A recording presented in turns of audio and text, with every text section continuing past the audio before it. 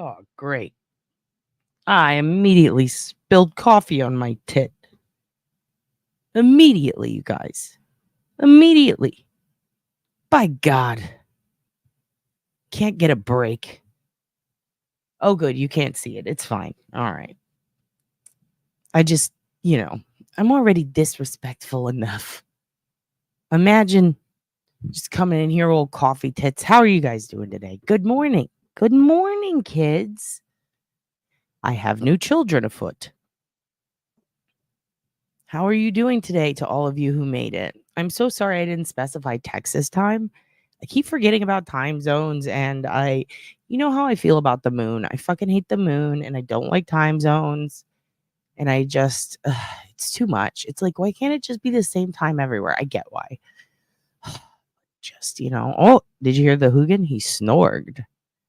He's taking a nappy, so by the time we're done with this, he could say hi to all of the kids. Let's start at the top and say hi to everybody. You're the first one, Melly. You're the first one. And also, Glitter's forever. No, you're the second. Sorry, Glitter. I did not change the time. I promise. Yes, you all showed up early. You did very good. Oh my God, Melly, go back to sleep. It's too early, little one. By the way, Melly, you really are everywhere. Like, it's crazy. I was Aunt Deb posted her video yesterday, his video, and first of all, I love that one of the first comments he put on the screen was, "Where's Dad?" I saw that shit and I squealed. I said, "That's my baby girl." I said, "I'm so proud of my kids. You're all just as brilliant as Hoogan. You're just as brilliant." Who, by the way, farted on my leg earlier and it was warm and I almost threw up. You really can't, like, he's on the best possible diet. He's on a ridiculous diet. He's on like the Queen's Corgi's diet, and this little motherfucker cannot stop just farting eggs. I don't know what's going on. He smells like the trash at an IHOP when he farts. It's too small for me to really see on my phone. Oh, are you guys, I saw y'all were talking about I call them emojis, the emojis. First of all, the one that looks like a dirty Q-tip is the potato. If you remember, it was the lazy potato or the nosy potato when we talked about Jen Soto. And I was posing the argument that it's not so much that I don't think that she sold her kid on the internet. I don't think she understands the internet very well. It's that I think she was a lazy person. She's just a potato. And the reason I said that is because potatoes are just there. They don't do anything. The problem isn't that she did things. The problem is that she didn't do things. She didn't stop that guy from doing things. She didn't keep her child close or make any effort whatsoever. It was just, she's a potato. And then that spun into, hey, don't insult potatoes. And then before you know it, we're discussing what kinds of potatoes there are. And I told you that sweet potatoes are good potato. You could be a baked potato if you're a little stoned, I guess. You could be a mashed potato if you're feeling like you had a rough day. And that's how potato entered the lexicon. And I should probably explain some of our verbiage to new people, because after going on Dutiful Ron, Papa Popo yesterday, or I guess the night before technically, or was it yesterday? I don't know. Time's blending. Your dad's on a graveyard shift, and I got up to be up in the day for you today. I did this for you. I don't have much to do today. I flipped my schedule because I was like, I need to see the morning children. People keep going, I missed the live. And I'm like, well, shit. Not everyone's up in the middle of the night. Not everyone works the schedule. So yeah, it's not a dirty Q-tip. It's just a dirty potato. And then the other one is a scrunchie. And then it is Lady Elaine from Mr. Rogers. I don't know why. I just think she's a mood. And I just put her in there because she feels like a mood. And then we have, I believe, a clearly Canadian bottle because it's delicious. Get it now at World Market. I am considering myself sponsored by them, even though they don't sponsor that. They don't sponsor this, but I'm forcing endorsements. Like, I'm not waiting for them to come to me. I'm just going to endorse things I like. They don't even have to pay me. They could just give me clearly Canadian. In fact, they don't even have to acknowledge me at all. Just let me talk about how good it is. because it's delicious. We did discuss it has as many carbs as a Big Mac. That's a little stressful. Good afternoon, brothers and sisters from England. It's 13:15. What is that? 1:15 p.m. for you in England? I heard England's really expensive. Is it? How much does it cost to go to a movie in England? I think my friend's lying to me. She told me it was like $30. Tell me the truth. How expensive is England? It's usually 90s to 100s, but right now it's in the 70s. We're supposed to get a lot of rain over here, but have not got anything yet. Brown Sugar, you're in San Antonio, right? Don't worry. In Austin, we got a fuckload of rain. We've been getting hit with the rain. You're about to get it. Get that fucking umbrella out, bitch, because it is about to rain. It's about to rain, man. Hallelujah. I'm thinking of Jen McCabe. Did you guys watch that shit? What the fuck? What's going on with the Karen Reed shit? What is going on? So they had a hearing to decide we're going to have another hearing? They're hearing a hearing? What's going on? Are they going to charge her or not? Like, it's so drawn out. What the fuck happened to the right to a speedy trial? This is crazy. And also, what the fuck happened to acquittals? What the fuck happened to the jury said she's not guilty? What happened to that? I mean, they don't even want to play Jeopardy with this shit, let alone double jet. Like, what are we doing here? And why won't this lid stay on? You're still in bed, Millie. Stay in bed. Get a nap. Anyway, I don't think I'm sick anymore. I felt like trash ass yesterday after I did the live and talked to Duty Ron. I was spent. I think the thing about COVID is that when you have it, you have good days and bad days. And then there's days when you think you're in the clear and you're not. And I was feeling great. I put on the durian head. That could have actually also been because I was on NyQuil. I did take NyQuil. That was your dad on NyQuil. Anyway. Apparently birds can eat potatoes, but they have to be cooked. Poor birds, because the only opportunity for them to really get potatoes throughout most of their life is uncooked. Also, if you're growing potatoes and it's 100 and something degrees outside, like let's say in Arizona, and it hits 120, are we baking potatoes outside? Can you bake a potato in the sun? A sun-baked potato? Is that a thing? I did not know that birds should not eat rice either. Good to know. Don't have birds at your wedding. You can kill them if you throw rice. Lunchtime, says Gyllenhaal. Get some lunch. Amy, up since 2:30 a.m. Now I need a damn nap. Should I give you nap voice? That's why you should not throw rice. You're just like your father. You're just like your father. I mean, you know what? First of all, I'm going to put a sign up that says, "Don't chew on ice, you stupid bitch," on my computer so that I remember not to. Second, Amy, that's a great question. I've often thought of this on daylight savings time. And I think the answer is, I feel about daylight saving time, the way I feel about it is determined by what I do the previous day or the day of.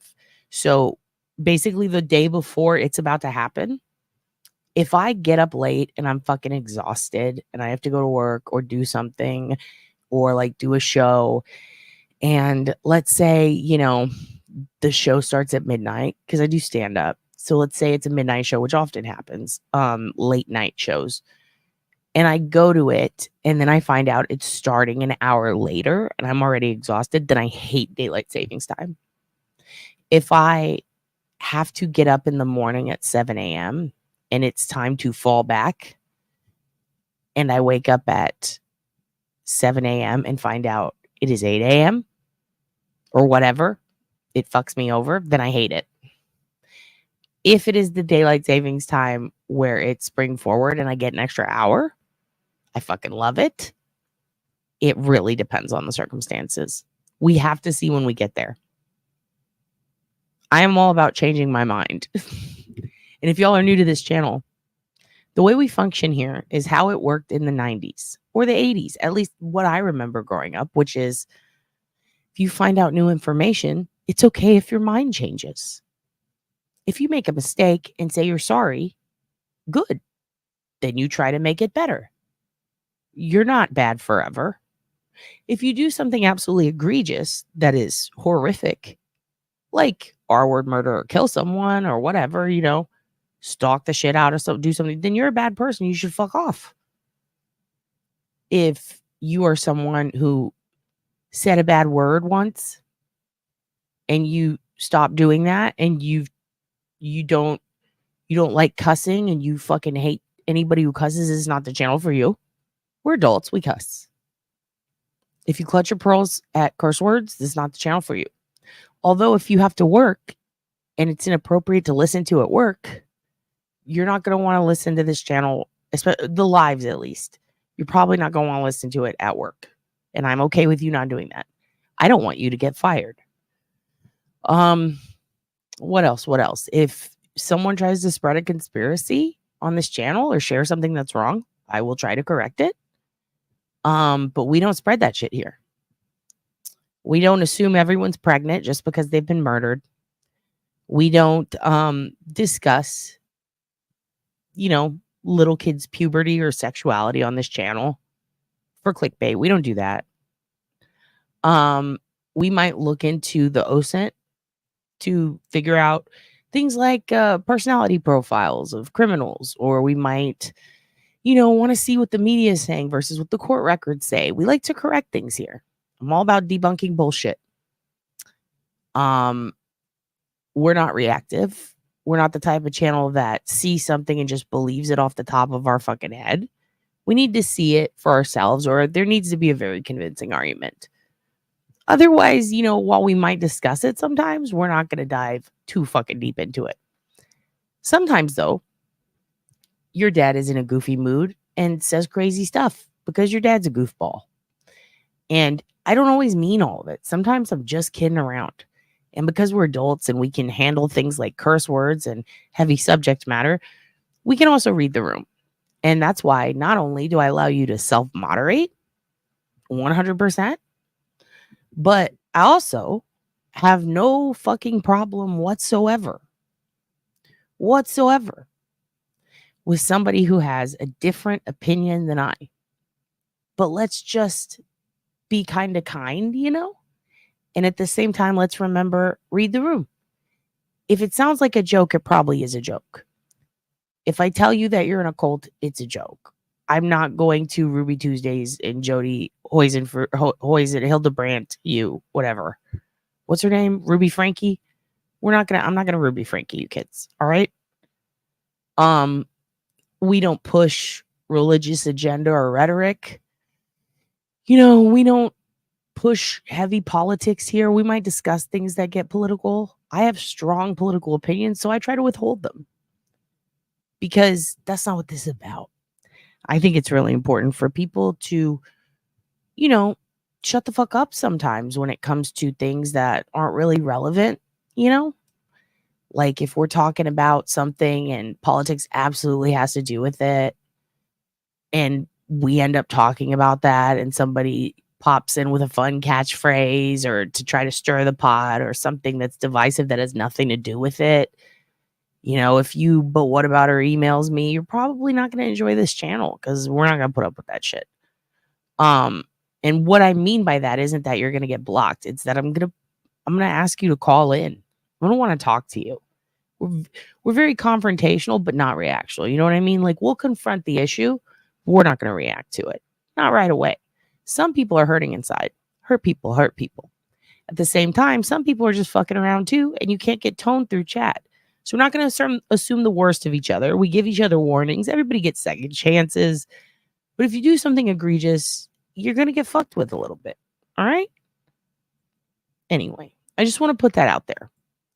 We haven't had too many problems either. We've only had 4 or 5 people get mad and freak out on your dad. 2 of them ended up, we ended up staying friends and everything was fine. And they're here and we love them.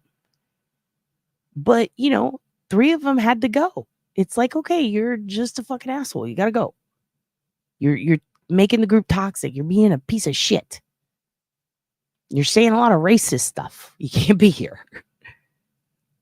Luckily your dad has caught that. That's why we don't need moderators. You guys have some of you tell on each other. I fully support snitching. We've talked about this. Snitch on each other. Tell me where the baddies are. I fully believe that as adults, we can also tell the difference between right and wrong. That we can be reasonable here. I think that, we all get along really great. There have been times when people don't agree with the subject matter and they're like, I don't like this, I'm out. And by all means, step out. It's fine. Sometimes you're going to have a lot of questions, and I'm all for answering them, whether you're a member or not. If you're just a subscriber, that's cool. But anyway, we have a whole situation going on here. We call each other birds. That's a compliment. Potatoes can be a compliment. Most of the time it is, unless someone calls you an evil potato. That's not good. You got to watch out. What have you done wrong? I might tell you to clean your room. It's because your fucking room's a mess. We might end up veering off topic. We discussed this in the post. If you didn't see the post, trying to go over what this cult's about, it's what you make of it. We're a non-religious cult of potatoes and birds, and we're not cats. Do you understand? But my name's Kat. So hi. Nice to meet you. You tried to wake up Brother Adam? No. Good luck. He's sleeping in Helen. Did he get Helen back? I think he did. Do you wake up lime like that? Do I wake up lime that? You mean like that? Like cranky? Do I wake up like, good morning? I got up in the middle of the night. Pretty early. What was it, like 4 a.m.? When I worked in radio, I had to get up at like 3 or 4 a.m. So this is a very normal thing for me. I just have been working overnight a lot, so it's a little different. It's not 7:15 everywhere, Curious Wendy. I was shocked too. Oh God, I got way behind. You saw, okay, let's talk about Aunt Deb's live. That was incredible. I love that Aunt Deb is taking also the route of be self-moderating. Let's all be adults. I love that. I love watching his chat. I was fucking dying at some of you kids. I was reading your comments and I was like, this is great. This is really great. Your dog has never farted in his life. He's the best dog. First of all, how? What did you feed him? What did you do? What did you do to trap the farts forever? I need advice. Uh-oh, Adam's up. Adam's up. Everybody hide the bongs. Yeah, Adam, you can go back to sleep. It's okay. Melly woke you up. Oh my gosh. Do you want to watch African Dance Kinetics from Northport in 1993? Because we will pull it up for you, Adam, if that's what you need to get your day started. Yeah, don't insult the potato. Have I tried grain? Yes, absolutely. We have tried everything. It's crazy. It's really crazy. I love seeing you on other channels. Finally, people are ready. Bitch, you're brilliant. You're fucking brilliant. Kai Mahalani. I like your fucking name. Are you Hawaiian? Kai was one of my favorite characters, and it was actually an old Japanese TV show version of the movie Ichi the Killer, which is actually a fucked up movie, but it's meant to be like campy horror Japan. And I don't even like horror movies, but this was just a crazy time for me in college, and it was mainly the graphics. It's very cheesy, kind of weird, a little gross. But there's parts in it where there's a guy named Diakuna, and then there's Kai. And it's kind of weird because everybody looks like a young version of The Rock in it. Like, they're all like Polynesian Japanese people who like karate fight, but also have blades that shoot out of their feet. It's fucking weird, but I love your name. I've met quite a few Kais, and Kai is one of my favorite wrestlers too. And he's a guy who was in the Power Force team in New Zealand, and I love them. Thanks for the heads up, Mel. Oh, looking out for your brother. It's because he's a Boston. All Boston's licking fart. First of all, he licked his dad's legs. Your dad's boyfriend. He licked his legs for like 20 minutes last night. He licks his feet constantly. And Dylan will just giggle and be like, stop it. And try to get him to stop. But he just won't stop. He's like, he's a licky boy. He's been super sick. Like, I was worried we'd lose her, but she's improving. Oh my gosh. I'm so glad. I don't even want to think of that, Susie. Oh my God. Your baby looks like my baby. Hoogan, wake up. I'm going to wake him up in a little bit. Oh my God. Wow, Susie, your baby looks just like my baby. Mine has the big dot on his head. Yours doesn't, but they look the exact same. They have the same fucking face. Even the front. Oh my God. I would think it was Hoogan. What a precious little angel. I'm so glad that your baby is better. And by the way, what do you guys think about pet insurance? Those of you who have it, is it a necessary or no? Like, is it a necessary or unnecessary? Good morning. By the way, we also take like 20 to 30 minutes to start on lives because we're just saying hi to each other. We're just doing some house cleanup before we start. It's about 16 pounds. I don't remember what we were talking about. Fuck. Can I use a Visa gift card to give you? I don't know. Maybe. You also don't ever have to give me anything. You can just give me your attention and tell me good morning. Hello, Tracy. Hello, everybody. You watch Aunt Deb? Okay, back to Aunt Deb. Mash the potato, feed it to criminals. What the fuck? Tracy, you're hilarious. I was just talking about New Zealand. How the power couple, Black Dahlia and TKO Kai, were one of my favorite tag teams. They're from New Zealand. Honest question. Has anyone hear the term tater hole? Like, don't forget to wash your tater hole, or is it just my family? That's a thing. And snake hole. Snake hole, tater hole, badger hole. Heard all of them. And also, it's really funny because to me, I think of it like, what do you just put? Do you put potatoes up your ass? My head just goes there. Okay. August 9th is the hearing. Trial to start in January. That's so ridiculous. I thought I must have heard it wrong because I thought that they were just doing another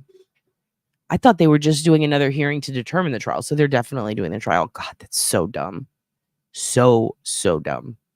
So dumb. Good morning, young Black economist. Good morning, Sherry Lynn. How is it where you guys are? It's 15 a movie. Oh, y'all were talking about movies. Okay, so it's 16 and 15. And what is that converted to? American. What's that, like 24, 25 bucks? That's a lot for a movie. Holy shit. You haven't watched it? Uh-oh. I can't buy Clearly Canadian in Canada? Shut up, Wendy. Are you for real? No. Do you guys have a world market there? Or is it like a legal thing? Is there something in it? I bet there's something in it. It's so good. I helped start the campaign to bring it back. I made a huge deal out of it. And then they forgot to mail me my pallet that I invested in on like a Kickstarter. I was fucking pissed. But it didn't matter because I waited and I got that shit. I might have to. I'm trying to get like a deal. I'm trying to figure out a deal with like postage so I can send you Canadians shit and you Australian shit without having to pay like triple the price of what I'm sending you. And if I can get that figured out, like, there's got to be some sort of stamps.com promo for bulk goods. Maybe I can send you a Clearly Canadian. How fucking funny would it be if I had to mail you a Clearly Canadian from Texas to Canada? Damn it. I'll do it, Wendy. Don't test me. Wow. Movie prices are wild all over the world. There's another hearing in August. So they're going to have to pick the jury again? That's what that hearing is? Oh my God. Kai Mahalani is laughing. I love seeing you guys wake up in the morning. Good morning. I had potatoes in my lentils last night. What are lentils? They're just nudes, right? Little nudies? Little nudies? Little noodles? Is it a specific? Is it? So, okay, shit. I feel dumb as fuck. But I like orzo and I like bow tie. I know that there's all these different ones, but lentils specific. Are those the little ones that are like couscous but bigger? Or are they like small orzo? And why don't they just call them mini orzo or big couscous? I have questions about noodles. We'll look into OSINT on noodles later. Judge Bev scheduled time to hear oral arguments. I bet she fucking did. Sorry. About the jury issue. She is going to deny the motion. And Carol will be retried on all three counts. I believe you, young Black economist, because you're an economist and you guys deal with probability, right? You're very smart. In all seriousness, I believe you because I feel like every time you've made a comment in any of the past chats, it's like, yes, that's how I deep down feel. This is agreed. Because I was wondering, I'm like, if they go through with this, then it's going to be, no, we didn't. And like, no, we didn't. Just, excuse me, no, I didn't say that. Bev is just going to go back and pretend none of that shit happened. She's going to George Costanza.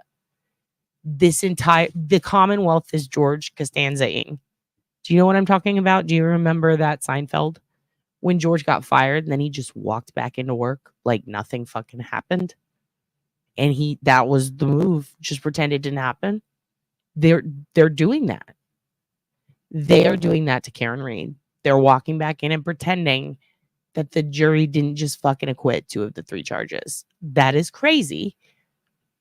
And that is a power move. And that is something that you don't see a lot. You see it in a very political trial. I'm not going to say here, but I think we all know what I'm talking about. You see a lot of people walk in, get found guilty, and then walk out like that didn't just fucking happen.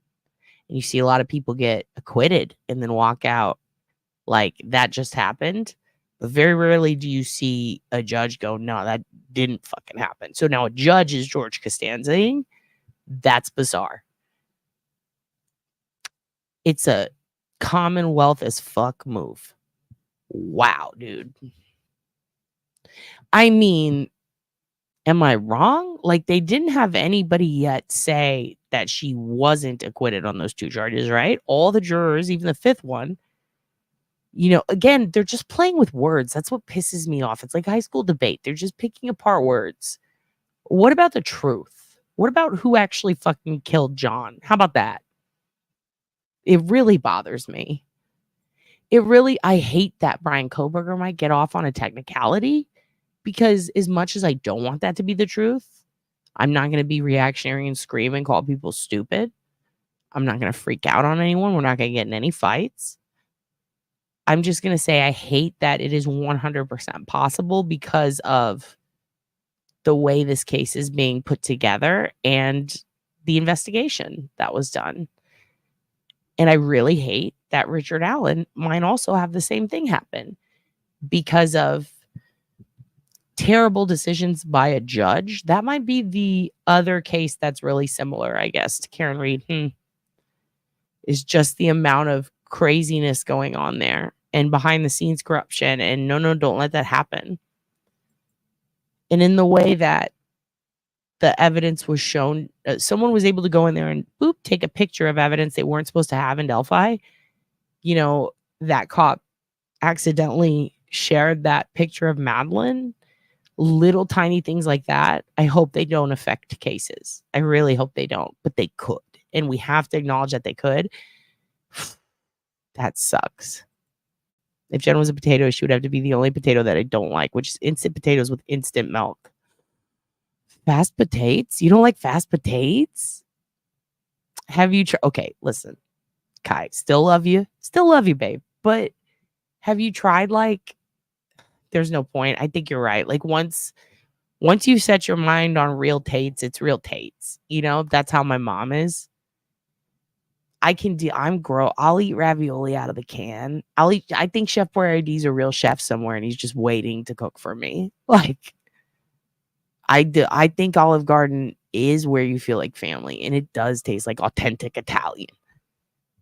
Not really, but it's fucking delicious. You know, can we recognize? So for me, instant Tates, that's what they got at Church's Chicken and KFC, and I love it. I love the gravy. I'm not gonna lie, it's delicious.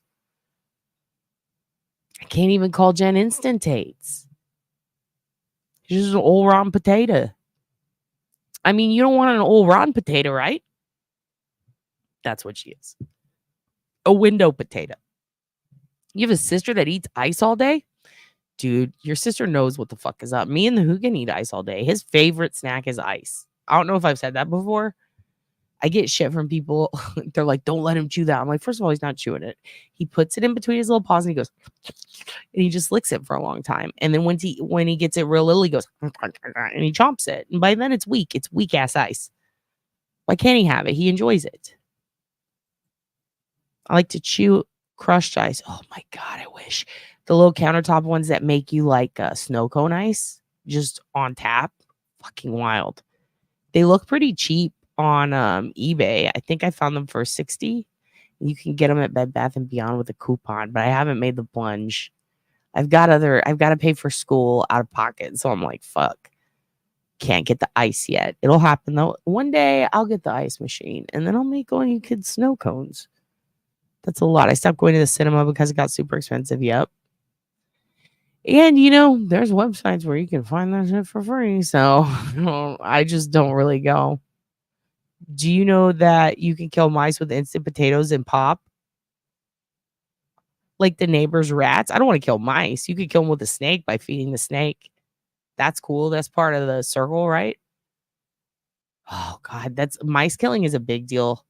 Like my friend Jamie couldn't kill these rats that were in her house. She didn't want to kill them. She got them stuck on. It's a whole thing. She bought a panel that they stuck to, and then they tried to pull off and they ripped their little arms off and she started crying. So she put them in a bag and she was like, and some of them were still alive in the bag. And then her roommates were like, you're being too loud. So they turned up Keisha. And so Keisha was playing like super loud and she started to panic. And then the mice were squeaking and she was like, they're suffering. I have to kill them. Then she started bashing the trash on the ground to try to relieve them of their torture.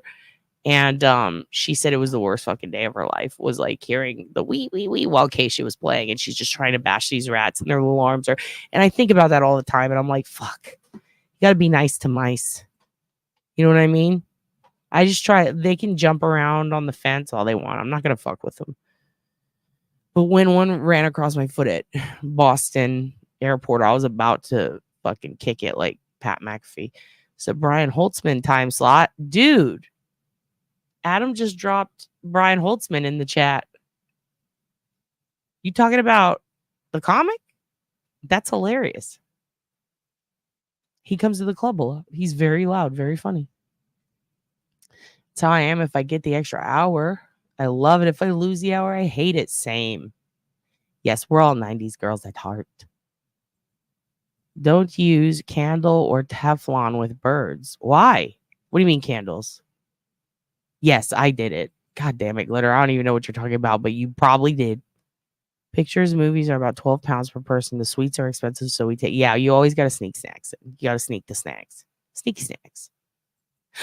Rock Chalk. Dude, Rock Chalk. I was talking to Dirty Ron. Duty Ron.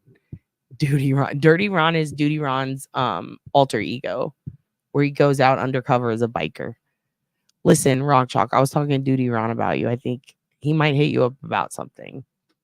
But I need to find out. I think I wrote down your phone number. I'm going to call you later or text you. Everybody, this is your Aunt Rock Chalk.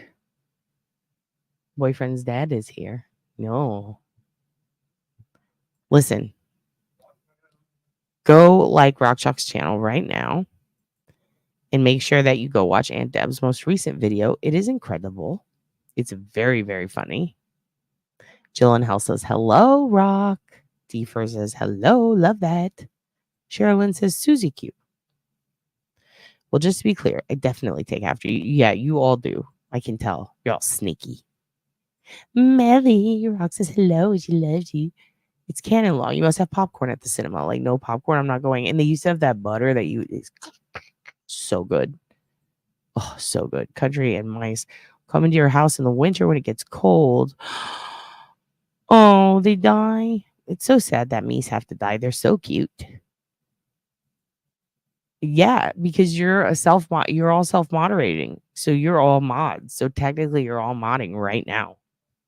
You're all working for intern wages under your dad. Okay, mice do and spiders, but you have to catch mice humanely and then release them miles away from your home or they'll come back. Oh, God. I live in the countryside. We have mice in the winter and our cat is old now. Meant believe someone discovered this still. Dude, my neighbor just got a cat. I should tell her to release it in the backyard. Good morning, says Turbo Time. Rock Chalk, you didn't have to do that. Everybody thank Rock Chalk if you got the membership. Your Auntie Rock Chalk did the nice for you. Yay! Oh my God, I need to watch some of the I think I have like 4 of your videos in my to watch list. I have them in chronological order, so I get notified And then I just take those and I add them to a playlist. And I go in order so that I don't miss pretty much all the homies, the squad, if you will. And I somehow did not get like 2 of yours from the day of the trial, I guess, when they had snipers on the roof, apparently. I wanted to see what you had to say about that. I will find you.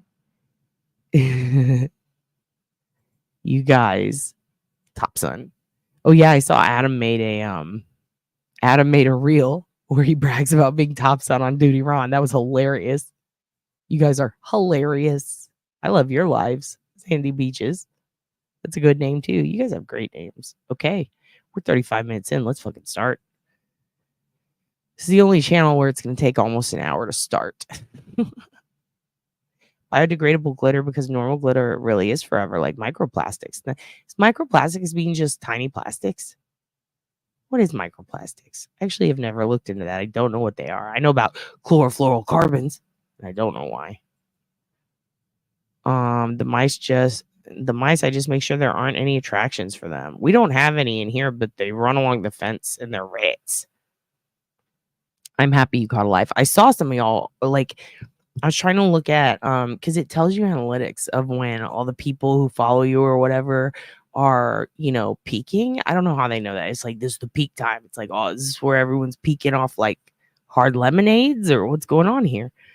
And it turns out that it's early morning and then like mid-afternoon, then 5 to 6, and then late at night.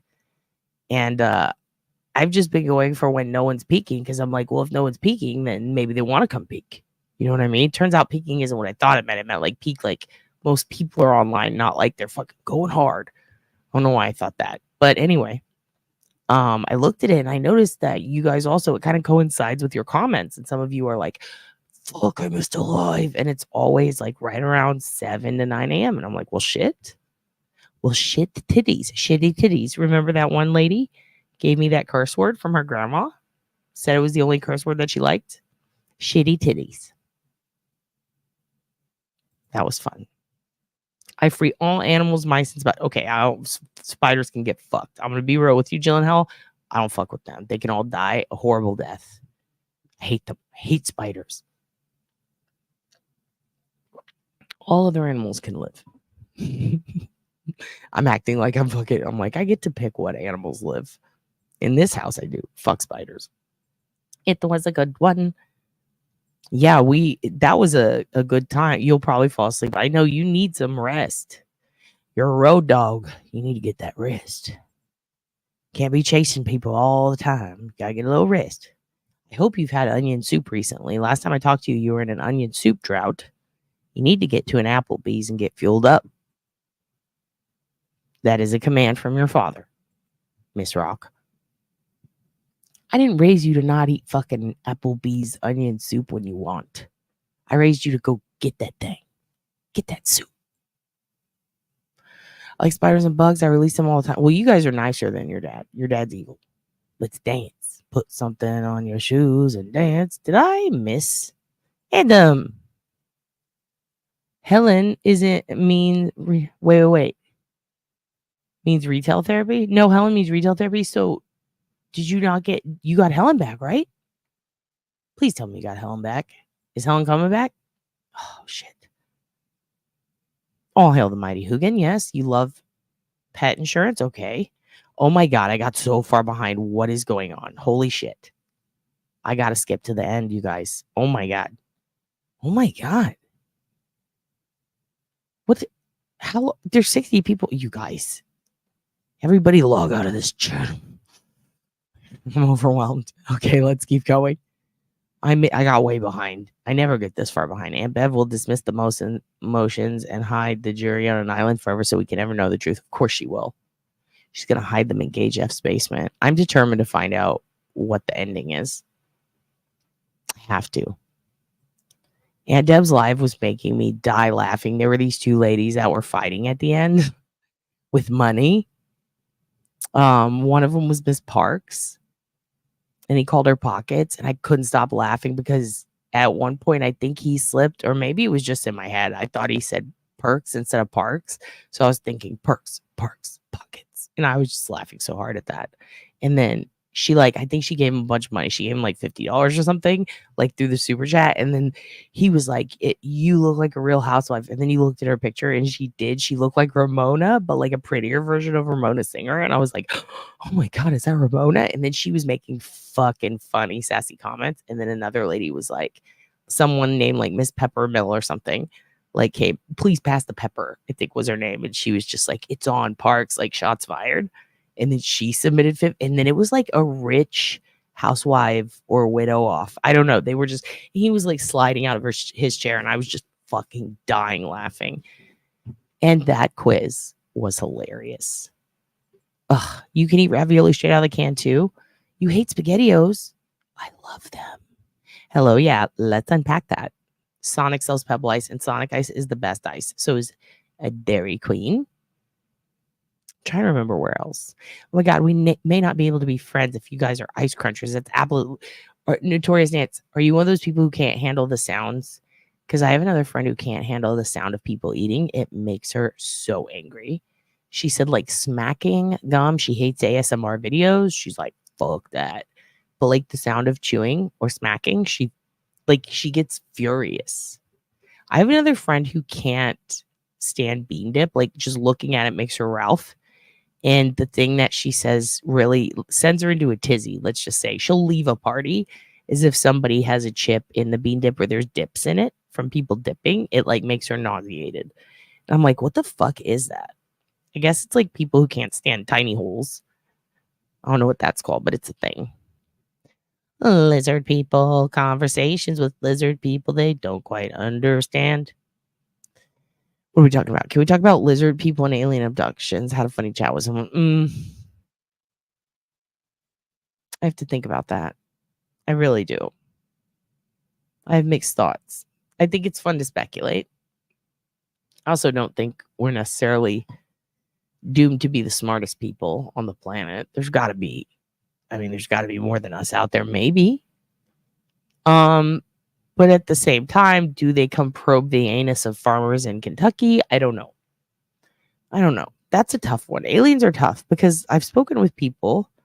Well, same with ghosts. Like I've spoken with people who swear up and down and I've seen weird shit. But like me, I'm just able to compartmentalize that shit, pretend it didn't fucking happen, or just go, oh, there's a rational explanation for this and try to figure it out. But I've had people who have they've said really weird things have happened to them and I trust them and they've never been like the type to make up bullshit like that. And it would discredit them, if anything, in their day-to-day life. And I struggle with like, is there a reasonable explanation for this? So I just pretend none of that shit happens. So I don't know. We'll have to get there. I don't know. I definitely don't think there's lizard people. But aliens, maybe we can talk about it. I don't know if they exist, but I'm saying it would be cool to talk about it. Wake up in the morning feeling like that's a good question. Oh my God. I just realized with Keisha's past, with that producer, gonna have to change that song. That's not a good look. Poor girl. I believe he could walk. And I also believe another person might take him out considering the nature of the crime. It sucks. It's complicated familial DNA. You talking about Karen Reed? Where are we at? Oh my God. I got so far. Oh, ice in his mouth. I hate your mouse story. I didn't. There wasn't mine. That was Jamie's mouse story. It was Jamie's mouse story. It was bad. It was really bad. And she was upset. She was really upset. Did Notorious Nance leave because we eat ice? Oh no. I think she probably has to go to work, right? My son won't eat potatoes. Toxins can kill birds. Oh no. Yeah, I'm gonna tell Duty Ron. I'm gonna be like, you gotta do Dirty Ron. He's a taxi cab driver. Papa Popo. That's what we call him. Papa Popo. Papa Ron. My daddy, other daddy, put a mouse trap out. I heard a snap at 2 a.m. I heard the mouse squealing. I couldn't take it. I know. And JB couldn't either. And then she was like, if I release it, its arm is gone. So the legs are all fucked up. That's cruel. It's going to just bleed out and suffer. What's the quickest way to deal with this? And she was panicking and Keisha was playing it. Oh, it was such a crazy story. And she was telling it on stage and it wasn't meant to be funny. And then people were just dying laughing because it was kind of funny. But it was like, God damn, dude. Imagine that. Hi, Bun Bun Jex. Hello, Holly. Irish girl. Oh, Irish girl is here. I've been following Rock Shock since she was Rock Shock Jayhawk, looking for the women. Yeah, me too. I remember you guys in that chat. I remember I mean, it's happening now, the trial for Jillian and Veronica. And then remember when fucking Tad's mom tried to attack Rock, pulled a gun on her and shit? Whew, that was not cool. I still can't believe they wouldn't do anything to help Rock. That pissed me off. My son won't touch potatoes or fries. I want a potato cake with ketchup frosting. I mean, fire them all, right, Rock? Fire everyone. Everyone's fired. Edom. Oh, this is how far back I am. Oh my gosh. Thank you for that, Edom. Well, in fact, Austin is Rat City. It used to have a dog who caught them wicked fast. Dude, Austin is Bat City, too. There's a ton, yeah, and there's a lot of rats here. It's really crazy. Still not as many as when I was in New York. That was a lot. That was a lot. Okay. Learning that I was 5 minutes behind. Yeah. Oh my God. Imagine how many bugs would there be without no spiders. Oh, I'm okay. More bugs, less spiders. Aren't spiders bugs? I'm confused. Was that Auntie Mel? Where? Mel's here? I don't know. Applebee's. No, Auntie Rock likes Applebee's. She likes Applebee's onion soup. She deserves some because she works hard. I missed your mouse story. I'll go back. I'll preserve the chat and I will go back. I live in San Antonio and I killed a scorpion in my house last week. I'm so sorry. When I lived in San Antonio, I killed like 5 scorpions. They're so terrifying. But what sucks is when it's a teeny cute one and then you get close to it and it goes, meep, meep, meep. And it's like, fuck, I gotta get rid of you. You scare me. The worst is they're always on the bed. So scary. Yeah, everyone go love on that like button. My oldest son lives in San Antonio. How's he like it? Does he like it? It's generally a great city. It's got its ups and downs. Every city has shitty things. Circle K is the best, like Sonic guys. Oh, fuck. I need to find a Circle K nearby. Nikki's a biz. I think she ended up giving him like a... Dude, what does Mrs. Parks do? Put her on Real Housewives of Commonwealth. I'm texting him today. He needs to put her on. He needs to go to lunch with her. I want to know what she did. I want to know if she's Ramona in an alt account. That was so fucking funny though, right? Oh, my little tomato. Yes. Melly's little tomato. Hello, Ginger Snaps. Misophonia. Yes, that's it. People chewing, breathing too loud, eating with their mouth open, slurping. Oh my God, just fuck. No, yeah, that's it. Misophonia. And the guy from Rage Against the Machine has it real fucking bad. Like he'll leave a room. I'm giving the love, the heart 100. Ooh. Increase the algorithm for your dad. Snort. Hoogie's just snorted earlier. The aliens lock their ships' doors and shake their heads as they pass. Yeah, we're the flyover planet. We're the one that they're like, ugh, there's Earth. Just close the windows. Let's take a nap. We're going over Earth. Yeah, no one wants part of this Earth. We're the dirty Earth birds. So when we make our shopping list, he's like, don't forget, I need more. Yeah, get ravioli. Always. Lizard people. It is fun to talk about like people being lizard people, but it's not fun, I think, to discuss whether they exist or not, because that's like saying, do you think Harry Potter's real? No, there's not a little boy. Well, there might be boys living in closets. I don't know. The point is, I don't know. It's too far. It's too far of a stretch for me. Yeah, don't do that. I don't care. If you have a dream that something happened, doesn't mean it happened. I do believe in like intuition and shit like that. Like people like your gut, you know. I'm a mom and my kid died and I had a weird dream. Sure, totally. But if you're a total stranger and you dreamt that you know where a body is buried because you watch Dateline, fuck right off with that. I cannot. We're not going to do that here. No David Solomon call-ins on this fucking channel. Do you really want me to go try to make Papa Popo graphic? Please do. Please do. I made two stickers, one for Duty Ron and one for Duty Ed, and they came out wrong, and I need to get them reprinted. And I'm fucking pissed about it. But the Duty Ed one's great. It's got the drapes, and he's like the Descendants logo. Remember Milo from the Descendants? So great. So great. Hello, Crystal Burns. How are you doing today? Good morning from South Carolina. Yeah, she didn't know. She'd never used them before. She didn't think they were that strong. She was like, this is probably just going to like slow them down, I guess. I think maybe even one of her roommates bought it, and then she just put it down, or maybe they put it down. And I know that she is the type who she's like never used those, but I don't know if it's because she used them and it went bad, or if it's because she always knew that and then her roommate got it and put it out. I just know that she came home and they were on there. Yeah. I'm already having nightmares. Bats are mice, rats with wings. Ooh, shit. Deer are big rats.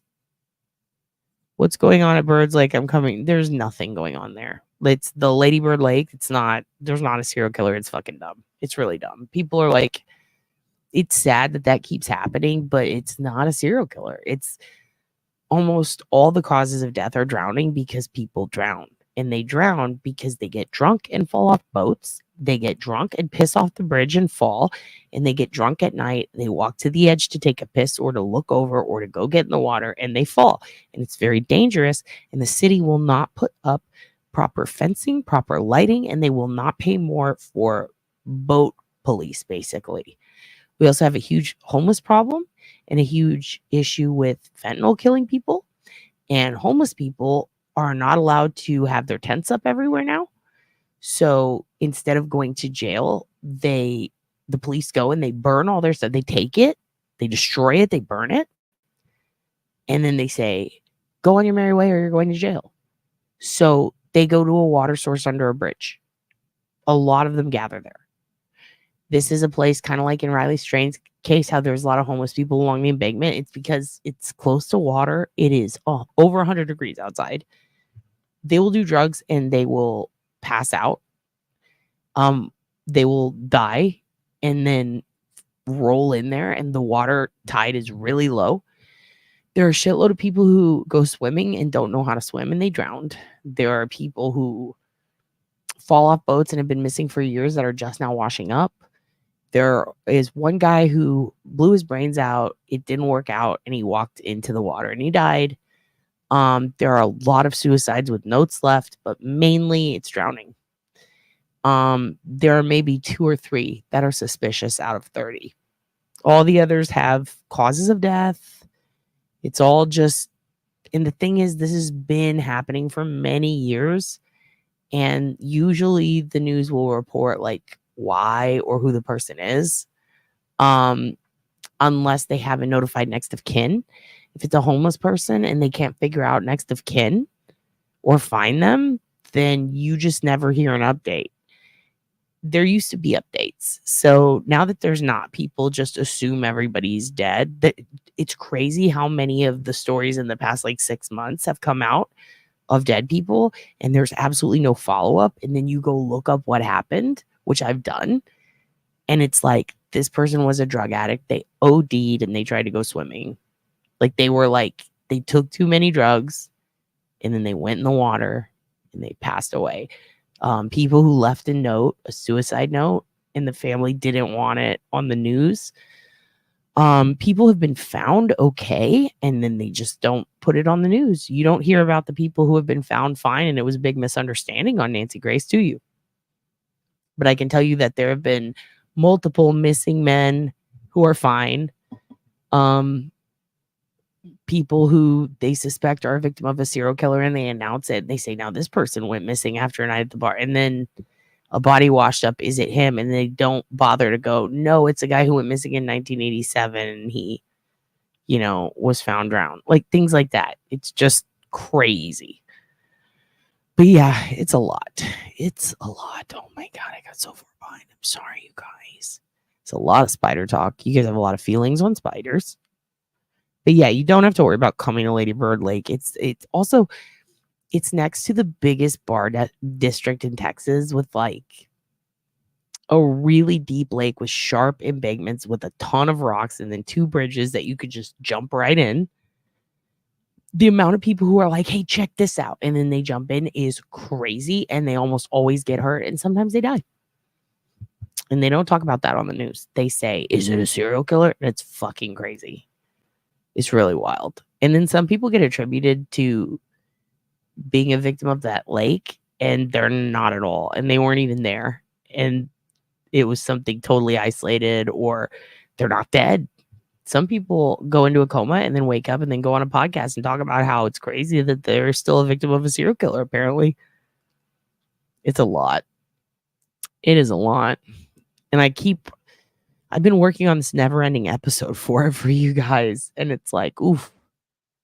It's weird because every couple of days, like, there will be an update. And then I have to add to it. And then all of a sudden, it'll be all over Long Crime Network. It happened again, but I already know that they found out who the person is and what like, I'll just call up there and be like, what's going on? And, most of the time it is somebody who, it was a drug issue, and it wasn't like they were murdered. Like, they did a bunch of drugs and they passed out.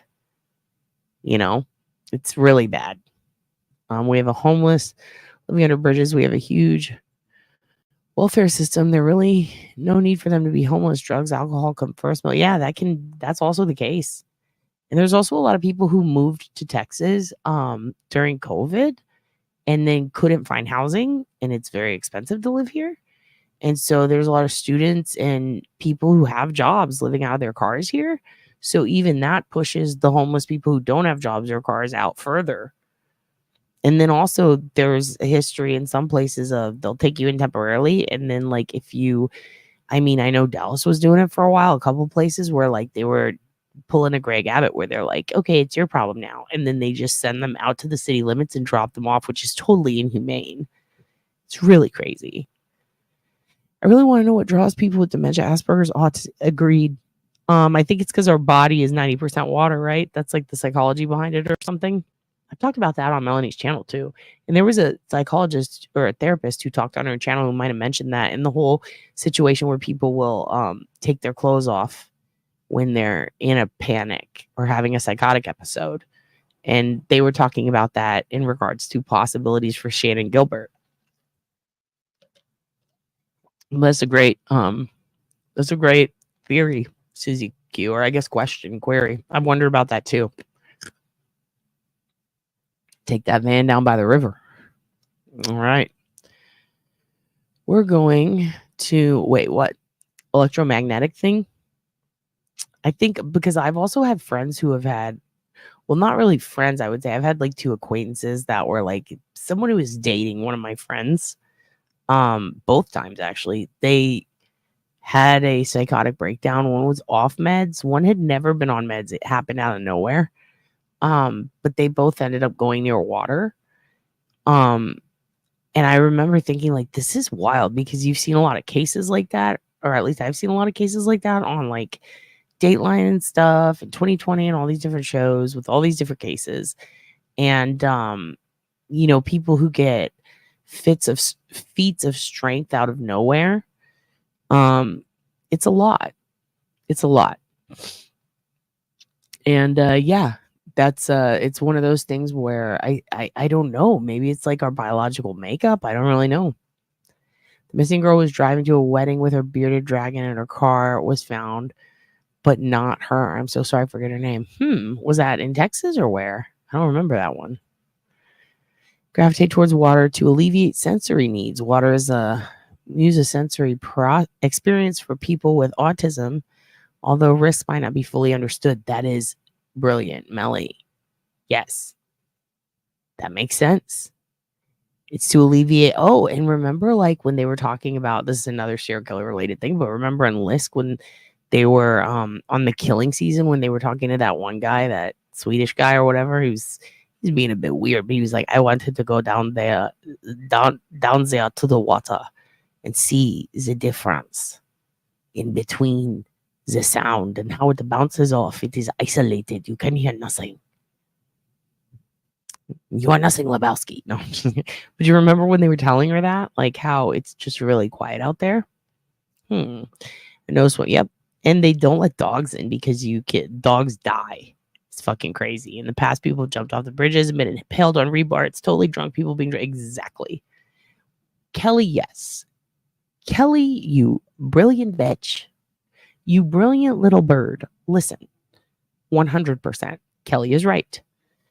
It's not a place like people go paddleboarding on it and it's like, ew, don't do that. Like, first of all, it's not a good lake. It's just not a good lake, but it's so dangerous. It really is. And the water has been historically low for a while. There was a really funny website about it, actually. I need to look it up. I need to find out what that was called. But it was a website that charted the water. And it was like every day, it's like there's not enough water in the lake. It's not safe and there's no water and it'll kill your dog. There was like some weird bacteria or algae. Okay, shit. I got too far down. Okay. Yes, you have to go get things done. Go get things done, unpack this, and then come back. We'll be here later. Isn't like 80% of the ocean unexplored? We know so little about mostly. Exactly. You know, I'm never closing myself off to some things completely. If someone could show me, that's why I'm like, listen, if you're a psychic who solved the murder or you know of one who absolutely did, and everybody's like, yay, you solved it, psychic. You were right. And you solved it. Send it to me because I will be a believer. If you know someone who had a dream and told a cop, this is where it is, and then they went and they found it and they solved a 40-year-old show it to me because I will be a believer. I just have never fucking seen that because it doesn't exist. And I've looked.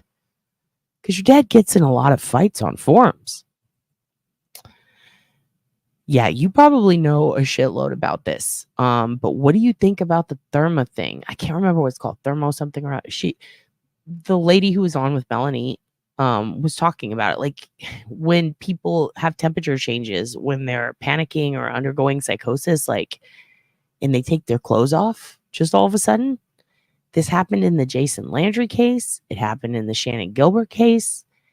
It's happened, I think Austin Haroof even, he didn't strip completely, but he was like running around in short. I believe that one, it was cold outside. It could have been another one, but what do you know about that? What's that about?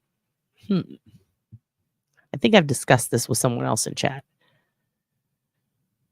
Chelsea Grimm? You talking about the girl who was shot, the American Idol girl? She was shot by a stalker. That was crazy as fuck. Wait. That's not her. There's another Chelsea Grimm? Or is it something else, Grimm? We're live looking. Oh, it looks like someone posted the exact same thing in Reddit. Did you post in Reddit? Oh, is there someone else? Who was the girl named Grimm who was American Idol? This is November 2023. Oh, yeah. Your dad has a big ass Pulp Fiction tattoo sleeve. Is everything pausing? What is happening? Everything just paused, guys. Let's wait. Let's see.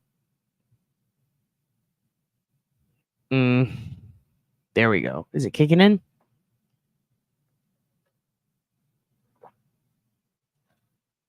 It's kicking back in, I think. Okay, there we go. It's good. It's the autonomic nervous system, I'm sure. Same as hypothermia. Okay. Yeah, that's what somebody was saying. Actually, that sounds right. Because it sounds like lyrics from a song from Andrew Jackson Jihad. I remember thinking that sounds like the words in that song. But what is it called? Doesn't it have a specific name when you strip and you're running and your like temperature is changing internally anyway? Good night, Cakes Boo. Good night. Thank you for joining us. Okay, so Chelsea Grimm, photographer, vanished after cross-country trip from San Diego with her bearded dragon. Wow. Oh, wow. We're going to have to look into this to Connecticut. Ooh, shit. Her friend and her sister. Okay, we're going to look into this later. Give me a day to peep this. It's interesting. Very interesting. Okay. Here's what I want to do. I am going to I'm gonna let you guys pick. Do you want to hold on, let me pull this up. You guys can pick. I'm gonna give you a thing for 1 and 2 in the chat. And whoever picks the most, that's gonna determine where we go. Because I have a couple of things I do want to tell you about, but I want to save those for the end because it's paradoxical undressing. That's what it's called. Thank you so much, Mandy. Paradoxical undressing. Fascinating. Like, why? Why does that happen? It's very interesting. I really want to look into that more. And I definitely am going to look into Chelsea Grimm. I thought you were talking about the American Idol girl. Whose last name was that? Oh, that was Christina Grimmie. That's her name. That just hit me. Love you, child. Good night. Have sweet dreams. Muggles. Okay, so here's what I'm thinking. I'm going to let you guys pick. Do you want... Yes, please add a Chelsea Grimm channel to the Discord. We'll look into that.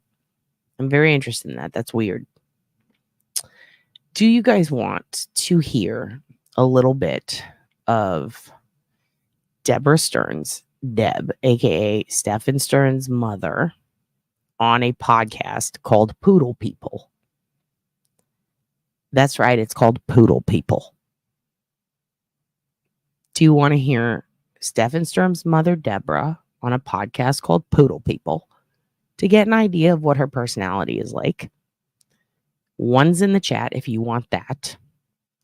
2's in the chat if you would rather talk about Richie, the serial killer from the apology line. Now, keep in mind, listening to Poodle People is not in any way going to benefit them. It's on Listen Notes. It's free. They don't get ads or anything good for it, so we're not benefiting them at all. I know some people wrote to me, why didn't we fucking hear this? Why don't we hear this crazy bitch talk about poodles? I don't know, because it's called Poodle People, and it's weird. We've already invested a little in the apology line. We're going to continue, but if you'd rather hear about a serial killer calling into the apology line named Richie, would you rather hear that? That's 2. Getting so many 2s. No one wants to hear Poodle People. Okay. Stupid Stearns. That's a good name. It's a good name. Yes, can we drop the link again for Discord? Adam? Yeah, fuck them. The whole Stearns family. Fuck them. Yeah. Excuse me. Yes, I have a Discord. It's free. Anybody can go on it. Your brother Adam started it with Sister Holly. Life Artist says, oh dear. Yeah, I'm see, this is how I know that we're a pretty tight fam, because part of me was like, I've already heard it, but part of me was like, I don't know, like that seems kind of like, are we sure? Because I'm sure Duty Ron's gonna cover it. I sent it to him, he's gonna cover it. But you guys did ask. You listened to it already? Okay, good. But I know that like the 2's in the chat let me know that we're kind of on the same page here, right? Okay, here's what we're gonna do then. Because you guys voted and it's apology line all the way. That's what it's looking like. We've got like very minimal ones. All right. I got to give you what you want. You guys wanted this. So here's what we're going to do. Let me pull this up. Do you want to start with... Now we're going to do a new poll. Do you want to start with listening to Henry, the guy threatening Henry again? And then go on to Richie the serial killer? Or do you want to hear Richie the serial killer first? Richie the serial killer first is going to be 1's. 2's if you want to hear Henry again, then Richie. So 1's if you want to start with Richie. 2's if you want to start with Henry. Okay, we're getting 1 so far. Yeah, the apology line shit is cray.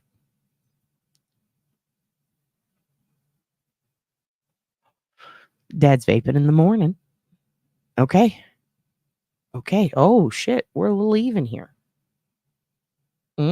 Ones. Brian Laundrie's mom's name was Roberta. Okay, oh, shit. We're kind of... All right, we're going with ones. Nope, shit. We're even. Okay, here's what we're going to do. I don't know. It's yellow. The flavor is yellow. Here's what we're going to do. We're going to move on with Richie. Although, well, shit. Let me count. 1, 2. Oh, no, we're even. 1, 2, 3. Okay, we're going to do both. We'll just do both. We'll go in the natural order. We'll start with the Henry guy. For those of you who don't know, we started listening to the apology line. I was showing you guys an old thing I used to listen to. People used to sell cassette tapes of it, but it was basically a situation where, here, let me show you, for those of you who don't know about it, who are new here, because I do know that some of you are like, give us some catch-ups and give us some things for those of us who don't know about the sheet, who have never seen it before. So let me open this up and I'm going to show you. Yes, Adam, did you drop the Discord link? I need to just perma put that in my banners. Okay, so this is what the apology line is. It is a guy who put out this ad. Let me show you the ad. And let's see. His name was Alan Bridge. I'll make it full. And I know it's a little blurry. It's because the picture is blurry. So Alan would put out this sign all over New York City. He focused at the beginning on, I see you. I don't know why it's not clickable. It's not letting us put it in the chat. Okay, good. Can YouTube? All right, I'll figure it out. I'll get it in there before the end. I'm going to add it in the bottom description. I'll put it in the bottom description for you guys. Okay, so basically the apology line is this. This is a guy named Alan Bridge. He decided to do an art project, but it was also a project that had to do with society in general and, social norms and how people react and respond to things like an open invitation to apologize. He stresses that it's anonymous. And let's just read it. Imagine you're walking through New York City and you see this pinned up on a post, and it's the late 80s, early 90s. Well, it was actually the early 80s to the early 90s. It says, attention, amateurs, professionals, criminals, in bold, big, all caps, bigger than the other words. Let's just say that. Blue collar, white collar, you have wronged people. It is people that you must apologize, not the state, not to God. Get your misdeeds off your chest. Call apology, 212-255-2748. The idea of apology is to provide a way for people to apologize for their wrongs against people without jeopardizing themselves. Apology will automatically tape record your anonymous phone call. Do not identify yourself and call from a payphone to prevent. Do not identify yourself and call from a payphone to prevent tracing. Describe in detail what you have done and how you feel about it. When enough statements have been collected, they will be played to the public at a time and place to be advertised. Apology is a private experiment. Its sole purpose is to provide a new avenue of communication. It is not associated in any way with police, governmental, religious, or other organization. When you call, you will be alone with a tape recorder. So, one of the cool things about this was that it was kind of like an old school version of what we have now, which is post secrets. You can send a postcard in and you can say anything, just a secret, right? But back then, it was, if you call this number, I'm going to record you apologizing for something.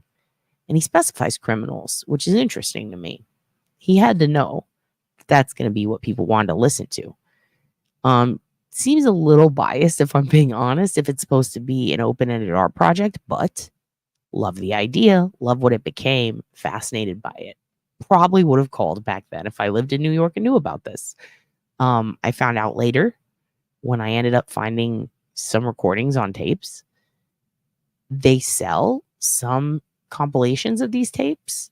They're very, very hard to find online. But the man who started it, Alan Bridge, went on to do some pretty cool stuff.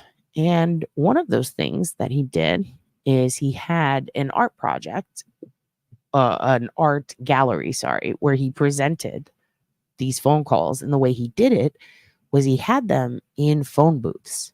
So this is actually a picture, which is from his wife, Melissa Bridge's new podcast. Came out a couple of years ago about the apology line. It's called The Apology Line. I will link it below. So if you've never heard it, you can listen to all of it. Hello, Auntie Ree. How's Maine? We're just talking about the apology line. Life artist. They could start a club, and the club's called Jail. So basically, this is what it looked like. And I had a better picture, which I wish I could find, but honestly, all these pictures are here. So I'm like, let's just show you these so you can see them all at once. So this is exactly the picture from the art gallery where he presented his findings, if you will, which were all of these apologies left on his voicemail. And all of the apologies that were left on the voicemail included some stuff that was very graphic. It had strong language. There were definitely confessions to terrible, awful things. He also allowed people who attended to leave a recording on these phones of themselves giving an apology. So it carried on. He went on to keep this going for years and years until, almost like in a stern way, he started to interact with the callers, but he never did it directly. He would leave his own voicemail message on the voicemail line so anybody who called in could hear him responding to someone. He then made it so that the info would be released so everybody could hear it, even people who called in, whenever they wanted. And it became like a big thing. It was part of the zeitgeist in New York, and it was a big deal in the art community, but it was also a big deal in general because people were super fucking fascinated with other people's confessions. They really were. They were like, oh my God, this is crazy. Or, do I know this person? And there were times when people would call in and it would be amazing. And there were times when people would call in and it would be really sad. They had a teen runaway call in, and he stressed that he really hated it out here and he has to do things he doesn't want to do sometimes. There are people who would call in and say, I'm glad I dumped this guy. There was a woman who was abused who would call in all the time and talk about the abuse. And I'm going to leave him this time. I'm going to leave him this time. And callers would always try to be supportive and help talk her through it and try to convince her to get out of an abusive relationship. But she would then start to make excuses. And then every opportunity she was given, including Mr. Apology himself, Alan, reaching out, his wife saying, sure, go for it. And saying, listen, go offer to let her stay with us. This caller, this stranger who just used to call in and cry about her abusive boyfriend, her husband, like go get her and take care of her, bring her here. And she rejected it. She met Apology and she rejected it because she's like, it's just not as easy as it looks. And it's a perfect, in my opinion, a perfect example of like how cycles of abuse happen and how people have a hard time getting out of that. And Apology got mad. And so when he responds to her, he flips out on her. He goes on the line and he criticizes her for not wanting to be saved. And then she explains her side. And then callers get mad at both sides. And it kind of just became this situation where it was almost like what we have here. It was like a family. It was people who called in regularly. But then there were the weirdos. And your dad was obsessed with the weirdos. The weirdos being people who would confess to things. And I wanted to find some of them, see if they were real, because there wasn't very much follow-up. So that's what we started doing. Because while the apology line itself became a podcast ran by Alan's wife, because Alan died in 1995, and he had spent years communicating with a serial killer who threatened to kill him one day when he least expected it. And in 1995, Alan was hit by a jet ski in New York, up along the Long Island beach, the shore, and the jet ski took off. It was a hit and run. They never caught the guy. I'm not saying it is the serial killer. I'm just saying fucking weird, right? Unfortunately, because of that, the apology line stopped. There were multiple ripoffs. A lot of people try to capitalize on the idea. I mean, even today, there's a bunch of branch offs of this. His wife went on to find his tapes later and put it out on Wandry Network as a podcast where she presented the old tapes. Rare glimpses that we would never get to see again unless someone happened to record, which it was very hard to do back then. There were very few compilations of this sort of stuff available. So what she gave us was a treasure trove. What I thought was wild was this caller who called in and admits to some things. And I don't know. I believe it. I believe him. And maybe this is like total bullshit, you know? But I wanted to see what you guys thought. So I played it for you. We got obsessed in the Discord. We started doing a reverse engineering cold case, basically.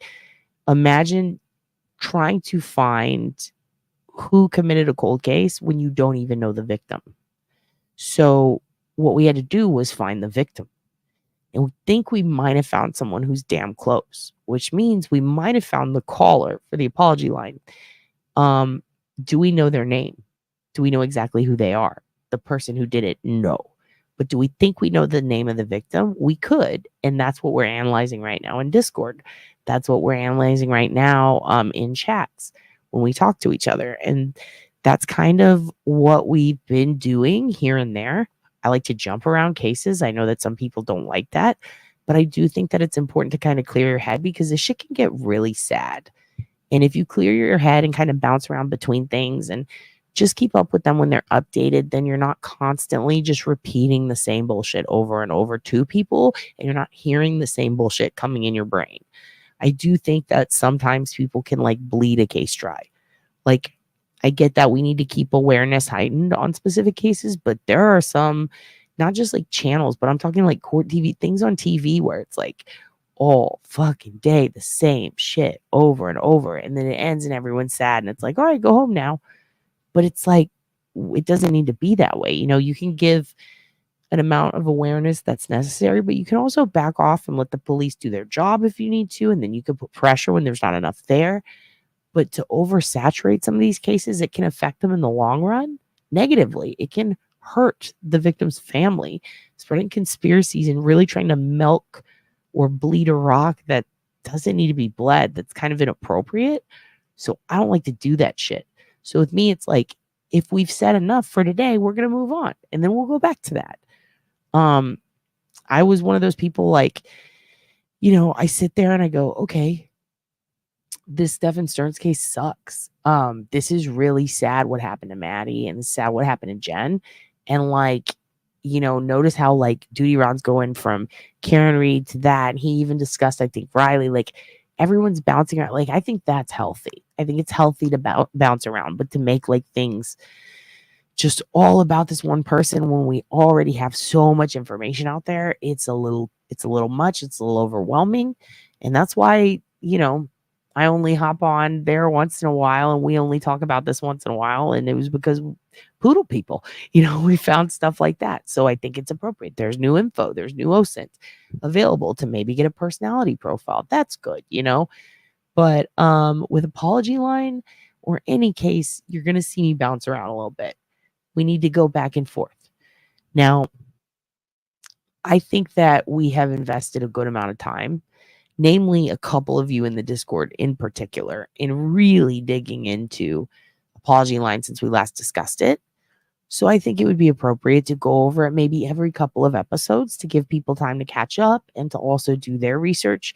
Because just as quickly as we may think, hey, this is some new info we got, or this is something that could be our guy, you know, even if it's not the Henry that we're going to hear about in a minute, we now have a new case that everybody's looking at that, as you all know, desperately needed eyes because we had to find it and there's so little on it.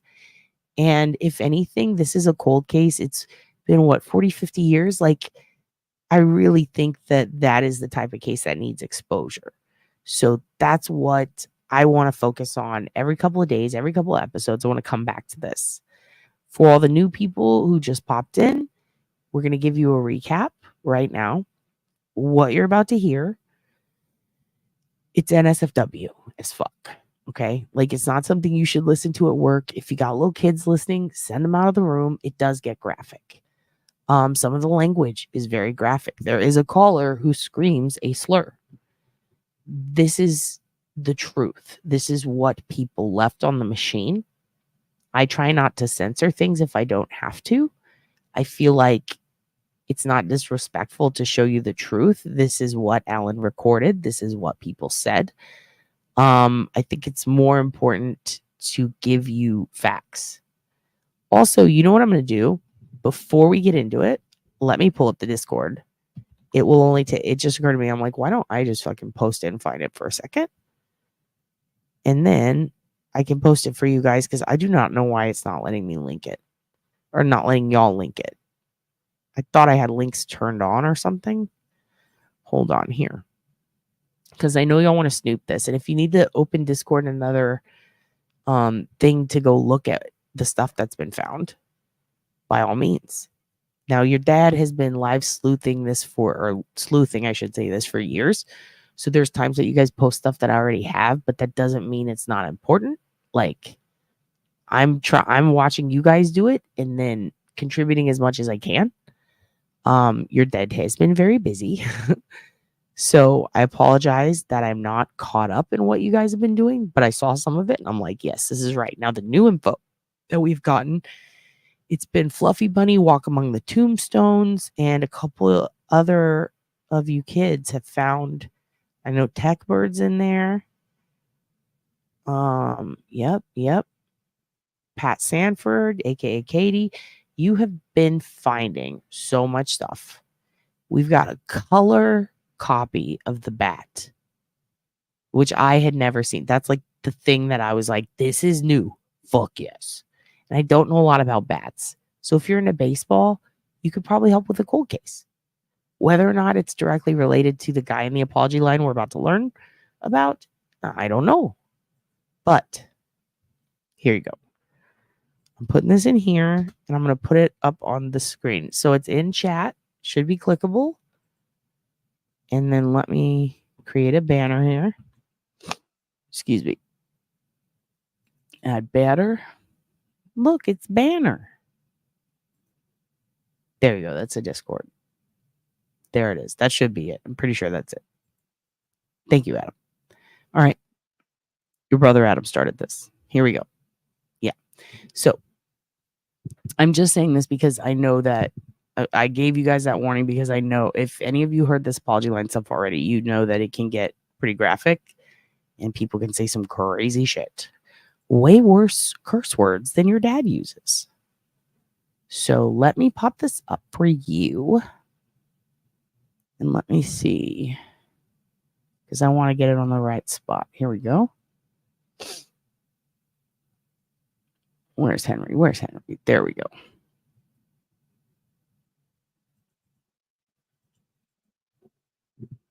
And I have it turned down all the way, so I'm going to bring it up. Oh, you just sneeze. Bring it up here. Now, there is one caller that calls in that is fucking crazy, and I apologize. I don't know if we're going to hear him with where I timestamped this, but we're definitely going to hear from our guy who we have dubbed Bernie. So let's go ahead and start this. You guys are about to hear the apology line. And this is the Henry tapes. And again, this is very graphic. Trigger warning. They do talk about some spooky shit. Some kind of sad shit.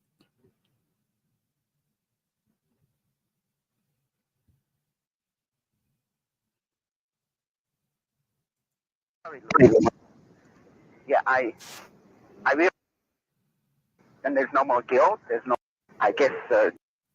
Hold on. Yeah, hi. Dad's got to go back a little. Married for some time now. Yeah, here it comes. Me and my wife haven't had sex for about 15 years. Had to go back a little, but you're gonna hear him in a Every moment. morning I get up. This is the guy your dad is worried about coming up soon. I just jack off, and that's it. That's it. Like, we have problems now because I'm always angry about that. When I come home from work, I'm angry. Here's no why. I tell her there's no change. Goodbye.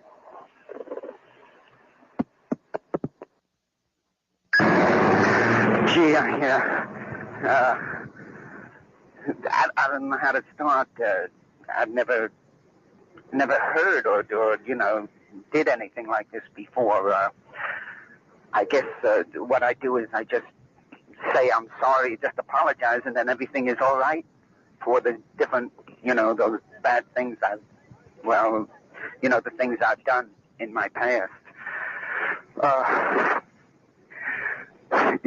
I want to, first of all, this is a great service. I've been feeling guilty about some of the things. I'm going to tell you what I did, but I've been feeling guilty about them, and I haven't been doing them recently. But the opportunity you've given me to apologize and tell these people that I'm sorry, it's fantastic, because then I don't feel guilty anymore. I can start doing them again, right? In other words, I just say I'm sorry, and then that's okay. And there's no more guilt. There's no more problems. I don't have to worry about police or courts or anything. Oh, you're a fantastic person. But, well, first of all, I guess going all the way back when I was a kid, there's my cousin, Louise. I raped her when she was, I don't know, about 9, 10 years old. What do? I just say I'm sorry? And, I'm sorry, Louise. Yeah, I realize now I shouldn't have done it. Of course, I was 19 at the time. I didn't know that. Didn't know any better. I'm sorry, Louise. Oh, so everything's all right now, huh? Well, let's see. There's Henry. I killed Henry. He was a neighbor.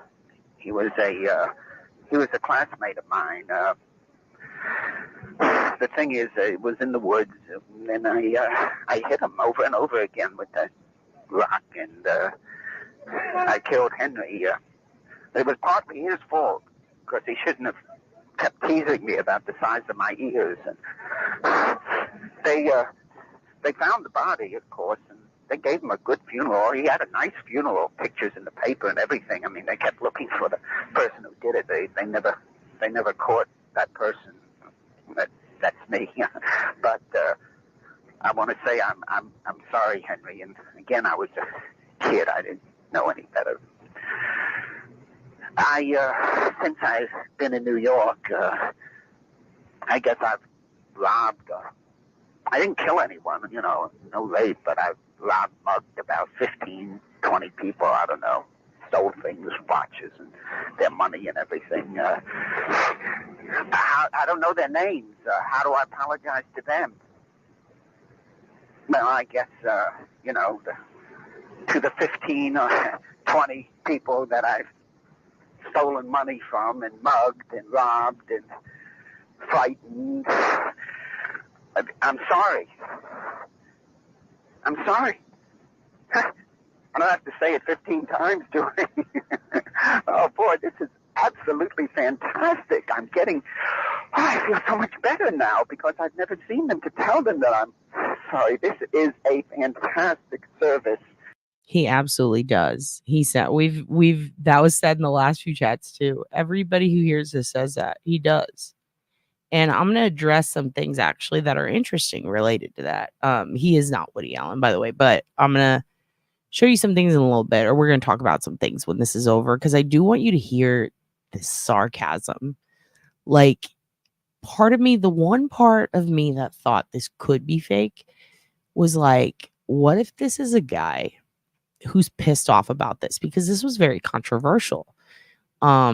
People who were blue collar workers, people who were like conservative dads, mafia members, anybody who hated snitching, people who didn't want to hear the filth on their TV, older generation people who are criminals. None of them liked this. Very few anyway. And they would call in all the time and threaten him and talk shit, right? But what was wild is the way he sarcastically is like, oh, all I have to do is apologize. Like, he's very condescending about it. Exactly. He's giddy. He can get carried off. And part of me wonders, is that him purposefully trying to sound bad? Making shit up to almost teach a lesson to Mr. Apology, like, this is what you're doing. Is this just a guy making this up because he's pissed about the service, or he's pissed about the project, I should say, and he's trying to make it a point by being sarcastic? Like, I've done all these bad things and now, ooh, I'm in the clear. Is that what this is? Or is this someone confessing and then, like Auntie Ree says, giddy and excited that he has a place to brag about it? And yeah, a lot of people were saying maybe it was him. I don't think it was, just because I used to watch a lot of Woody Allen before I found out all the crazy shit he did, and watch a lot of interviews. I read his book, and I remember his voice is a little different. And I remember hearing this and thinking it sounds like him, but it's not him. I just don't think it is. I don't know. I can do a voice analysis against each other using some software if you guys want. We could do that for fun.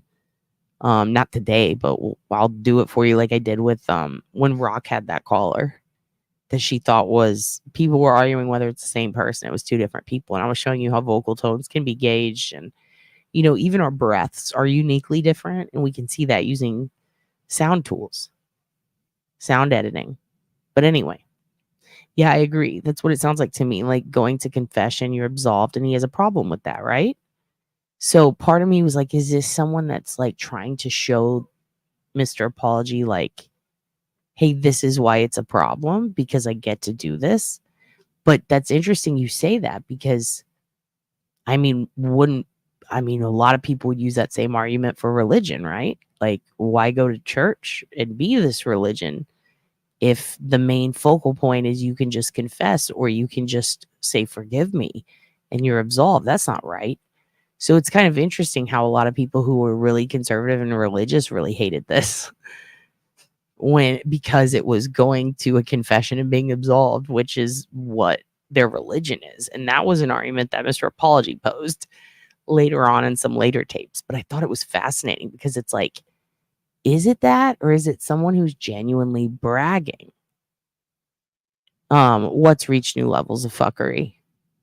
What's going on? Is everything okay? Helen? Oh no, Helen. We're gonna have to talk about Helen later. We'll find out what's going on there.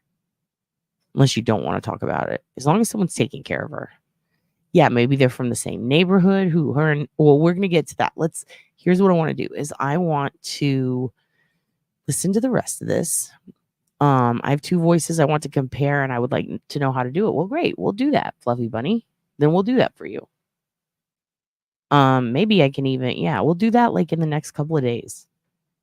There's free software that you can get to do that. Also, that is very easy. It's literally the most basic sound software you can get. It's totally free, and you can do it yourself at home. It's very interesting to see comparative analysis of vocal tones and pitch, because they are uniquely different. We're like snowflakes. You got it. All right, let's keep going. Let's hear the rest. Tell me what you think. I did this in the last one. I'll even play it all the way through. Yeah, exactly. And I went to a Southern Baptist church for a while. It's the exact same. It's like, oh, you did this awful thing. Well, did you ask forgiveness? Like, and we're not here to shit on religion. They're not all like that, but that is a big part of it, isn't it? And so it's kind of wild to see people get so worked up and whipped up over it. And it's like, well, what do you think church is? And was that the point that Mr. Apology was trying to make? Interesting. Yeah, free is my favorite too. I try to show you guys as much free stuff as I can on here because I don't like seeing people spend money on information that should already be free. If it's something analytical or something that is like, it took a lot for someone to develop the software. It's someone trying to create a thriving company. I totally get that. But if it's the same old, and you already have that shit at your fingertips, you may as well be able to do that on your own. I've talked about this at length, but one of the things that I volunteer a lot of my time with is working with families that are, they have cold case victims as family members. They're advocating for a family member. They're trying to find out info. Many of them have hired private detectives, PIs, and they have hired various different forensic companies, and they have hired lawyers, and they have gone with the psychics into the woods, and they have been duped by people. Some of them have been extorted and lied to, and they've wasted all this money because they trusted people who should have helped them and who did a very awful job, and people who lied to them. And it's not their fault that they were duped. You know what I mean? Like, these are people who have companies and businesses that you would expect are going to hold up their end of the bargain, and they don't. And it's infuriating.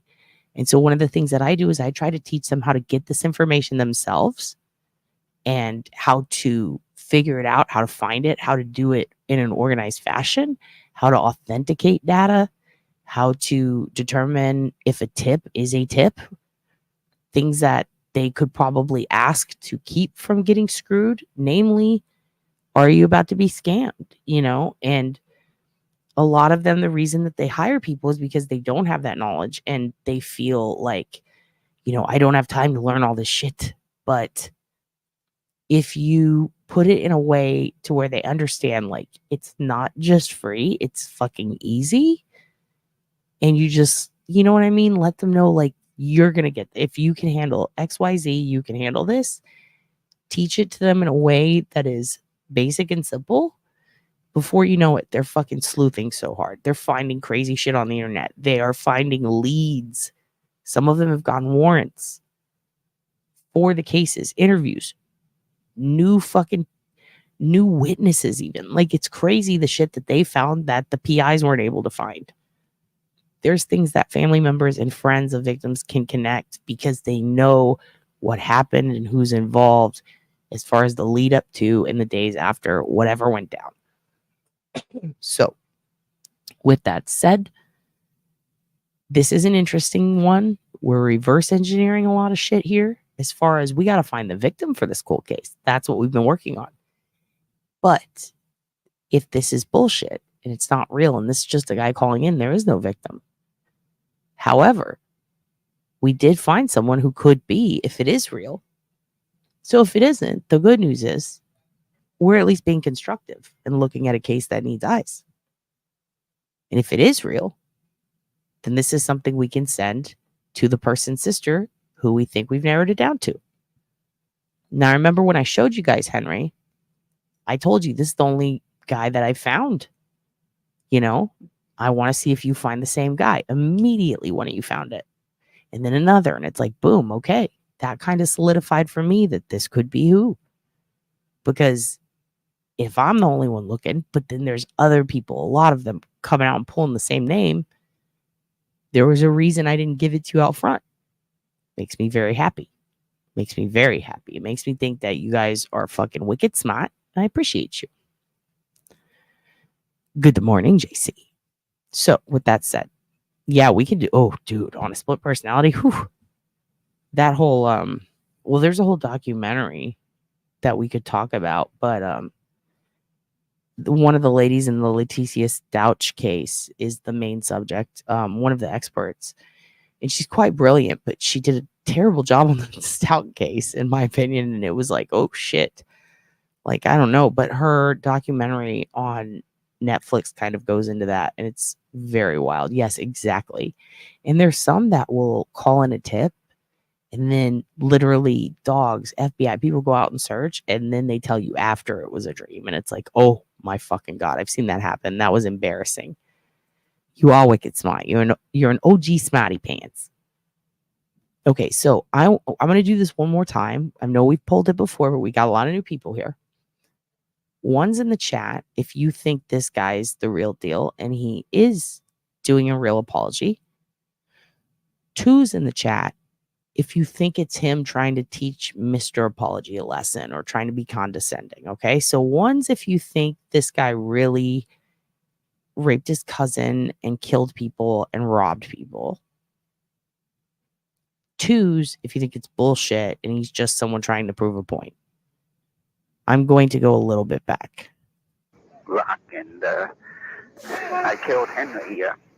It was partly his fault, because he shouldn't have kept teasing me about the size of my ears. And they found the body, of course, and they gave him a good funeral. He had a nice funeral, pictures in the paper and everything. I mean, they kept looking for the person who did it. They never caught that person. That's me. But I want to say I'm sorry, Henry. And again, I was a kid. I didn't know any better. Since I've been in New York, I guess I've robbed. I didn't kill anyone, no rape, but I've robbed, mugged about 15, 20 people. I don't know. Stole things, watches, and their money and everything. I don't know their names. How do I apologize to them? Well, I guess, to the 15 or 20 people that I've stolen money from and mugged and robbed and frightened, I'm sorry. Love you, CB. Have a good day. I'm sorry. I don't have to say it 15 times, do I? Oh, boy, this is absolutely fantastic. I feel so much better now because I've never seen them to tell them that I'm sorry. This is a fantastic service that you're doing. Oh, boy. Well, that's a weight off my shoulder. Gee, boy, I could go out tonight and start mugging again and doing all those things. Oh, you've changed my whole life. You've changed my whole life. I stopped doing those things because I really felt bad. It was really eating at me. So I stopped to try, doing other things. But you are the one who has changed my life and made it better, because I'm always happier when I'm doing those dangerous things. That's the wonderful thing, the danger of it all, of being caught or not being caught, and running away and getting $100 that you didn't have 5 minutes ago. Listen, I got... Okay. So, Fluffy Bunny, you're dead ass right. It's Dr. Dorothy Lewis. That was her. Do you remember what that documentary was called? Evil something? I don't remember. I could be wrong about the name of it, but it was about dissociative disorders, people with head trauma, how that affects psychotic people, whether or not there is a Dr. Jekyll, Mr. Hyde in the sense of personalities of people who kill. Is a very fascinating documentary, to be honest. She's a brilliant woman. She did a piss poor job at that one trial, and I think it's because they fucked her over a little bit. Kim McDougal, good morning. How's it out there? How's it down in LV Town? So we're getting a lot of ones. I don't think anybody said 2, but we had a 3. And I actually like that because I agree it's a little of both. I think that he did do this. Yes, it's called Crazy Not Insane. If you guys haven't seen this, goodbye, Lily. Have a good day, honey. If you guys haven't seen Crazy Not Insane, is it still on Netflix? Do we know? Let me know if it's still on Netflix. Fluffy Bunny. I think it is, right? It's incredible. What a brilliant mind this doctor has. A lot of the things that are covered in it are pretty dead ass to what we've seen recently and in the past in research. I say we, I've read a lot of research papers on CTE and stuff because I'm scared that I had it. I've had 11 concussions. But I was very, very interested in it. And so much of the research from the past and present links back to head trauma. I mean, look at Chris Benoit. I know Chris Nowitzki from the WWE started an institute dedicated to CTE, but that was also, we've recently come to learn from Vince documentation, which if you didn't see that when I read the Janelle Grant stuff, we're going to update that later.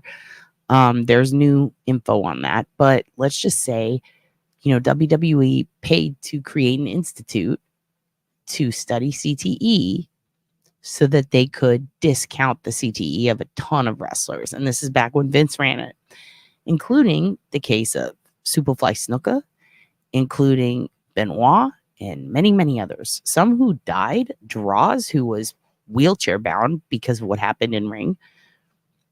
The reason I bring up Benoit is because this is a guy who, he played a character. I'm not saying he had two personalities, but when he would get drunk and all pilled out, and he starts placing Bibles around the house, getting very religious.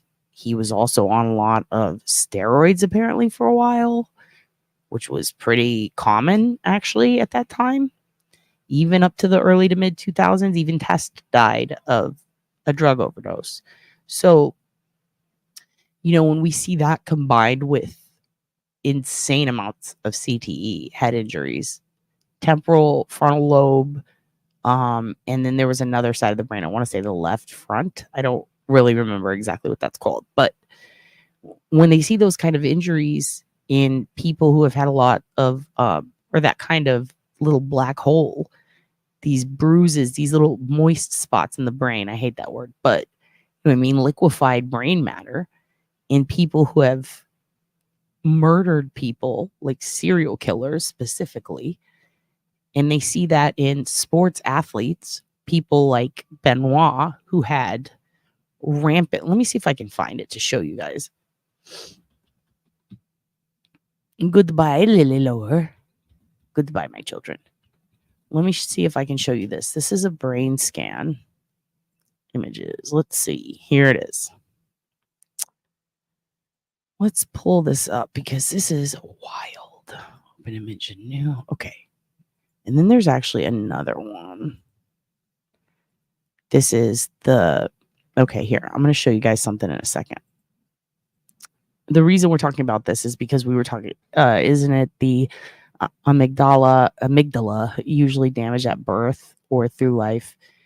Yes, that can happen. That she talks about that briefly in the documentary, but I think it's alluded to a lot, which I wish they would have talked on that more, to be honest with you. Like, there's so much that can, like Bobby Joe Long, for example. He had an injury coming out of the birth canal, and then his mother punched him or something, and he fell off a post and hit his head horribly. Like, it was a tragic, horrible, bad head injury. He almost lost an eye. He got hit by multiple vehicles. He fell off the back of a truck. He injured every part of your fucking head that you can injure. And he went on to be the quote unquote classified killer in Florida in the 80s. Terrifying. Ted Bundy wanted them to study his brain. He also had an insane amount of head injuries because he was beaten so badly by his grandpa, who he thought was his dad. There are so many people who have had horrible head injuries that end up, for fuck's sake, look at Whitman. He shot off the top of the tower in UT, and to this day, not a lot of people who discuss him talk about the fact that he had a massive brain tumor on the part of your brain that determines, is this a good idea? Do I have empathy? All these different things that you kind of need when deciding not to do something terrible to people, right? Darlene says, I worked in Kings Park Psych Center. I've seen it so many times, right? Oh, we do have one person who has an opposing view back to Henry. I think he's taken the piss. Maybe he's the loved one of a victim whose perp found God and he's pissed. He doesn't think saying sorry should make it all better. I could see that. That was the part of me. That was kind of why I was focused on his tone when I first listened to it. And I was like, maybe this is someone, like you said, taking a piss, because it's like, it sounds so condescending. Like, to me, that would be a perfect rational explanation for it. Yes. The thing that brought me back to the other side was that he confessed to so many things. Like, if the victim was a loved one, I get what you're saying, but I wonder, why confess to did somebody get raped and then murdered and robbed 15 times. It was just very specific for me. So that's kind of what brought me back.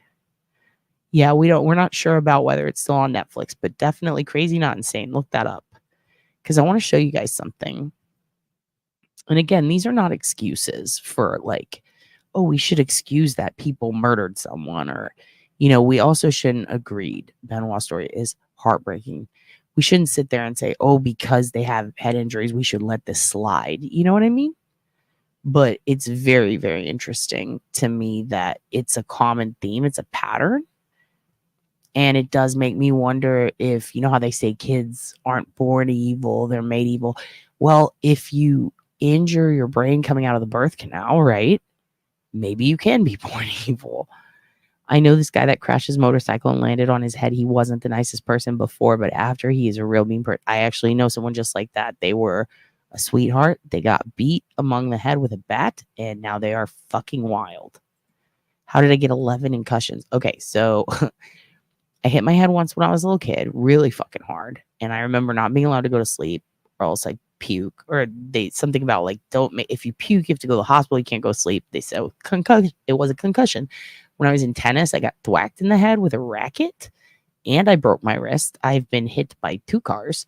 I have been stabbed and beat up by a gang where I got 2 concussions that night. I did legit get my head stuck in a door at the Cheesecake Factory until I passed out. It was a sliding door, or what do you call it? Electronic closing door. It did not close when I was poking my head out, like all the way. And then when I was coming back, it stuck me and it just kept going. There was something wrong with it, and it would squish people's arms all the time when they were coming in and out. I just remember getting really dizzy. I puked that night. I got really sick. I went to the hospital. They were like, you might have had a concussion. I also fell once and just cracked my head just on the sidewalk, just walking, because I'm a fucking idiot. I fell out of a tree one time, and the other times were pretty much all post when I got stabbed and beaten, because when my stitches popped out of my eye, I fell backwards and I knocked my head through some drywall. And then there was one time I fell at my desk because I got a new chair and I was just like basically rocking back, and I hit my head real hard on the corner of a table, and it swelled up really big, and I had to go to the hospital, and they were like, ah. So yeah, all that. And I hit my head when I was in a truck accident. And I might have missed one. I can't really remember. I've had a lot of concussions. But yeah, it was pretty bad. I've had a lot, and I get concerned about that sort of stuff because I can remember a ton of shit. But some things I can't remember are really basic, like my address. I can remember my phone number from when I was 7, but I can never remember my address. Yeah, and yes, I agree with you on that. Husband got hit by a metal beam at work, nothing serious. They thought it was whole personality shift. Yeah, it's crazy. It is very common in wrestling and football. They had to put him in the hospital for his wife and children's protection. That's exactly what happened with Bobby Joe Long, pretty much. Who was a former football player? Aaron Hernandez. Yeah, it's pretty crazy. He knew as well that something was wrong, but he had no control. My sister is a psych nurse. Damn. I bet she's seen a lot of shit. Remember that guy, and right, never heard he had a brain. Yeah. Charles Whitman had a huge brain tumor. It was pretty bad too. She keeps saying goodbye to me, but I was just telling the other guy, LOL, that God damn it, goodbye, Lily. I'm just kidding. Doctor in that series testify. Yep, that's her. Same lady. Oh man. Ooh, I got behind. Yeah, no, I just hit my head a lot. I was also a high school mascot, and I got overheated and I fell out. I fell down once after popping my head off. I cracked my head on the side of what do you call it? The bleachers? I don't really know if that, I didn't go to the hospital for that one. Well, I did, but I went for being overheated. I didn't tell them about my head injury. I just stayed up all night, so I didn't puke. Interesting. You guys have, there's a lawsuit. Dang, yeah, I should have fucking sued a couple people. Yeah, I do need bubble wrap. Definitely. And one time I took Chantix to quit smoking, and then I sleepwalked down the stairs and tried to get into my car, and I fell and I scraped both my knees and hit my head, but I don't remember doing that. That's what my neighbor said happened. Because he was like, cat, cat, cat. And I just went, boop, fell down. Oh my God, concussion. It's crazy, right? Baby brother. And they always want to fucking hit. And I had an aunt who was fucking crazy, and we were the same age. My grandma and mom were pregnant at the same time. And yeah, my aunt and I grew up together, and she was, you know, she has issues, and she used to beat the shit out of me all the time. Fuck with me, hit me in the head with things. Yep. I do not have MS. What is that? Multiple sclerosis? No. I don't have MS. I'm just sturdy as fuck. Look who I found. Who'd you find, Sarah? Oh, good morning, Sarah. Good morning, Teresa. You sleepwalk a lot? Me too. Me too. And then after I got attacked by that gang and stabbed a lot, I would have like night terrors, and I'd wake up punching the wall, and my sleepwalking came back. It was horrible. But it went away after a while. My niece was in a car accident, hit her head against the windshield. We don't speak anymore of the stuff she's done. Yeah, it can totally change everything about your life. Everything about your life. Good morning, Lori Loves Life. Shantix changed your husband's yeah, dude, it made me feel crazy. And I was like, look, I'll just smoke. I'll just enjoy smoking. I don't need to like almost die. I don't need to start my car when I'm asleep in the driver's seat with no pants on, covered in blood. Like, I don't need that to happen again. I just don't need it. I also used to sleepwalk, and I would wake up with my head in the kitty litter. I would lay down and put my head in the kitty litter box. It was disgusting. I have no idea why I did that. I found solace in it, but I would go under this table in the back room in the trailer, and I would put my head in the kitty litter, and I'd go to sleep. I'd wake up with turds in my hair. Watch my elderly neighbor have a brain bleed and actually throw up his brain. Holy fucking shit, Angela. I don't know what to say to that. The apology line, yes. Yes. You have CRPS? Oh my God. So you just feel fucking pain all the time? I'm so sorry. Do you ever, I'm assuming that you watched the Maya trial with Mel. Do you ever look into the ketamine therapy because of that? Or did you look into it just for fun or to see if it helped you, or before that? Curious what people think of that. How did that get beaten up? I was walking home. It was Easter Sunday, and I had gone to the store because I had a toothache and I needed medication. And I was trying to get some ibuprofen because you know how your dad do it. And I was walking back because the store was closed because it was Easter. And I always joke that it was also 420, which is why they were closed. Not true. It was because it was Easter. But I was walking back home, and a van passed me and then parked. And then a girl and a couple guys got out, and the dudes leaned against the van, and the girl came up to me, and she had a knife, and she started to stab me. And I was like, no, bitch. And I fought back. And I kind of beat the shit out of her until the guys came in, and then they started beating on me. One of them had brass knuckles. He cracked me in the eye. He busted my orbital bone. My eye went in the back of my head. Fucking sucked. It covered in blood. Like, you get like a layer of blood on top. Couldn't see anything out of my eye, my left one. And then I cracked my head on the sidewalk. I got up and tried to chase them like a dummy. And then I fell and cracked my head on the sidewalk again. And then they had to stitch my eye shut to wait for the swelling to go down so that they could put a metal plate in it a few weeks later. And I had to perform at a comedy festival the next day, which was Moon Tower. And Kids in the Hall were going to be there. And I wanted to perform alongside on the same festival ticket as Kids in the Hall. And I said, fucking stitch my eye up, pop on some fake tits. I'm going to Kids in the Hall. And so then I went and I performed, and I gave away a bunch of mace and stuff, which don't give mace to a crowd of drunk people on 6th Street. Never do that. And then I went home, passed out finally after being up for the whole time because adrenaline does not, like, from shock, like, it's like 72 hours of being awake. Like, I couldn't go to sleep. So then after that, like 2 weeks later, I did a lineup of the people. I picked them out. The people that they suspected who did it. I described the van. The van was turned in as a tip. They had stabbed a guy 11 times after me. They had assaulted a pregnant woman at a bus stop to steal her iPad while she was holding a kid. They were pieces of shit. And I pointed out the people who did it. And I was correct, except one, her cousin was there driving, apparently. I didn't see her, but I picked her instead of the girl who actually stabbed me. They looked the exact same.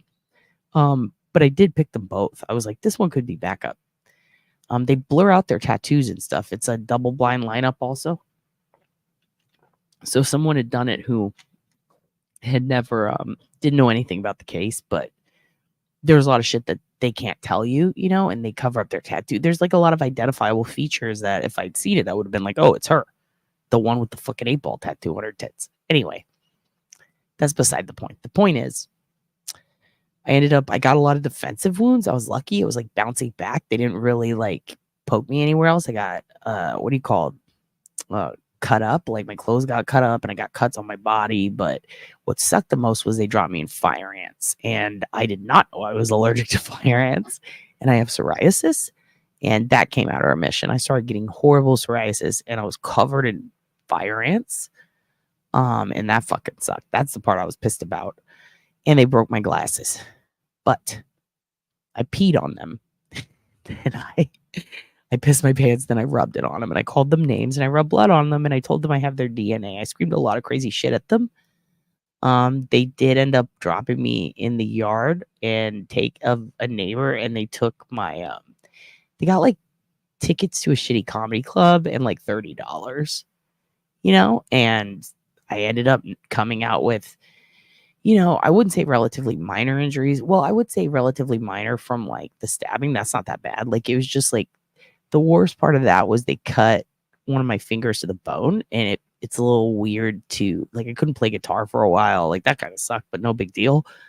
What really sucked was like my eye, because it took about a decade. It's been a decade almost exactly. It's taken this long for it to heal so that I could get LASIK, which actually solved a lot of my problems. And they gave me like, I would say a minor blood infection. It wasn't, I know they say that's sepsis. It wasn't sepsis level. It was just I had issues with my blood because of it. I don't know what was up with them, but yeah, it just gave me a lot of complications. And then the metal plate they put in my eye started to like want to retract, which is terrible. So it was very puffy for a long time. But yeah, then after they sewed it, right before they were going to do surgery, around when I had the lineup, I looked in the mirror one night after doing a comedy roast, and the stitch popped out of one section of my eye and light came in, and I immediately passed out, and that tripped me out. I did not know that could happen. But they said, yeah, it can shock your system or something, like seeing light again or the light coming through. And I hit my head so hard on the back of my head. It was horrible. But what was crazy is when we got to the hospital that night, because my roommate, my friend Lisa, took me, a guy had driven himself there having a heart attack. It was like, I'm here. I had like, he wouldn't let his wife drive. Like he was mid heart attack standing there fine. And I was crying because I hit my head.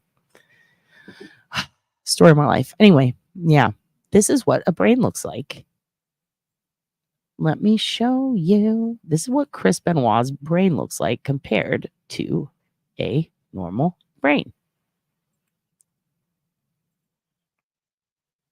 Boom.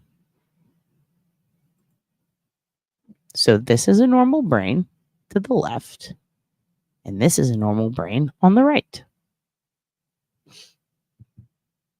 So do you see all the black spots and the big holes and how it's all just degraded away? This is Chris Benoit's exact brain, sliced. His exact brain. This is the physical brain. Do you see the difference? Do you see all that part and that part and that part? Now this is a slice. So it's going through the center and then an inch and then another slice. Okay. So what you're seeing is a portion of the center area. But I believe this is like center front, because you know how it kind of looks different. I don't know how to explain it. It's not like an almond. It kind of looks like a giant botfly, our brains, but a little more squished. This is kind of closer to the part, I believe, from what I recall, where like that part of your brain is where if you fucking injure it, you're going to do some serial killer shit. It's the best way. Excuse me. Oh God, I choked on spit. I can't be left alone. I need a dad. Listen, this is the part of your brain that makes you into a fucking serial killer, and he's got holes in it, and that's what's important. That's what's important. Thank you. I do agree. I should. Here's the thing. I beat her ass. I should be in the gang now. I'm pissed off that I'm not, but I should be a gangster. Anyway, also, your hubby drove himself to the hospital on the motorway as his appendix burst. Yeah, men are stubborn. Oh, thank you. You're so nice, Lily. It's fine. Fuck them. Yeah, it looks dead. His brain is fucked. Oh, poor Sharon Lynn. We love you, Sharon Lynn. Do you guys see the difference? It's crazy, right?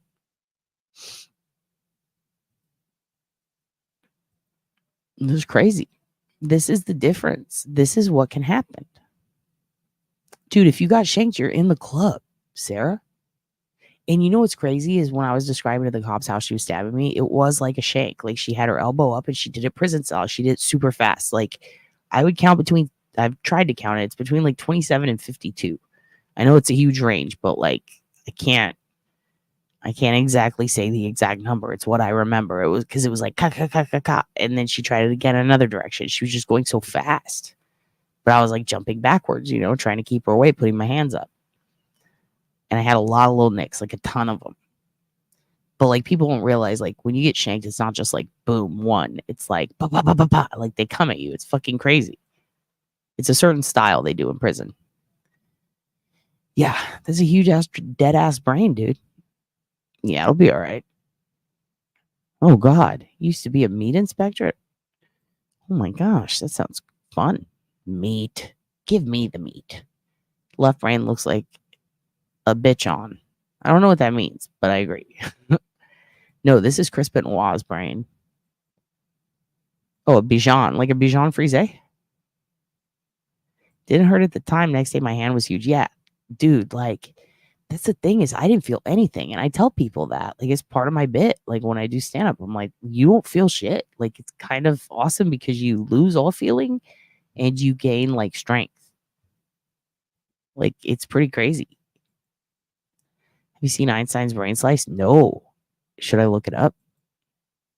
Yeah, this is a way better gang. I did get jumped in. Yeah, she was on her age. That bitch was crazy. She was on meth, I think. Hello, Kevin Colt. Good morning. Good morning. Yeah, adrenaline is a real thing. I really didn't feel any of it. I was covered in blood. I felt fucking nothing. If anything, I felt really good. What was weird though, like I'm someone who I feel like I can remember details pretty good on most things. When I went to the hospital, I remember telling them that I had to get home to finish watching Game of Thrones with my roommates, and I named my roommates, and I named all three of them. But what was crazy is I had already finished watching it with two of them because the third one was in Nebraska visiting his parents. And I knew that. But even to this day, in my head, he wasn't gone. Like, I don't know why, but I just always, it's hard for me to remember that Adam wasn't there and that we did see that episode of Game of Thrones, but I couldn't remember anything about it. So pretty much like the 2 hours before it happened, I don't remember anything except walking right before it happened. Walking up until it happening, I remember the whole thing happening. I remember the feeling being on the sidewalk as I was walking, but I don't remember anything from earlier that day. Like I had to be told. And I still am like, are you sure Adam wasn't there? Like it's really weird. And so sometimes when I'm recounting it, I forget Adam wasn't there and I just mention him. So it's very weird. Anything surrounding trauma makes you act strangely. Yeah. That's another reason why I try to give grace with people who act weird. Even when people were blaming Chris Watts, he is a piece of shit. He did do it. But even when people were blaming that, part of me was like, let's just wait and see, because people act really weird when they're stressed. I mean, we saw he's a prick, end of story. But I didn't jump ahead and be like, he fucking did it, because it was like, I don't know, people act wild. I had a 1 or 2-year-old lady broke my wrist and had to have, oh, fuck. 102. She broke your wrist? Damn. Yeah, whereas the crash is horrible. I remember sleeping for a long time. Yeah, it was short-term memory loss. Yep. you know what's crazy? You're saying trauma blocks out things you can't handle. I blocked out Game of Thrones, the episode where Mountain gets his crushes homeboy's head. And that was a very hard episode to come to terms with. So my brain was protecting me from the ending of that episode of Game of Thrones. You guys are right. Absolutely. I can see that. Yeah, I did Hulk out. Your brain wants to protect you in denial of your injuries. What made you go the last time you felt most safe in life? Yeah. Well, I also I just didn't I remember kind of not believing she had a knife. Like that was very what, bitch? Get out of here. You didn't bring a knife. It's crazy. Yeah. Definitely. I love you. Goodbye, Lily. Are you being for real or are you going to fuck with me later? I know I'm not the Adam you speak of. I have a terrible memory. Yeah, I mean, my short term's bad. Anyway, so that's Benoit's brain. It's crazy, right? And Adam, I know you'd be there if I needed you. You're my baby boy. You're all my little baby boys and girls and in-betweens. Hey, look. Let's go back to the apology line because I want to talk about this. I don't know how we got off on head injuries, but it happens. It happens. Let's listen to this one more time, and then we're going to move on to Richie. But we are going to discuss a little bit about Henry.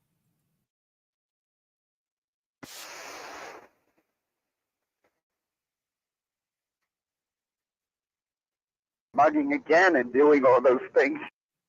Stolen money from and mugged and robbed and frightened. I'm sorry.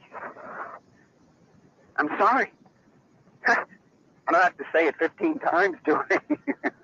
Oh, boy, this is absolutely fantastic. I feel so much better now because I've never seen them to tell them that I'm sorry. This is a fantastic service that you're doing. Oh, boy. Well, that's a weight off my shoulder. Boy, I could go out tonight and start mugging again and doing all those things. Oh, you've changed my whole life.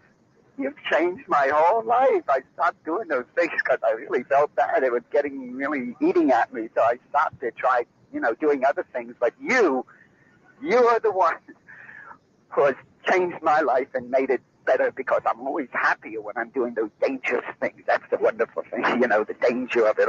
See, the part where he says that, where he says, you're the one who's changed my life and made me happy.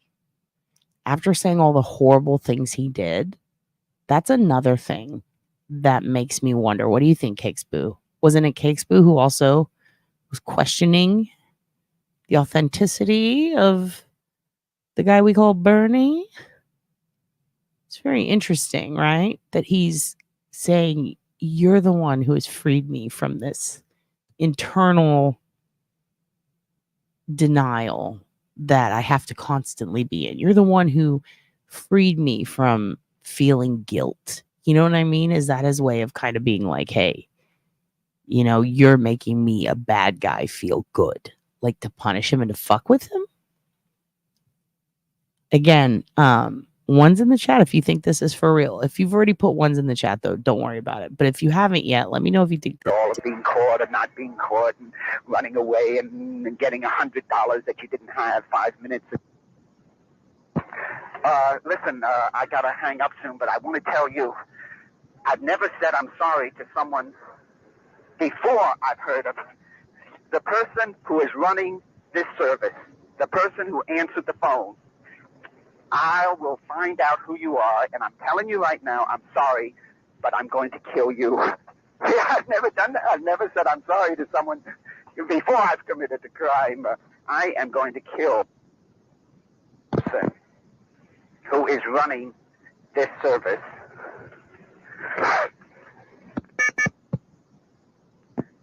I'm going to kill you, but I'm sorry. I'm telling you right now, I'm sorry. So that'll make it all right, right?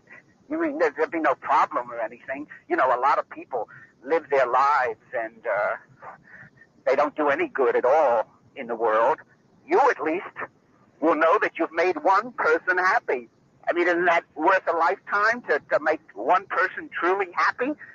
When I kill you, that's exciting and all. That you'll make me happy. Your death will make me happy. That's why I'm going to kill you. And I'm going to find out who you are. I mean, there's no problem at all. I have friends in the telephone company. I have friends who are cops, too. They help me. They get me information and all. I know that there was an article on you in the Washington, D.C. Post, the newspaper. I'll find out who you are. I'll find out where you live. And when you least expect it, in this year, this brand new year, 1981, when you least expect it, when everything seems calm or so. Okay, I want to pause there for a second. There was a question in the Discord of, or I should say, I posed to you guys that there was a question of the year this was recorded. See how it says Uncut Gems from 80 to 81? And the reason that I brought this up is because there was a big argument on various forums about this. They weren't searching for who the people were. They were just discussing the apology line and under the video where they were essentially saying, you know, the dates are wrong. This is actually from the 90s. I went through and I listened to it again and again, and then it clicked to me, oh shit, 1981. Exactly, same Auntie Ree. And I was like, no, he even says 1981. So keep that in mind as we go forward. 1981. We are going to go back one more time. We're not going to listen to the whole thing. We're going to listen to some stuff from the beginning when he talks about Louise. But he's calling in 1981. Just keep that in mind. Your death will come. And, the way you know, I'll be there. I'm going to do it. And I'll say to you, Bernie, telephone call, and you will know. You will make the connection and know that I've followed through on exactly what I said I would do, which is your death. But I'm sorry. I'm telling you right now, I'm sorry, because I'm not going to have time then to say I'm sorry to you. I'm saying I'm sorry now. Okay? This is a wonderful service. I mean, this is really great. You just say you're sorry and then everything is all right. Jesus, I bet a lot more people would be out doing what I'm doing. The world would be full of people like me if we just knew that all we had to do was just say I'm sorry and everything is all right. You're an absolutely fantastic person, and you're going to make me very, very happy when I kill you. Thanks. Okay. Yeah, I like no. a tape interview with your stupid ass Oh, motherfucker. no, that's What kind of shit are y'all? There we go. That's different, dude. Sorry. Okay. So let's talk about this for a second. This was 1981. He says, you're going to die this year, and I'm going to tell you, Bernie, telephone call. That's one of the reasons we call him Bernie, because we're just giving him a label so we don't have to say that creepy guy. But also because that's the name he gives himself. Is it relevant? Is it his real name? Likely not. It's likely made up. But agree with you, Adam. It does sound disturbing. Especially, it does sound almost like he's getting off, right? People who are going to kill people usually don't do a lot of talking. Exactly. Some will run their mouths when they're doing it. Or at least they'll say they did, you know? But the fact that he can call into a line, I think, doesn't necessarily show that he's a confrontational person. And I think you're right. Like, he might be the type of person who, if he did do it, didn't do a lot of talking. Here's what's also interesting about this. He says he's going to kill him that year, 1981. Now, we know that Alan Bridge did not die in 1981. He died in 1995. So just to be clear, we're not concerned with this fellow caller or this, of all the callers, you know, the one in this group. We're not concerned with him for threatening to kill Alan. He's not the person, at least in my opinion, that I think had anything to do with Alan's death. That's when we're going to get to Richie. But when it comes to this guy, who we call Bernie, I find it interesting that he promises he's going to kill Alan. Like, he says, he gives intention. He says what he's going to say when he does it. But he doesn't do it, right? He doesn't do it. So he lied. Can we trust everything he said before that because he lied then? That's what I'm curious about. What do you think? That's another thing that makes it difficult for me when I'm coming to terms with, did he kill Henry? Now, here's the other thing. Killing a boy named Henry, him saying it was in the paper, him giving those details, and the details about Louise. She was my cousin. I was this age, blah, blah, blah. That's a lot. That's what makes me think about psychopaths. I'm sure Sarah probably has some good insight to this. That's exactly what I was going to say. See, Sarah knows. There's often lies and the truth meshed together. Now, one thing that someone pointed out, and please, if you're here, was it Wildflowers? I have to look at him a little bit. Somebody pointed out to me, and I don't remember if it was in private chat or in Discord. Maybe he's an angry cop. Maybe. Here's the thing. And the robbing is interesting because that would be a good hide, wouldn't it? Robbing people who he pulled over. Interesting. Could be a possibility. Okay, so here's the thing about him, though. Lies and truth being meshed together. Yes, absolutely. That is a common sign of a lot of psychopaths and people who commit murder en masse, if you will. Multiple people. There is too much detail at the beginning, but somebody in chat pointed out, and yes, little bits of truth, little kernels of truth. I agree. Somebody pointed out in chat that this fella here, Bernie, if you will, sounded a little bit too old. It was 1981. The person that we found when they passed away, the little boy that we think it could be, Henry, who he's talking about, his case happened in the early to mid 70s, which would mean that this guy we're listening to now is likely as young as his early to mid 20s and as old as his mid to late 20s. He sounds a lot older. I want to know what you think about that. Some people also think, like, if he's a fucking nerdy little guy with a high voice, this could absolutely be someone in their 20s. What do you think about that? There's also the thing that was pointed out in chat as well about The Rock. We're going to go back and listen again because I want you to hear. I thought this too. I did not even think. Yeah, it was 1974, Fluffy Bunny. Were you the one who pointed out the hesitation about The Rock? And yes, he was robbed of all the money he had in his wallet. So basically, when I listened back to this, in order for it to be the kid that we think it is, it would have had to be a baseball bat. But he describes a rock. Now, keep in mind, truths mixed with lies, potentially. What do you think about how he describes the weapon that he used? Do you hear hesitation like we hear? In my past, I want to. First of all, this is a great service. I've been feeling guilty about some of the things. I'm going to tell you what I did, but I've been feeling guilty about them, and I haven't been doing them recently. But the opportunity you've given me to apologize and tell these people that I'm sorry, it's fantastic. Because okay, I'm pausing it one more time, and we'll keep going. I'm seeing a lot of you saying what I thought too. I'm thinking 30s to 40s, but I'm willing to believe it could be 20s. I was almost 20 in 81. Reading the Washington Post. No way. Oh, that's a good point. Probably not going to read a lot of WAPO if you're in that age range, right? Okay, sounds amped up. So, what do you guys think about this? Because I am going to show you the kid for those of you who don't know. What do you think about the possibility of our Henry making fun of an older guy for having big ears? Like, what if what he lied about was him being a classmate? Or what if this guy was a teacher or a janitor or worked at the school and Henry, quote unquote, made fun of him for his ears? Because the ears part, I strangely believe, because it's too stupid in my eyes to be made up, right? He made fun of me for my ears. That sounds very specific. I mean, kids bully adults all the time. Have you guys seen the video? I'm not going to play it. It makes me so sad. But the video of the bus driver just getting fucking bullied like crazy by like substitute teachers getting bullied by kids.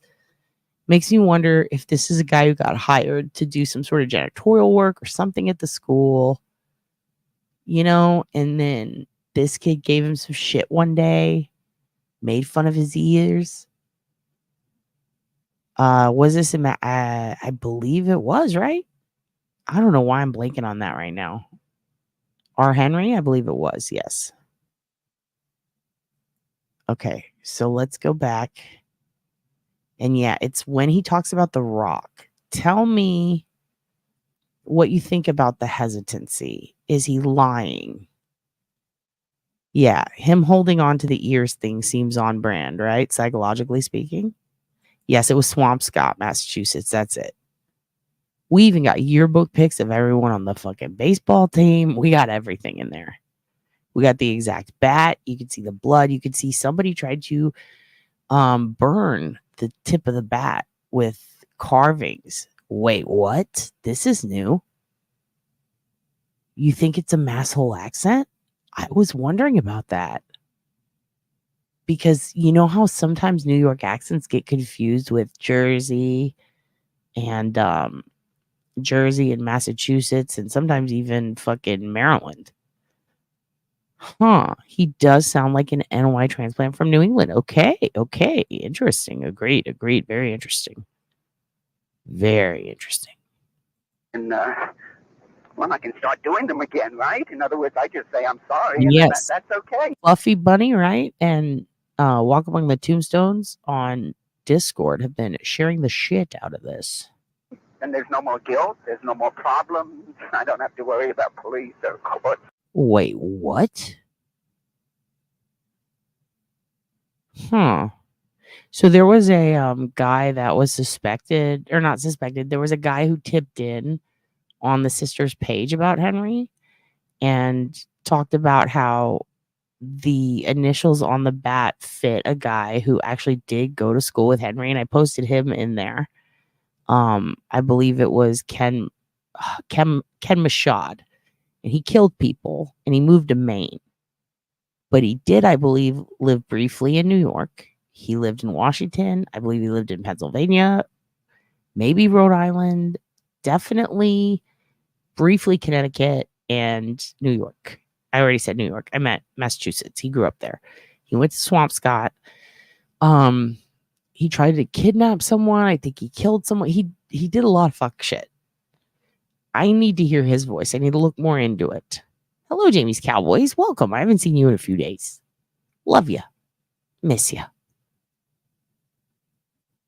I'm very interested. I forgot that there are a lot of mass people in here.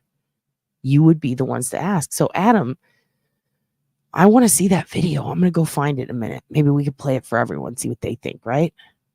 I don't know which one you're talking about. I did see one where they go to the place, but I don't recall listening to whoever the narrator was. This is why it's good to have a group of people look at things. I think it may be a woman because some words sound feminine to me. Oh, I don't know. I can't. I have to disagree respectfully on that. I think this is a dude for sure. But if it is a woman, oh my God, she needs to put the smokes down, which I have never said to anyone in my life. One suspect beat up his girlfriend with a baseball bat. She was later found drowned. Yeah, I think that was Mashad, right? But I think he also attempted to kidnap some kids. Sounds like a dude to me. Okay. For anything. Oh, you're a fantastic person. But, well, first of all, I guess going all the way back when I was a kid, there's my cousin, Louise. I raped her when she was, I don't know, about 9-10 years old. What do? I just say I'm sorry? Now, one way to rule out Ken, if we are believing this part, is to see if he has a cousin named Louise. I'm sorry, Louise. Yeah, I realize now I shouldn't have done it. Of course, I was 19 at the time. I didn't know that. I will check Auntie Ree real quick while we listen to this. Know any better? I'm sorry, Louise. Oh, so everything's all right now. Huh? Well, let's see. There's Henry. I killed Henry. He was a neighbor. He was a classmate of mine. the thing is, it was in the woods, and I hit him over and over again with that rock, and I killed Henry. It was partly his fault, because he shouldn't have kept teasing me about the size of my ears. And they found the body, of course, and they gave him a good funeral. He had a nice funeral, pictures in the paper and everything. I mean, they kept looking for the person who did it. They never caught that person. Curious Wendy, I am also getting updates. I joined all the Swampscott groups, and I actually found some of the kids from the yearbook, and damn, they aged beautifully. All of them. I want to show you something interesting in a minute on Ken that I do have saved in my files. And I just looked up this case that I wrote down. And it is what shit. Yeah. Okay. This is what I was looking for. I was about to post this in Discord. I'm still going to do that. I meant to do it the other day, but I'm going to do it soon. Right after this, because I want you guys to check it out. It's about Ken. But before I show you that, I want to show you Henry. And then we'll talk about Ken.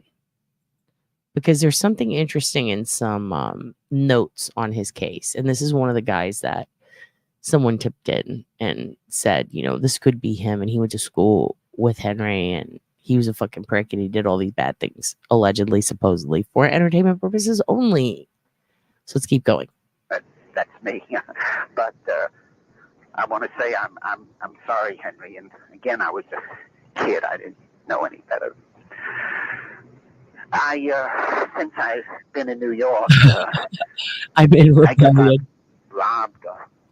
I didn't kill anyone, no rape, but I robbed, mugged about 15.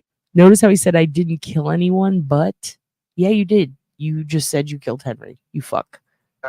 Since I've been in New York, I guess I've robbed. I didn't kill anyone, no rape, but I robbed, mugged about 15, 20 people. I don't know. Stole things, watches, and their money and everything. I don't know their names. How do I apologize to them? Well, I guess, to the 15 or 20 people that I've stolen money from and mugged and robbed and frightened, I'm sorry. I'm sorry. I don't have to say it 15 times, do I? Oh, boy, this is absolutely fantastic. I feel so much better now because I've never seen them to tell them that I'm sorry. Well, we can't really believe everything he says, right? But we believe he's from New York because he only posted, so when this happened, this was 81, right? He only posted, I believe, was it Greenwich Village? It was a specific part of New York when he started. And then he plastered the ads everywhere. So initially it was only New York people calling in because you would have had to, they didn't have social media. It wasn't like, we're posting it on the internet. Everyone can see. It was, you had to be in this area of New York to find it. So he likely lived in this specific area of New York, which I'll pull that in a minute.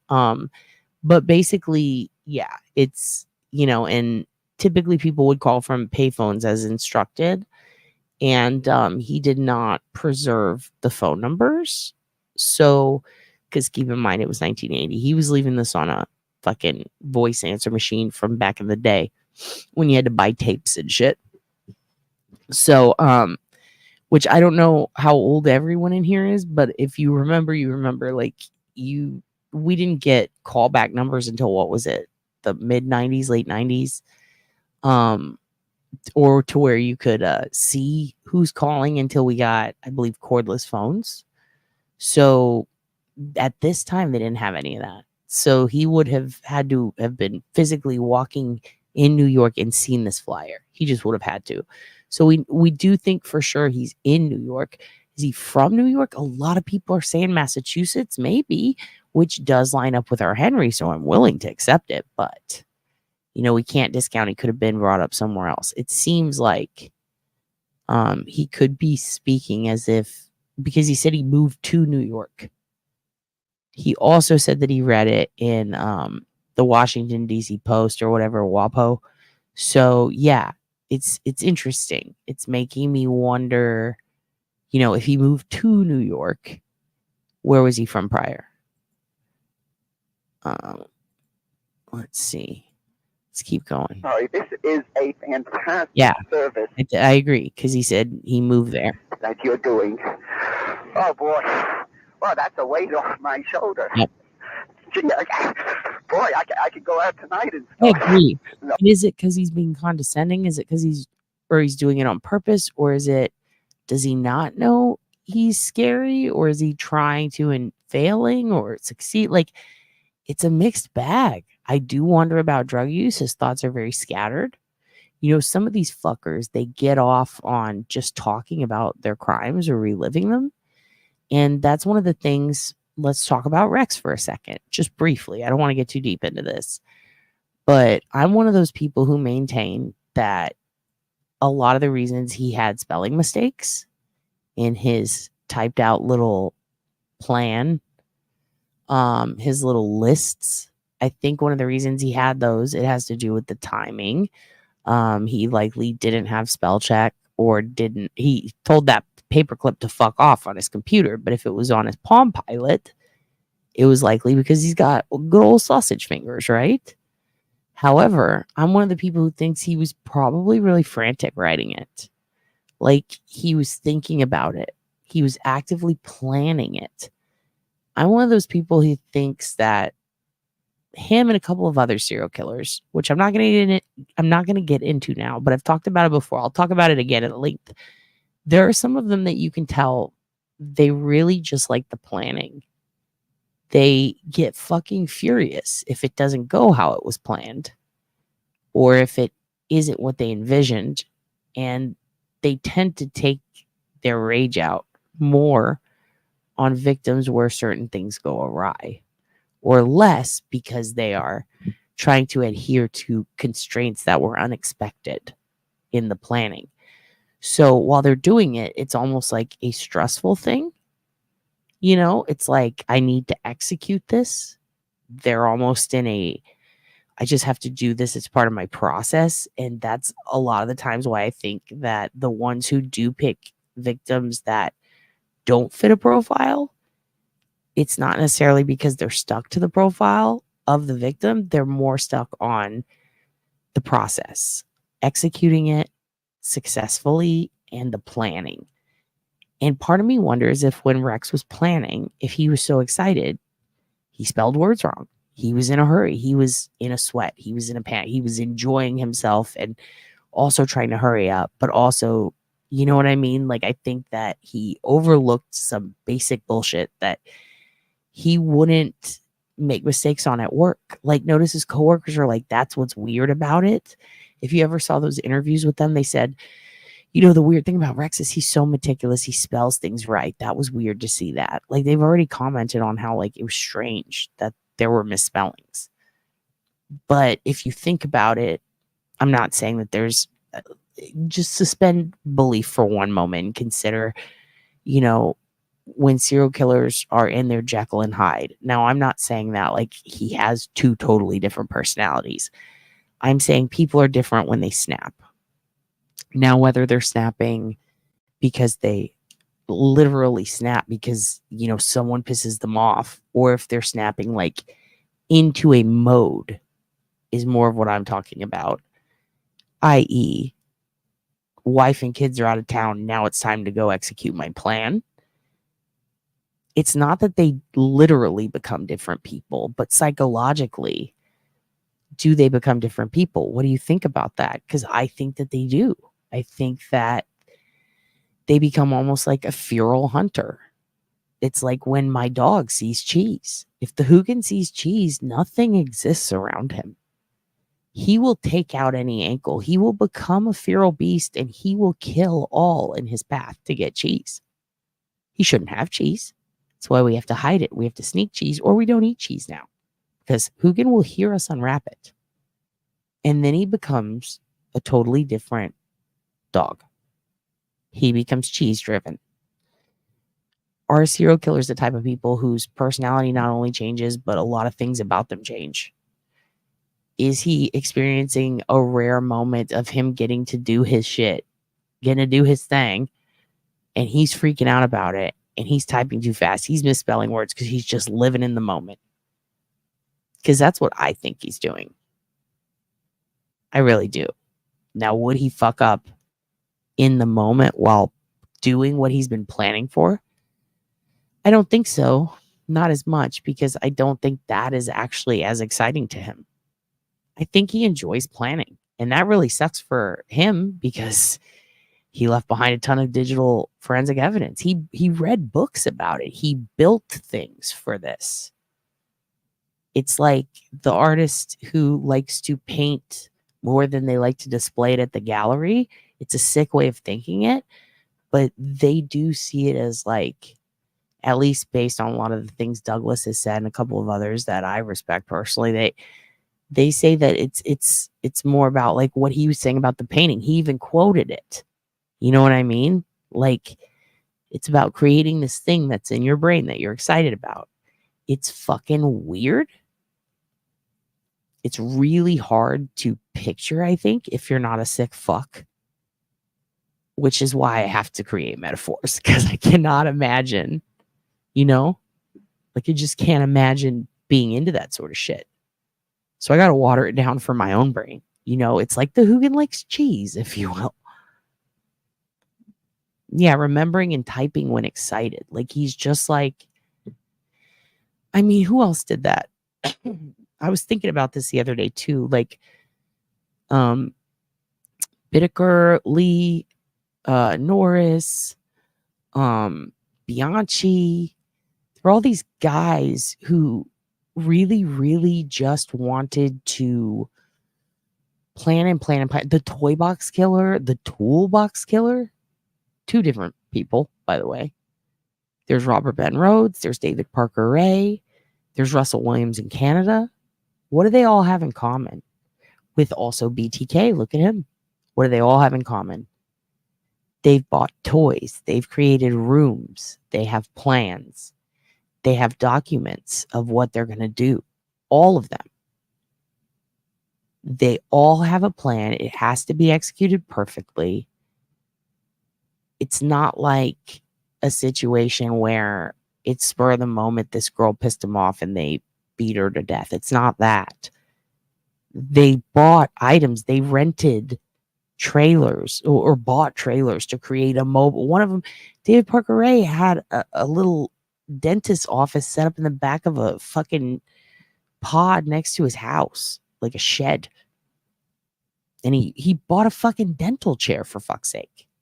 Like, even when they're on the road, Robert Ben Rhodes took Regina Walters to an isolated barn he'd seen before. He'd scouted the location. He knew where it was at. He knew there wasn't going to be people there. They ended up finding April Tinsley's killer in the same town, I believe. Someone correct me if I'm wrong. That sweet little precious little angel. And I believe it was that barn or a nearby barn that someone spray painted threats saying that they were the killer, and people thought it was going to be Ben Rhodes. It's just really crazy to me. So when we're thinking about this guy, well, how does this all, you know what I mean, come back around? This guy is really talking about it in a way like he's thought about this a lot, and he's thought about what he's going to leave out. I think he was excited and planning this phone call. And I think it's interesting, so many people who kill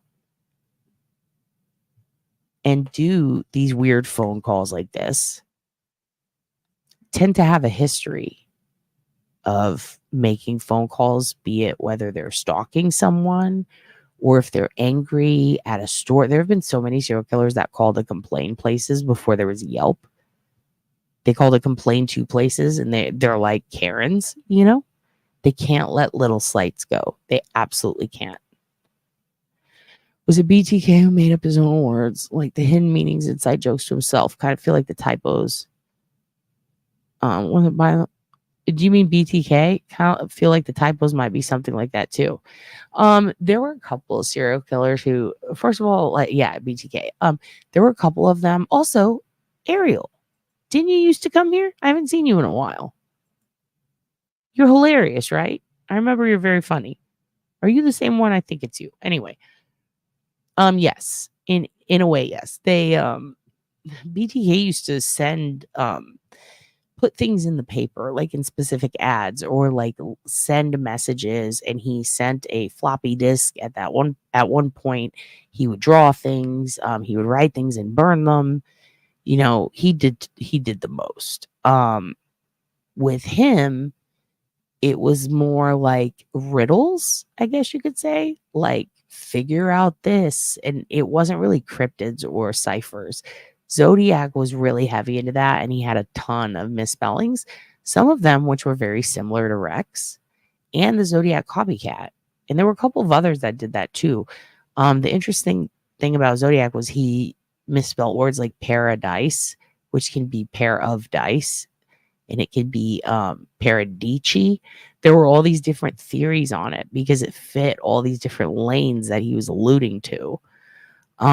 I think BTK kind of wanted to be that, but he took it more on the nose. He used a form of code, but it was basically like what do you call it? Word. Oh, there you go. Word puzzles. Yes. Or yes, word puzzles. Like but I'm trying to think, what are they called? The up and down ones, crosswords almost. He would do shit like that. Like he would make a crossword and then he would fill it out all the way around. He tried to be Zodiac, but he didn't actually do cryptids or ciphers or anything like that. It was more like word finder, I guess you could say, which is weird. That really reeked of dad. Not your dad, but just dad energy. He said about the Henry case, I hit him and they never caught him. If he really did it and wanted to confess, he would have said, they never caught me. Otherwise, it sounds like he's a crazy bird. Or do you think he's dissociating? Like not taking agency or not taking ownership for what he did, even though he's calling and confessing to it, right? Israel Keys. Yeah, Israel Keys was an interesting one because he planted, kill kits everywhere. But he did it in areas that he wanted to scout, but he wasn't really heavy into stalking people. He was into stalking areas. He'd find the area, old Izzy, and then he would kind of drive around and he would literally wait for someone to walk into his trap. He was different. He didn't hunt people traditionally or stalk them or do a lot of recon of the people. He did a recon of the area and waited for them to come to him. And he was more random. Except, oddly, well, I wouldn't say except, because he did visit Samantha Koenig's coffee spot before. He knew it existed. It was in a nearby town. He'd been there a million times. But for him, it was like a decision. I'm going to grab someone from here on this day. He had, they believe, seen her before, but this was more close to home. So that was kind of a unique outlier, in my opinion. But he did take off immediately after leaving her in a shed, sewing her eyes open. It was really, that's the thing, is he purposefully would make things different. But if something went awry and there was a pattern, or if he even changed it again, he allowed himself the space to do that, which is extra spooky dooky.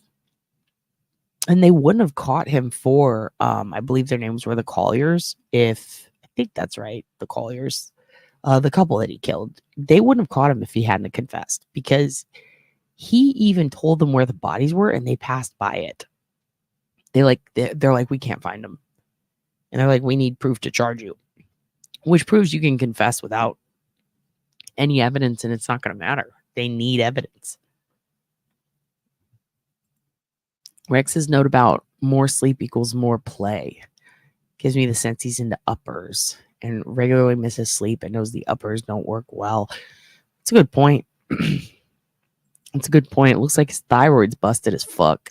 Could be from uppers. I wonder if he was tentative in saying me. Also, he's an architect.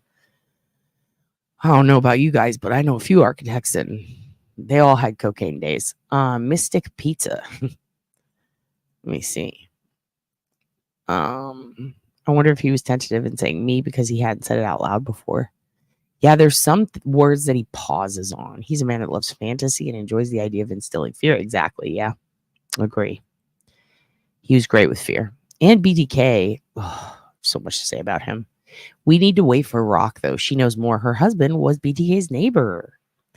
It's me. Been catching all your stuff lately, but I'm back, baby. I miss you, Ariel. You're hilarious. He posed for his own pictures. Yes, so did Russell Williams. And they would tie themselves up and wear their victims' clothing and all this fucked up shit. My wife's dad was dating BTK's next intended victim. Are you talking about the lady that went on Nancy Grace? Or the one that he was stalking who he let her dog out? Remember that? Was that her? Juan? Welcome, Juan. He was stalking this woman and he was a code compliance officer, right? He kept he would yell at her for her dog being out. And then he'd open the fucking gate and let the dog out so that he could ticket her. Crazy. He was very specific. And it's really spooky dooky with him too, because the fact that they haven't solved that last cryptid or the cipher, and then an old lady and her husband solved the other one at the dinner table is like, oh shit. Like, he was all over the map too. He was specifically all over the map. TK's Polaroids of himself are scary enough. Yeah, fuck that. Hello, Candy Temple. Welcome. Have fun lurking. We're talking about apology line, and I'm just getting you guys' thoughts, and we're all welcoming back Sister Ariel to the cult. And we're talking about all of the different thoughts the kids have. He got bird flu on this guy who we're talking about from the apology line. And if you're new here, you just joined us, I recommend going back about 30 minutes to an hour to 2 hours. I don't know how long we've been fucking going. Yes, he found her on a cruise. He found a secretary. And she's like, he found me. And see, here's the thing. Stuff like that seems creepy. But at the same time, it's his fucking secretary. Like, I'm sure she has access to his vacation schedule. And I'm sure he has access to hers, right? So I would think that he could have likely overheard her or someone talking about the cruise and then just looked it up and called. But I think he was trying to scare her, and to her, that was creepy. You know? But I feel like that's the type of shit Rex did. I feel like he wasn't as, let me say why. I should point this out. I've only mentioned it once or twice, but the software that he was using to wipe his phone, to extract data, to pull it permanently, and to perma-delete stuff, was basically a form of shredding the data. Wow, I whistled when I said that. I'm sorry. He was using data shredders. He was using what he thought was forensic equipment to get rid of all this shit, right?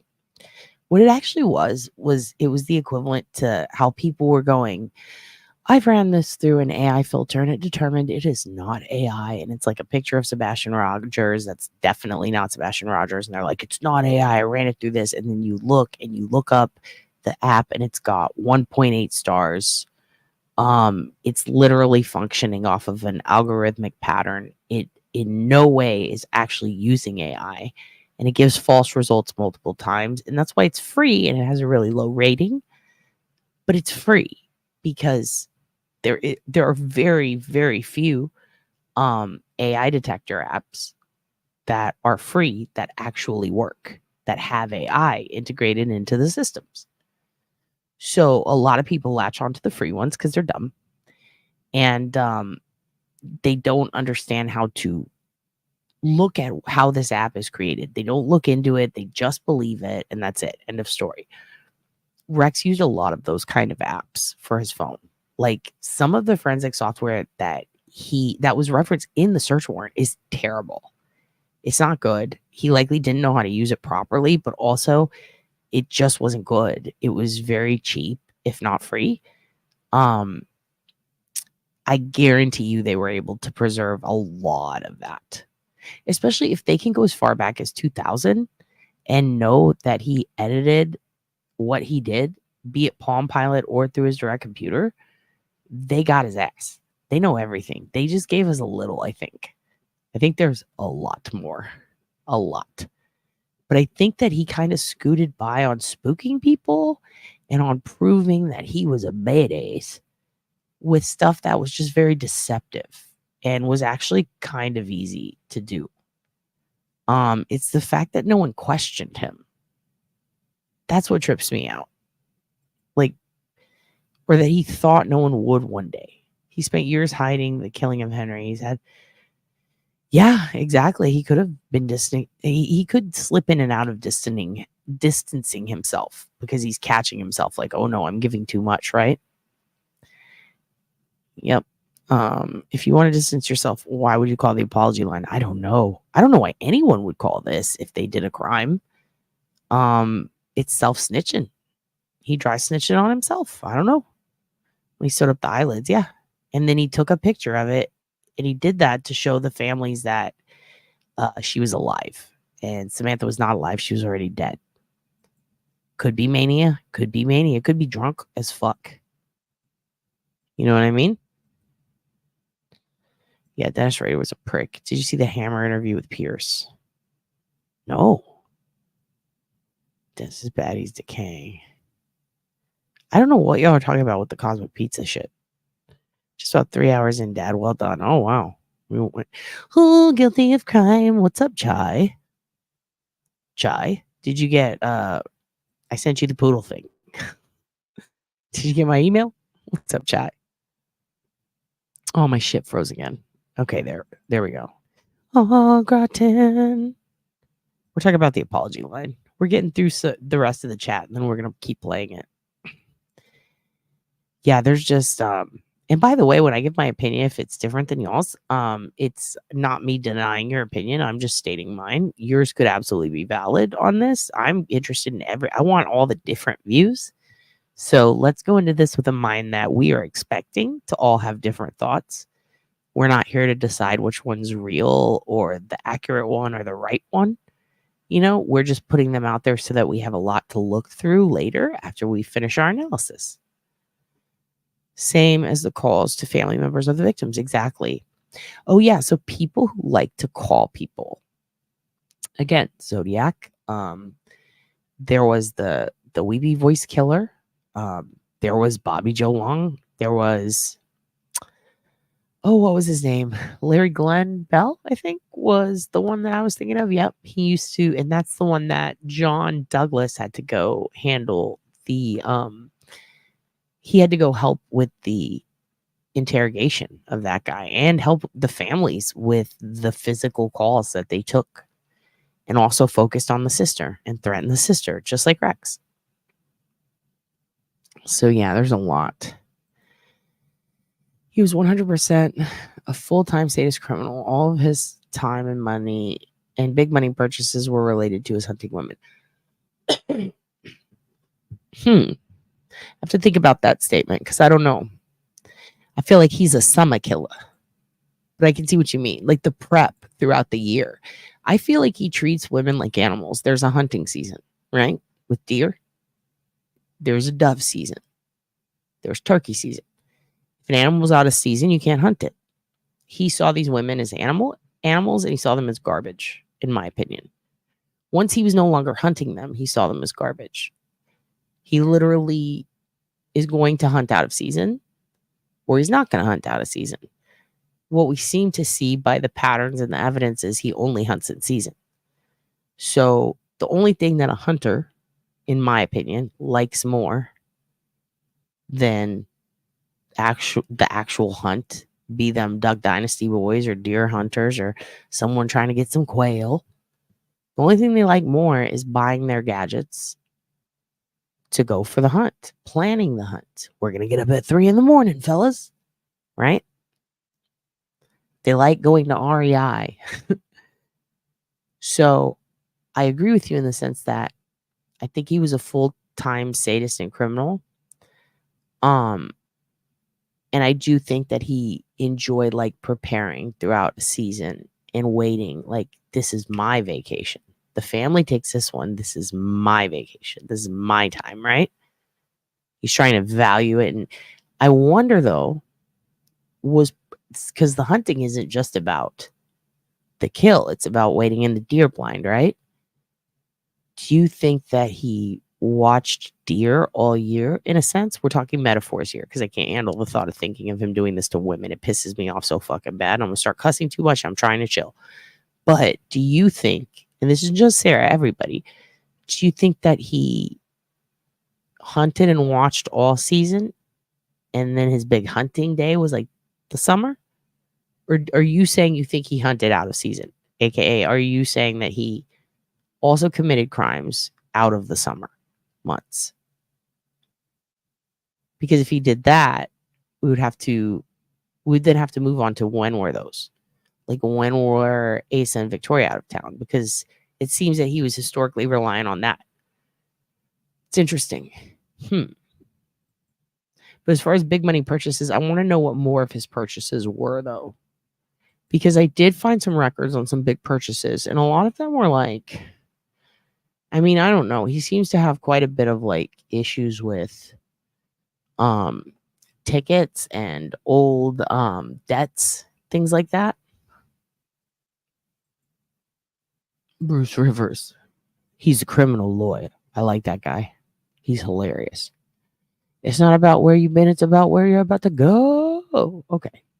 Let's keep going. I think they get off on confession. Yeah, maybe. Maybe. Science. Oh God, Pat, feel better. I've got ups and downs from COVID. I was feeling great yesterday and a little shitty, and then now better, and now I'm starting to feel Yeah, if it's Pizzagate shit, I don't know who said it, but if you guys are talking Pizzagate, get the fuck out of here. I hate that shit. That's you know what? New rule. I draw a line at that. I actually have said that a million times. If it's Pizzagate, no. You're talking to somebody whose family was in a mass shooting. I don't put up with that shit.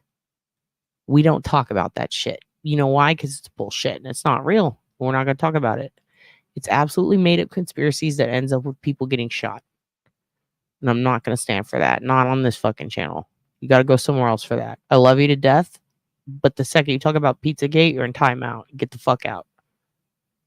If that's what that is. I don't know if it is. If it's not, I apologize. Dad will buy you shoes.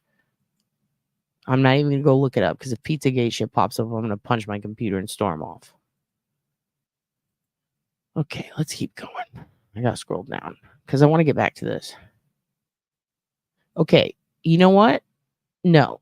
Get that the fuck out of here. Next person that mentions it, out. This is where your dad draws the line. We don't talk Pizzagate. We don't talk about that shit. It's fucking bullshit. It doesn't belong in here. It's literally conspiracies. Alex Jones is a fucking nut job. That shit's not true. We're not talking about that. Ever. It's not a place for that bullshit. Not a place for that. It's okay. Just don't do it again. Because it's not fucking real and you're not allowed to spread that shit on my channel. You go make your own channel and talk about that shit. I love you to death, but don't bring that shit here. Pizza shops are for pizza. That's it. End of story. And I highly recommend, if you do believe that, anybody who does believe that bullshit, for the love of fucking God, go right now and just read Presidential Doodles.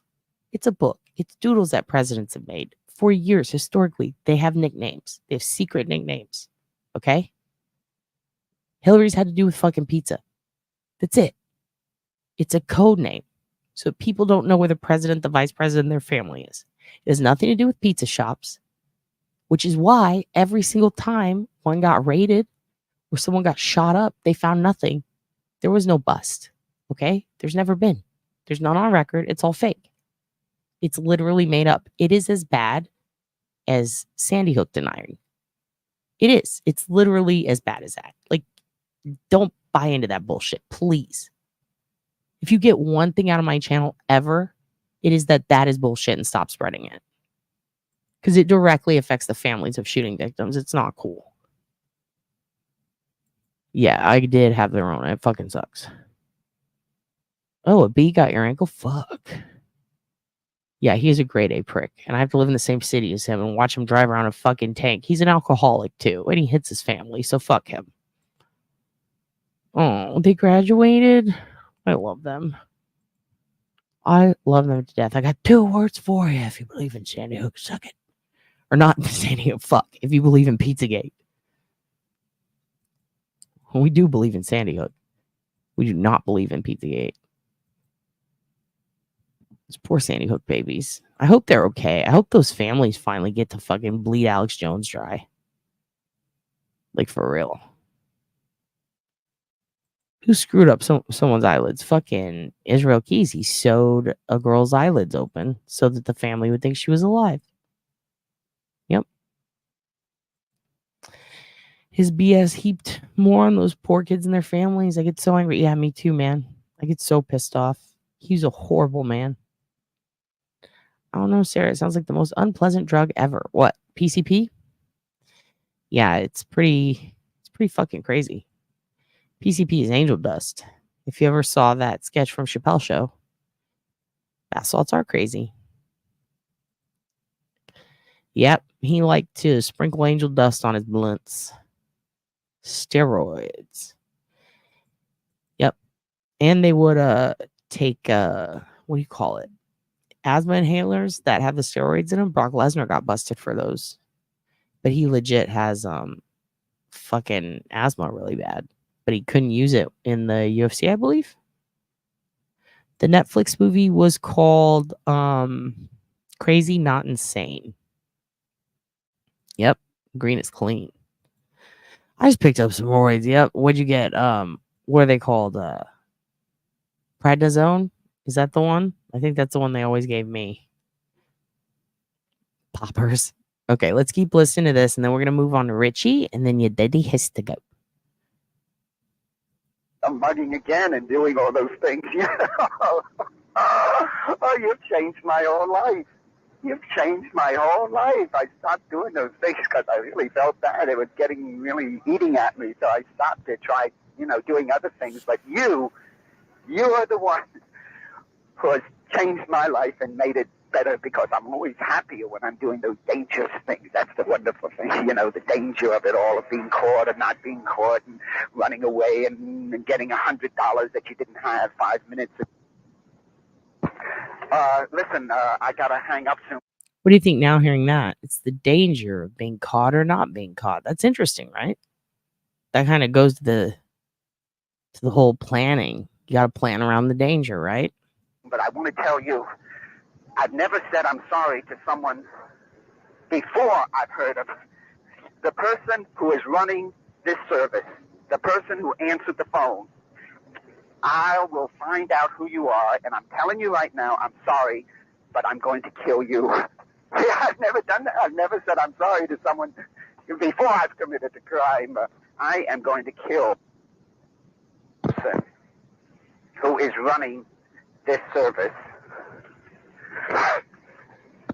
Yeah, so yes, you did. And you have been so active in the group. Do you have a moment? Can you come on? Walk among the tombstones? Like, I get it if you don't have a camera that you don't want to be on here, that's fine. But if you want to call in, I'd love to talk to you about it, because I just want you to tell me your findings. I've been going through them as much as I can.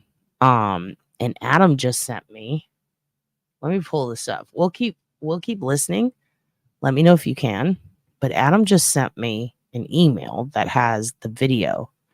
Curious to see if we can soon. You're sick. Oh, yes, you're sick. No. We'll do it another day. We're going to keep going into this. This clearly excites him. He laughed after he said, I'm going to kill you. Yep. But we do know that he lied because he didn't kill him. For whatever reason. Maybe he got caught for a robbery, right? Maybe he intended to. My bro was in a sex shop in Providence once behind a well-known anchor for local news. His purchase was just jungle juice and poppers. My bro almost shit himself giggling. Oh my God, I love that. I love that. That's so funny. Poppers. Yeah, I don't know why, but a while back, comics started getting into poppers or the smelling salts. Is that what they are? And I don't get that. It's just, they all smell goth to me. Now they're just into cloves. Like, isn't that what it is? Just snorting cloves? What is that shit? I agree. He got himself worked as fuck up. Yeah, we're definitely going to talk soon. Yeah, if your my throat's kind of coming down off feeling like shit. But yeah, I would love to have you talk about it because you've been, I mean, shit, you were like me when I first heard this. I was like, damn, she's cool. You literally, everything you sent me at first was like, this is exactly what I first found. Like, it was wild. It's like, well, this super validates me. Like, this feels really good, you know? But then you were finding other stuff I hadn't seen before. I was like, God damn, walk among the tombstones. I feel like I should have gone harder. I did, you know, your dad. I got distracted and got heavy into Richie, but that's why I wanted to go back to Henry and show the group. And you guys have all put so much effort into this. Walk Among the Tombstones was putting crazy effort in, though. I really want to talk to you because you came up with stuff that I've never seen before, and I love that. Thank you for that. You've contributed to the cult. You've now moved up in rank. You must fight your brother Adam. No, I'm just kidding. I agree. It excites him, Curious Wendy. It's from my bro's experience that I know what poppers are.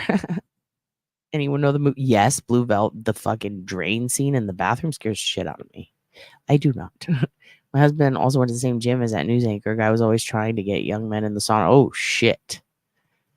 That sounds about right. A lot of news anchors and radio personalities are fucking crazy. Yeah, cloves. You know what I'm talking about? Clove cigarettes. Goths used to smoke them in high school. Dennis Hopper. Yeah, you were goth, weren't you? Walk Among the Tombstones. Fluffy Bunny here. Yes, Fluffy Bunny also. Maybe we could have you come on because you both were contributing a lot. And I think, was it Sarah or Kate? Let me see. We'll check in a minute. We're in the hole. We're in the rabbit hole. I got busted for smoking weed in my dorm. I told student Lysol. That's so funny. Also in the dorm? Come on. You didn't even go outside? Come at me, bro. Fight, kids, fight. You guys remember this? Totally, you were goth as fuck. I know. My sweet little gothic children. Did you kids watch bum fights in CKY videos? What year are we? When we smoked them in the 70s. Yeah, they were really big. What? You saw the dead Kennedys? The night I was supposed to see them, the place burned down. We didn't get to see. I saw Jello Biafra, though. That was sick. I feel like we're all the same. Joint rolling has begun. Bum fights, right? That was crazy. BFK for life. Rufus went on talk shows and tattooed Rufus on his head, and that's when I was like, this is enough. It was always mean and evil. Like, I hated it, but then once in a while, there'd be a good Rufus moment. I smoked in the dorm, too. I smoked cigarettes in the dorm once, got in so much trouble. Holiday in Cambodia. Yeah, so good. This is a great punk rock group we got going on here. All right, let's keep listening to Henry again. I know that we all wrote everything down. Actually, yeah, we'll play him out, and then we're going to move on to Richie. But I'm sorry, I meant Bernie. This is Bernie. We're almost done with Bernie, but I'm going to let him play to the end of his shit, and then I'm going to show you guys the kid we think he could be talking about. I'm going to kill you, but I'm sorry. You know, I'm telling you right now, I'm sorry. So that'll make it all right. Pause. Distraction. I saw Mel Gibson. What was this? Also, oh my God. I just made a CK1 reference. I want to say to Aunt Deb. And I want to say yesterday, right? Was it? I said, hey, JB. Was it JB? I think it was JB. I was like, no, it was someone else. Maybe it was JB. It was when I was, I don't know. Your dad was very tired. But I was saying, do you smell like CK1? Because I just got some Tommy Girl and some Gap Dream. I'm living in the 90s again, you guys. I'm listening to the American Pie soundtrack, and I'm loving it. I saw Mel Gibson. Here we go. Listen, that corner of my dorm was a party 24/7. Mel Gibson's son lived across from me, the weed dealer, and the single next to me reeked of weed at all time. Oh my God, you were living basically in the TV show Undeclared, which was incredible. And I love that for you, Pat. No, we didn't. We just got in more trouble. Yeah, it does make it all right. Yes. You got academic probation? Oh, shit. CK1 killed a lot of different odors. It really did. Use it to cover up pot smells. Damn, you guys really... You repurposed CK1 in a way I didn't know could exist. Obsession was the best in Polo for Women. He got kicked out for being physically abusive to girls. He's just like his dad. This is the kind of content that this channel was created for. I'm sorry, I slipped into my wrestler voice. Holy shit. Holy shit. Holy shit. You're telling me that the son of Mel Gibson is a fucking prick? I'm shocked. No, I'm not shocked at all. That's amazing. Thank you for sharing that with us. I hope those girls are okay. And I hope they laughed their asses off when Mel got in trouble. Because fuck him. CK1 was the Febreze of that day. Yeah, it was. And Clinique Happy was a real big one, right? Okay, let's keep going. Right? You mean there'd be no problem or anything? It's sports entertainment, son. You know, a lot of people live their lives and they don't do any good at all in the world. You, at least, will know that you've made one person happy. I mean, isn't that worth a lifetime to make one person truly happy? When I kill you, you know, that's exciting and all. That you'll make me happy. Your death will make me happy. That's why I'm going to kill you. And I'm going to find out who you are. I mean, there's no problem at all. I have friends in the telephone company. I have friends who are cops, too. They help me. They get me information and all. I know. God damn, this is a great story, Pat. Everyone read what Pat said. It's so funny. That there was an article on you in the Washington. The people at the front desk, the RAs and the PAs who ran shit in colleges, here in Texas anyway, were the biggest gossip queens on fucking earth. And this is back when AOL CDs were cherished. And I remember one of them would collect everyone's used AOL Hour CDs and flip them over so the silver part was facing out, and then use that to literally cover every single wall in their dorm room. And they were fucking crazy. DC Post, the newspaper. I'll find out who you are. I'll find out where you live. And when you least expect it, in this year, this brand new year, 1981, when you least expect it, when everything seems calm or so. By the way, if you ever want your old scents, also that sucks, but I hope that when it did eventually happen, they left. When you guys are talking about, where is it? Okay, if you want old perfume, I'm not saying like perfume that is old. I'm saying perfume from like the 80s and 90s. Go to Ross Dress for Less. They fucking have everything.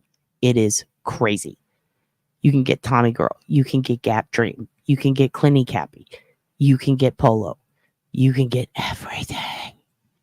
Your death will come. And, the way you know, agree, I'll be there. I'm going to do it. And I'll say to you, Bernie, telephone call. Big fucking and birds. You will know. You will make the connection and know that I've followed through on exactly what I said I would do, which is your death. But I'm. Yo, Sarah, did you ever see the movie Happiness? If you guys haven't seen Happiness with Philip Seymour Hoffman, he's like a little side character in it.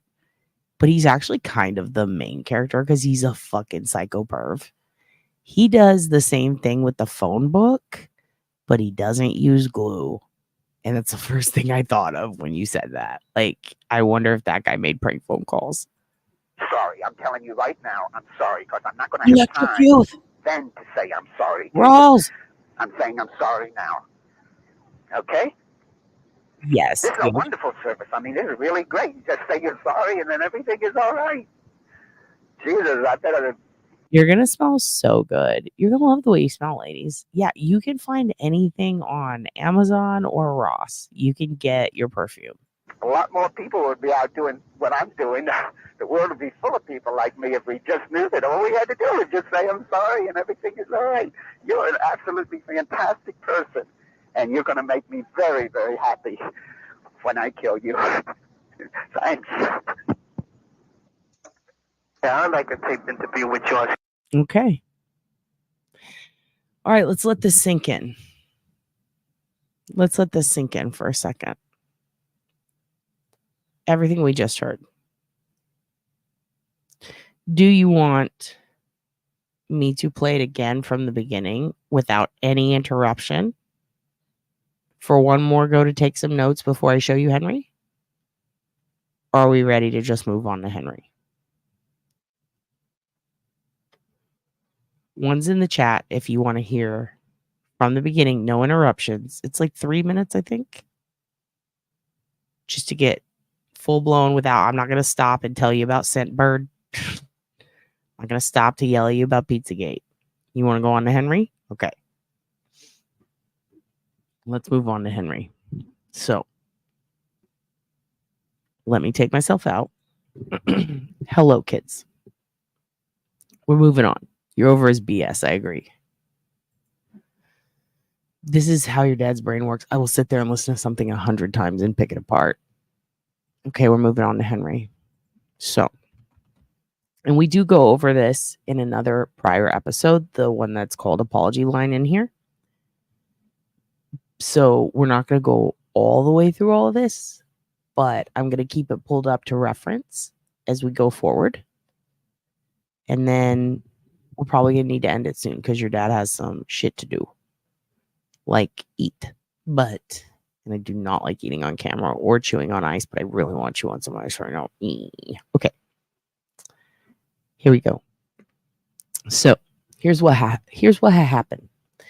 Your dad put out the call and said, I want you to try to find a Henry from 60s, 70s, 80s who died under similar circumstances, or who, even if you think it's a stretch and a few things are lies, just any Henry who died whose picture was in the paper, who was likely from the Northeast, because we're going by accent, story, everything that we've been told.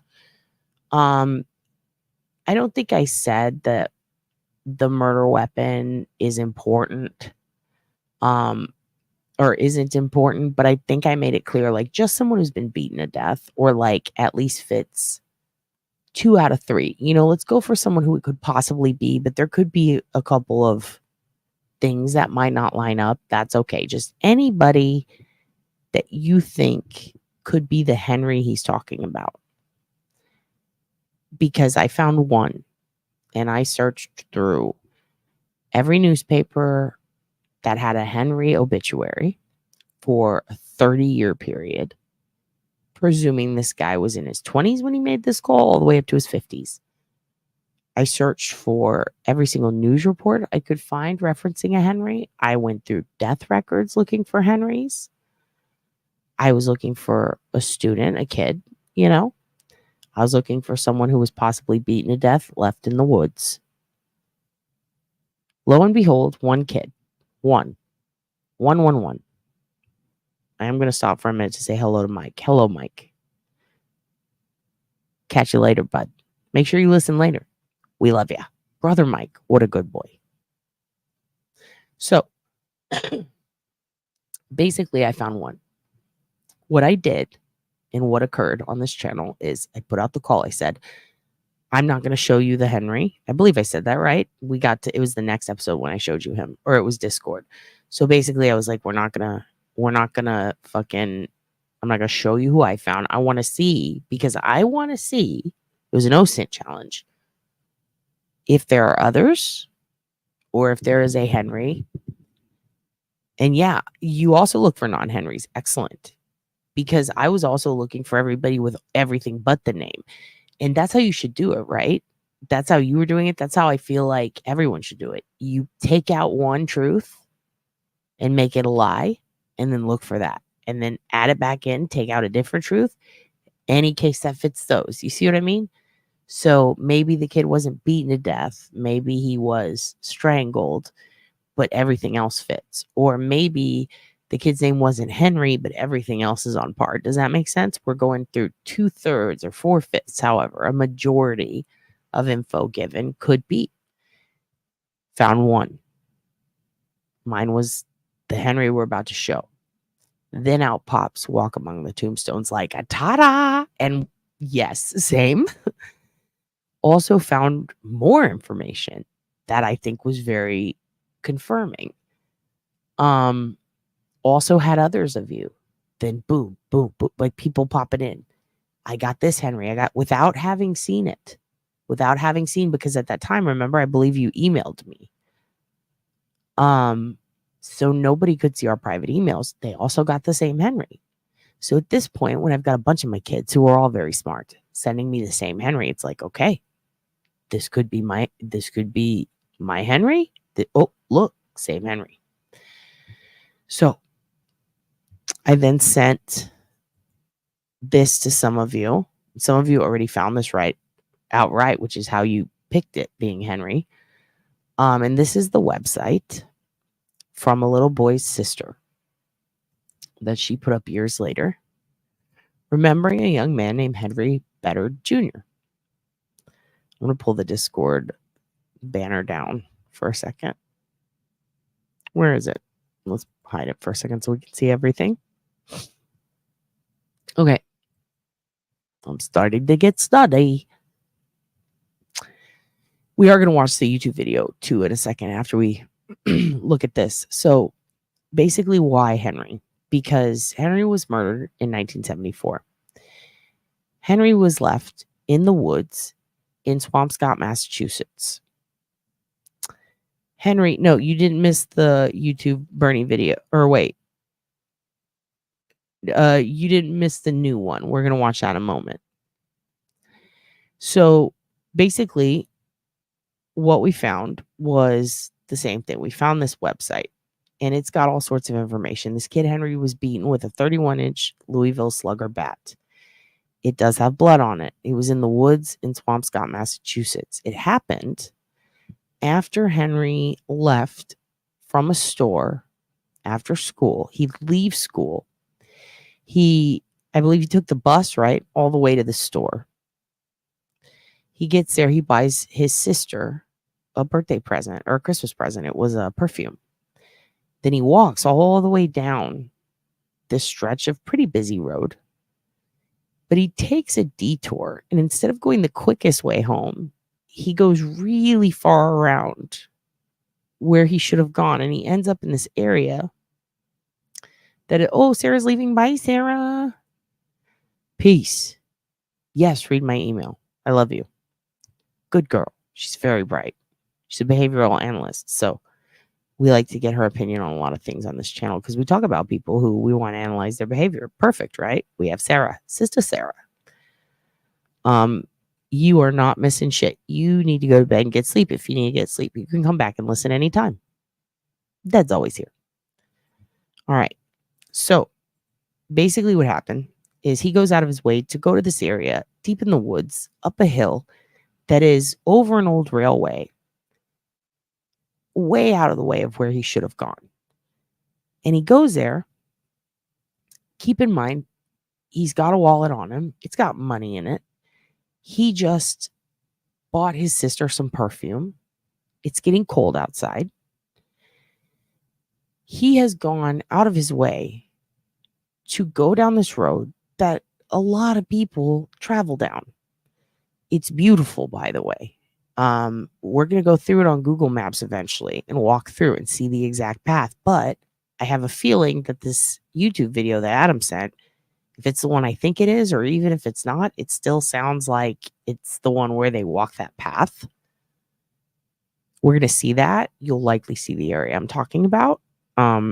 I'm sure if it's a video from his family or about him, it might be the same, or it might be different, but the death scene doesn't change, so you're going to see what I'm talking about. It looks very, hocus pocusy almost.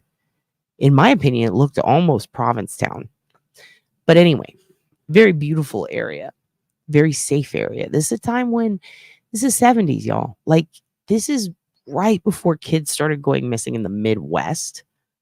And they were starting to I believe this was before the first milk carton kid. Might have been right after. But either way, this is around that time when people are starting to realize, holy fuck, kids are going missing. And that's a thing people do. Like, it wasn't a thing you do. You don't keep in mind, after the Great Depression, it was like people were giving away kids. They're like, I can't handle all these fucking kids. They were literally selling them. So to have someone take a kid was like, what do you do? Well, who wants to take responsibility? That's literally like, why would you do that? Like, that's how it seemed, And now kids get took all the time. It was not a big thing back then. Parents left doors unlocked. You know what I mean? Like, parents weren't really like the type of shit that we deal with today, like with school shootings and things like that. That shit didn't happen. Like, everything was very free. Hazing was also a really big thing in schools. But and this is just historical shit. Everybody knows that, you know? More rules happen. You used to be able to smoke in schools. Hell, you could smoke in my high school as a kid. If you're 18, you're a senior, there's a senior smoking section. Now, no fucking way in hell. Hey, JB, can you take my kids? See what I mean? Shit. That's so fucking funny. Take my kid, take them. And now it's like, oh shit, people are taking the kids. Yeah, lots of serial because they could get away with it. It's wild. You know Beddards and you know Mashads. This is really creeping me out, Dad. Auntie Ree, email me. It's really crazy. You know what's weird is I actually do know a Mashad, but I don't think there's any relation whatsoever. I don't know any Beddards. Now, his sister, I believe, currently lives in Florida. She's pretty successful. I was going to reach out to her a while back, but I wanted to look more into it. Then I met you kids and kind of made it a group project. I feel okay with it. I know she wants eyes on the case just based on her, you know, having a website out. But we also don't want to get her hopes up and go, hey, we think this guy called. And we also don't want to creep her out. It's a horrific thing. So, you know, let's look into it more. Because even if it's not the phone call guy, we're still latched on to Henry now. It's interesting, right? So, yeah, we went all over on our bikes with friends alone. My rule had to be home when the streetlights came on. Never checked in. Mom was at work. Exactly. And I mean, shit, even look at the West Memphis 3, you guys. Those kids were allowed to do all kinds of shit. And they would go down and play in this little ditch in West Memphis. But there were also rumors of like the creepy guys and the stepdad doing creepy shit out back. Areas where people did drugs. Where the kids' bodies were found was a specific area. Known to people. I cannot count how many of the 80s and 90s cases where kids end up dead that we were talking about, like the skating rink murders. They're very specific locations on a specific hole at a golf course.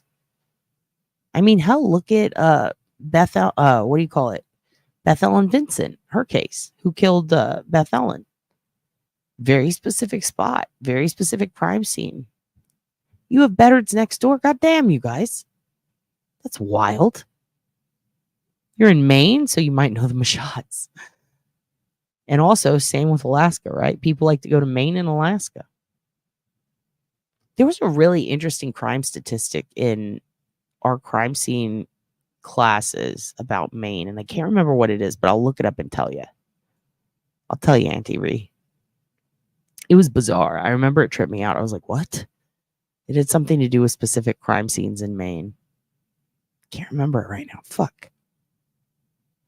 Yeah, people used to smoke on planes.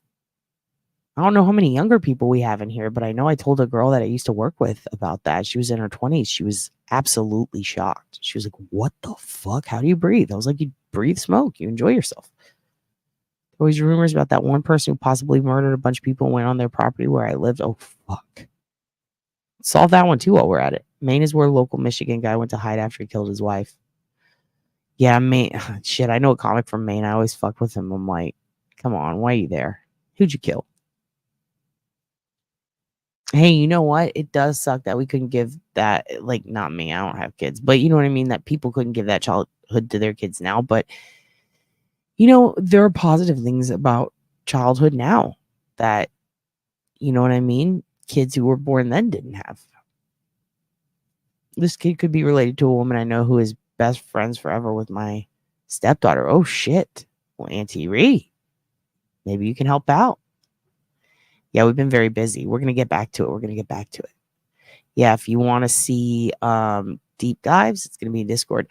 It's so weird to see now. And see, that's the thing. This is another reason I was telling y'all earlier why I like to skip around and come back to cases. because I know some people like to just go balls out and they want to do video after video and stick with it forever. And that is cool. That if that's your style, that's your style. I do this for a very specific reason. And I know that you guys probably think, oh, she's just fucking ADD and she forgot. No, no, no, no, no. I think I've mentioned this before, but I've taken classes on studying because I was very ADD and I didn't want to take medication. I was like, I need to learn how to learn, you know? And I ended up taking these classes because I also couldn't get some simple math concepts back in the day.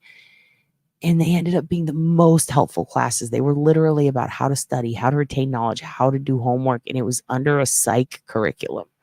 So it was a lot of psychology of. It integrated little parts of abnormal psych and little parts of study skills. And it taught you why our brains do the things they do. One of the things that we discussed that always stuck with me was about retention of information. And not just retention, but comprehension. So you can comprehend, you can retain, you can store, you can have a memory of, not just memorize, if that makes sense. Specific things based on a couple of little practices that you can do that I was told will change your grades, change your life. And it fucking did. And for only $9.99, no, I'm just kidding. But in all seriousness, some of those things, and my professor at the time, he was also my major world religions professor. He was a Jesuit. I've had multiple Jesuit professors, even though I went to a public school. And this was a public university, if you will. One of those things is using highlighters and writing in colors. It activates two sides of your brain, the creative side, if you will, and the academic side. I realize that's not what they're called, but you know what I mean? There's two sides. One is kind of a little more dormant than the other when shit's going down, when you're learning, when you're retaining things. But if you light the other one up, it's supposed to help you process the information, understand, comprehend, retain, memorize, and have a memory of learning it. Those things are right in colors, bright colors. Use markers, crayons, use highlighters. It's one of the reasons highlighters were invented. Use them because they're there to give you a memory of this was yellow subconsciously. The other thing is music without words. Play music that doesn't have words because the music itself stimulates that side of your brain, helps jump kick you into memory mode. Don't use words because you don't want to process those words from the song. You want to process the information you're trying to learn. So when you do homework or when you're learning something or watching something, if music is in the background, it's going to help. For some people, it can be distracting, but predominantly it's been found to help. They've done studies on this, which I hate to say without pulling up the studies. I'm going to start preloading these studies so I can show you because I have a shitload on this. But it was all in my school shit from a long time ago. I can find it, though. It's worth it. But I do truly think that there's something to that. And one of the other things is, believe it or not, taking breaks from subjects and bouncing around back and forth can really help in preserving information without burning you out. Exactly, Adam. Gotta let shit marinate. We want to come back to things so that we can refresh our brain and then learn new knowledge, as opposed to get burnt out on this, get depressed, because this does trigger emotion. But also it helps us from getting married to a case, which is a big thing. A lot of people want to talk. I'm going to try to keep this rant short. A lot of people want to talk shit to each other over Karen Reed. They get divisive over Zodiac. They fight about Rex. Why? Why did they deserve these evil fucking people like Rex? The people like, whichever side you're on the Commonwealth, if you think they're evil, why do you want to let them take up more space in your fucking head? And why do you want to be reactive to those people in a way that is going to take away from you and your ability to move forward and your ability to take in information and be observational and, try to be level-headed? If you get too sucked into something and you get too married to it, then you're going to start fights over it. you're not going to be able to let it go when you find out what you thought was real wasn't. If you're positive that Rex killed a specific person to a point where you're willing to scream at someone, call someone names, shit like that, like really just freak out on them, ruin their life, dox them, accuse them of crimes they didn't commit. Like if you're willing to do that and to embarrass yourself doing that because you're so sure and then the evidence comes back and you're wrong, like why do you want to feel that way? And why do some people still deny it? And we saw that a lot in Delphi. I don't think Richard did it. I still think Kagan did it. Fucking why? Why? Because people get addicted to their theories. And in order to keep from doing that, I think it's so important to just kind of bounce around. You know what I mean? It keeps you from getting obsessed. It keeps you from getting, I guess, invested to a point that's unhealthy mentally.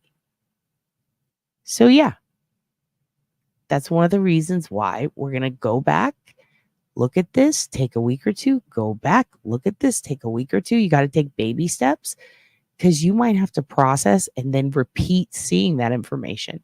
You might need to look at this site 20 more times before you can really get down all the specifics you need. Rushing it would be a disservice because then you start to forget things. That was the shitty part about the Karen Reed cases. Like you're following it daily, just constantly. But then you're like, oh, now I'm overwhelmed. I'm overloaded and I can't remember this one thing that actually completely changes this one thing that I do believe. You know? So in this way, we can process, we can put everything in order, we can take our time, we can go back and study it, and then we can move on. I think that's the healthy way to go. So you're going to see me do that a lot. We might talk about a case once a week as opposed to all week. For a reason. My father used to comment on my listening to music and reading at the same time. You know, it's proven to be helpful. It helped me. I cannot even explain. I was taking, speaking of economics, I was taking macroeconomics. I was doing horrible. And I had deviated from that practice that I had learned years before. And I thought, shit, that's what I'm doing wrong. And I started listening to Rat-a-tat, and I bought some highlighters. And I started taking handwritten notes again. Fucking grade went from like an 80 to like a 96. Like it was crazy. And I understood shit. Shit clicked. I ended up, my math scores, I totally started to get things I thought maybe I'm dumb, you know? Just has to do with that a little bit. Yes, with if you're doing forensic genealogy, I cannot stress. Breaks are important, dude. Especially when it's other people's families. Holy shit. Yeah, they fight about Mara Murray. People swat each other. They dox each other. They go crazy over Mara Murray. And it's like, yo, dude, do half of you even know her? Like, this is just nuts. People just need to take breaks. Yeah, if you're going to die on a hill, make sure it's a good fucking hill. Coke, crack, and meth, where? I must have ADD, doing art, listening to this, working, messaging people. Yeah, and that's another thing. Is like, it's ADD is also like it's being distracted doing multiple things at once. But there's a difference between like being able to complete those tasks and then leaving them hanging. I think that it's common practice for some people to just leave things hanging. For me, I've had to tell myself that's okay. That's part of your process because that helps you. You know, some people can't. I don't like to leave things unfinished though. You're gonna get a murder board? Holy shit. My daughter's down the rabbit hole of trying to find my only sibling, half sibling, placed for adoption in 63. She wants me to do the DNA test. Ooh, shit. Hit me up, Brian and Jill. Maybe I can help you. Oh, poor honey. Yeah, if you're ready. Don't let anyone pressure you into that, though. Okay, we got to go to that. Holy shit. What did you say? Chewing a particular flavor of gum per subject also helps. Oh, that's genius. See, that's primarily the backbone of that whole theory, right? It's to trigger other senses while retaining information with your eyes and your ears. Writing it down helps me remember. Me too. Me too. That vid is 19 minutes long. Okay. That's okay. We could speed it up a little and then we can see parts of it if we need. Oh shit, I'm about to hit 4. Oh hell yeah. It doesn't even feel like 4 hours, you guys. This feels like me and my homies just talking about crime. This is what we do. You know? And honestly, like when I'm doing cool case research and shit to help other families, like I honestly will call up like 2 or 3 people that I know that I love. And I'm like, listen, what do you think of this? And it really helps with perspective. I feel like we can do that with each other. It's nice. I still have an 80-year-old monster of whom I go. Oh shit. Dapple, you belong here. Curious Wendy, thank you so much for a super sticker. Your dog is so cute. Look at your little puppy. Oh my god, what a fucking angel. Curious Wendy, thank you so much. And what a little biscuit. I love that dog so much. Yeah, make sure you guys join the Discord. Oh, you meant mystery. A mystery of whom I biogram. I'm fucking proud of you. That must have taken some time, huh? Did you do it with DNA?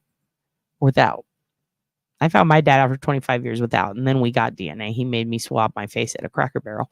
Okay, let's keep going. Yeah, I know. It feels weird, right? Oh, you're so sweet. You're all so sweet. Flair has scented pens now. That's genius. I used to love those scented markers. Okay, here's what we're going to do. We got it. You need to get a link? Okay, let me give you a link. I'll put the Discord back up one more time. I'll leave it up for a little bit, and then I'll take it down so we can look at the info. But let me go back to Henry, and then we're going to watch that video, okay? So, Henry was beaten with a bat. They believe that he was approached from behind. He was beaten about the head.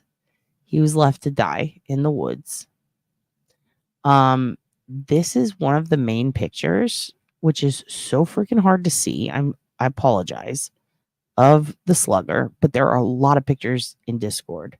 Now, one of the pictures that we found in Discord, or that was brought by Walk Up on the Tombstones, was a colored picture that is amazing, that your dad hadn't seen before. And it really puts into perspective. This dark part is all actually burnt. It's very hard to see this part right here. People argue all the time. Was it a Roman numeral? Are these initials? Is that a V and a 1? Like, what's going on here? This is a 1 that was imprinted on the bat. So no one carved that. So the argument is this a Roman numeral? It depends because it's a circle, right? So you turn it one way, it's a K. You turn it the other way, it's Roman numeral. We've already gone over this stuff in a video, but basically, I'm going to just show you some quick stuff. The last video we did it in, I will link below this one. It's also in Discord. It is also, if you just look up on my channel, the apology line, you're going to see a lot of info on it. And there is a Facebook page, an America's Most Wanted episode on this kid. But let me show you. Where are the pics of Henry? Where did they put them? Where did they put them? Here it is. So he died December 16th, 1974. Keep in mind, this is Massachusetts. It's very fucking cold outside. Okay. This is not only to document Henry's life, but also help find the truth about his death. It has pictures of Henry. I want to show you his school picture. So let's keep going. Where's the one that always pops up? There he is. This is Henry. He was a bit older, though. I believe he was in his teens. He was, what, 15? He was beaten with a baseball bat. People spread some rumors, or there was some conjecture about whether the bat belonged to him, but it didn't.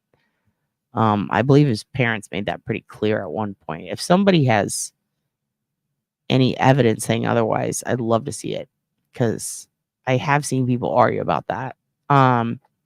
He had a new bike. These are the days before. It talks about what happened the week before from his sister's perspective. On December 16th, my brother Henry went to CVS in Vinnon Square to purchase my Christmas gift, Love's Musky Jasmine Flowers perfume. To this day, I feel somewhat responsible for his death. Had he not done this for me, he may still be here with us today. Now, I'm not here to tell her how to feel. But one of the reasons I always wanted to one day reach out to her was to tell her how to feel. Tell her do not feel that way, because it looks like Henry was there to meet someone. And I don't know that him buying her perfume or not would have changed that. It does seem like this was a setup that had nothing to do with his sister. You know what I mean? What do you think? Families didn't talk about private stuff then, and never to the kids. Yeah, they didn't. I firmly believe it wasn't as bad. Agreed. Yeah, go to your room. After further review, I doubt the dude making the video about Henry is our Bernie. The channel is robust. Okay. Cheryl shouldn't feel bad. He was going to develop that film one way or another. Exactly. He was also going to go do that.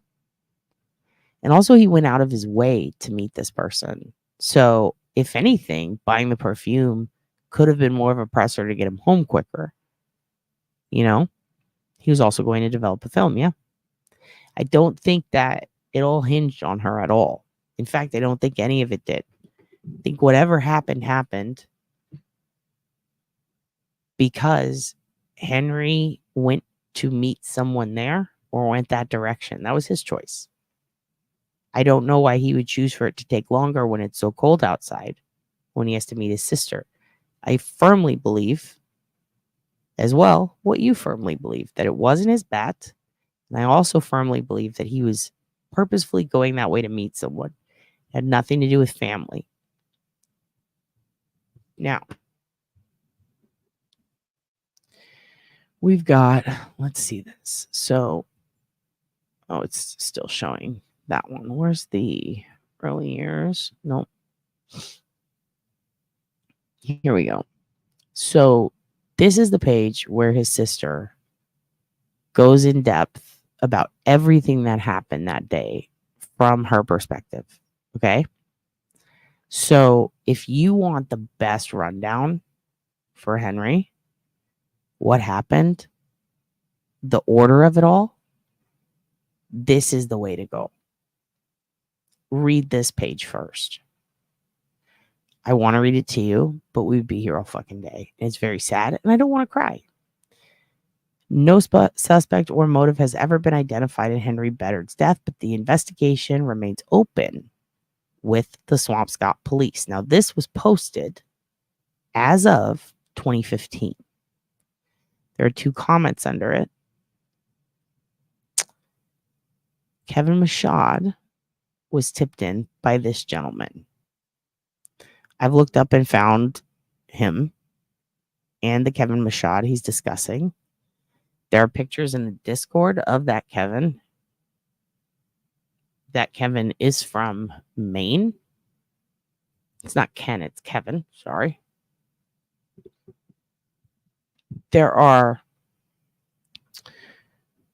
quite a few interesting things that he states here about Rita and how she was found floating in a harbor, his girlfriend. He tried to push her out of a sports utility vehicle. Now, when you look him up, he did end up going to jail. Interesting that this man put this up here. He does have connections to the area. He does have connections to people who went to school with Henry. I'm not going to dox him and go to his Facebook. But this is very interesting. We will show you the back close up, actually. That's a good point. I will pull that up. All right, now, give me one moment.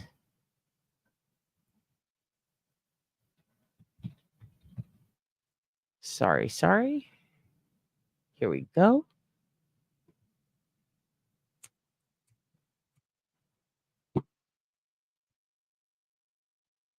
All right. So, got it. And I love how you guys put up maps in there. We got everything going on in there. This is a deep investigation. All right. I guess you guys are just going to see what Discord looks like from my end, because I don't give a fuck. Is it dangerous for me to put my Discord up on the screen? I feel like it's not. It's fine. I don't give a shit. Here.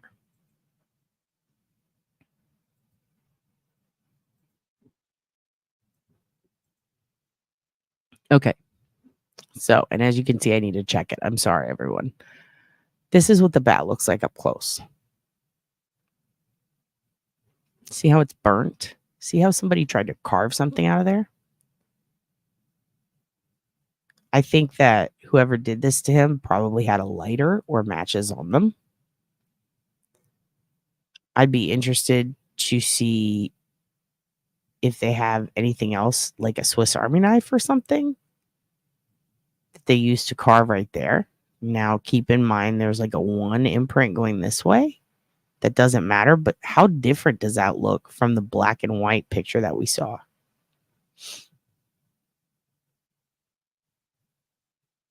Yeah, and Kevin Mashad is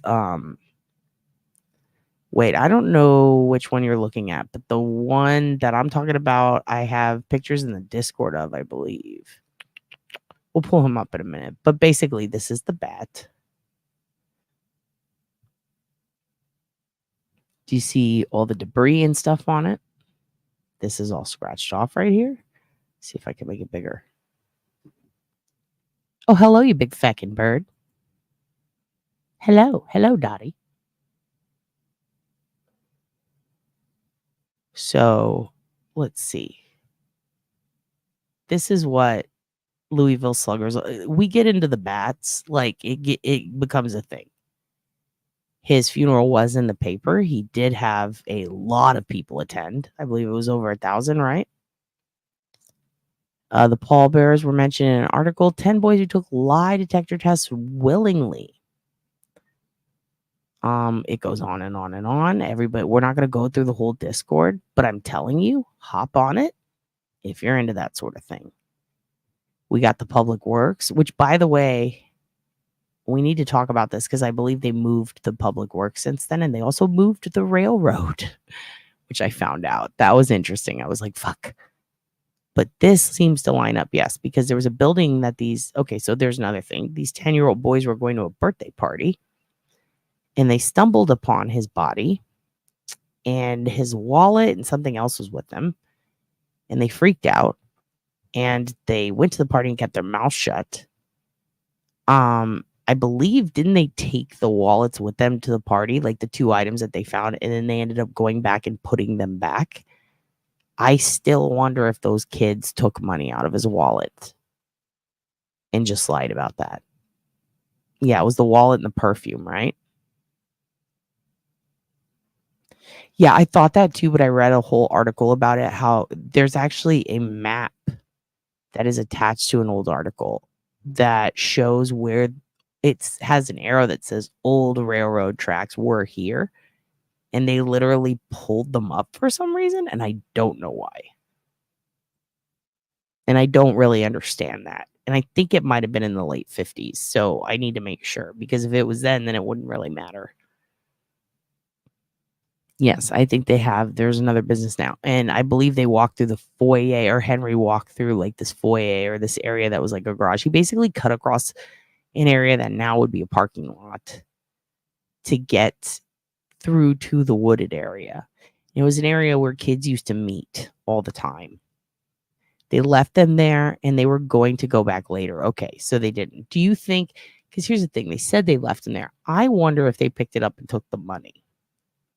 I know that they admitted to it later and they were little kids, but I feel like, I mean, maybe somebody beat him to death and took the money. Sure, totally believable, but it's just odd to me.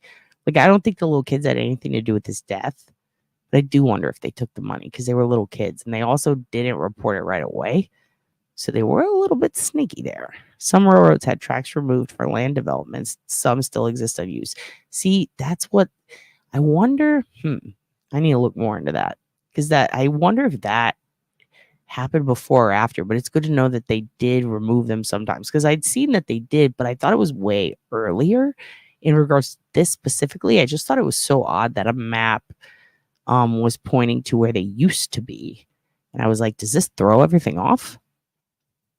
I kind of think they took the money. Yeah, I kind of think so too. Shows the name, but blank white screen. For what? Oh, for Discord? Oh, I think you need to download the Discord app.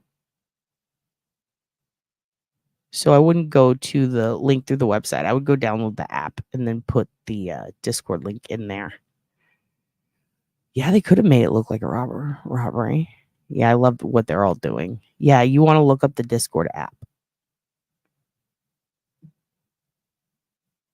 It's $30 is like $100 plus now. Oh shit. It's crazy to think about. So yeah, this is basically all the information that has been gathered in Discord. It's a lot. Prober's Hunt, owner of Little League Baseball bat. We've been looking into this. There are a lot of things that line up, I think, with this guy who called in, but then there are other things that make me think it could not be him. Regardless of whether it is or isn't, we're looking at Henry. But I want to know, the reason I showed you all this today is I want to know, what do you think now that we have more people here? Because when we started, we didn't have as many. Now we have more. What do you think?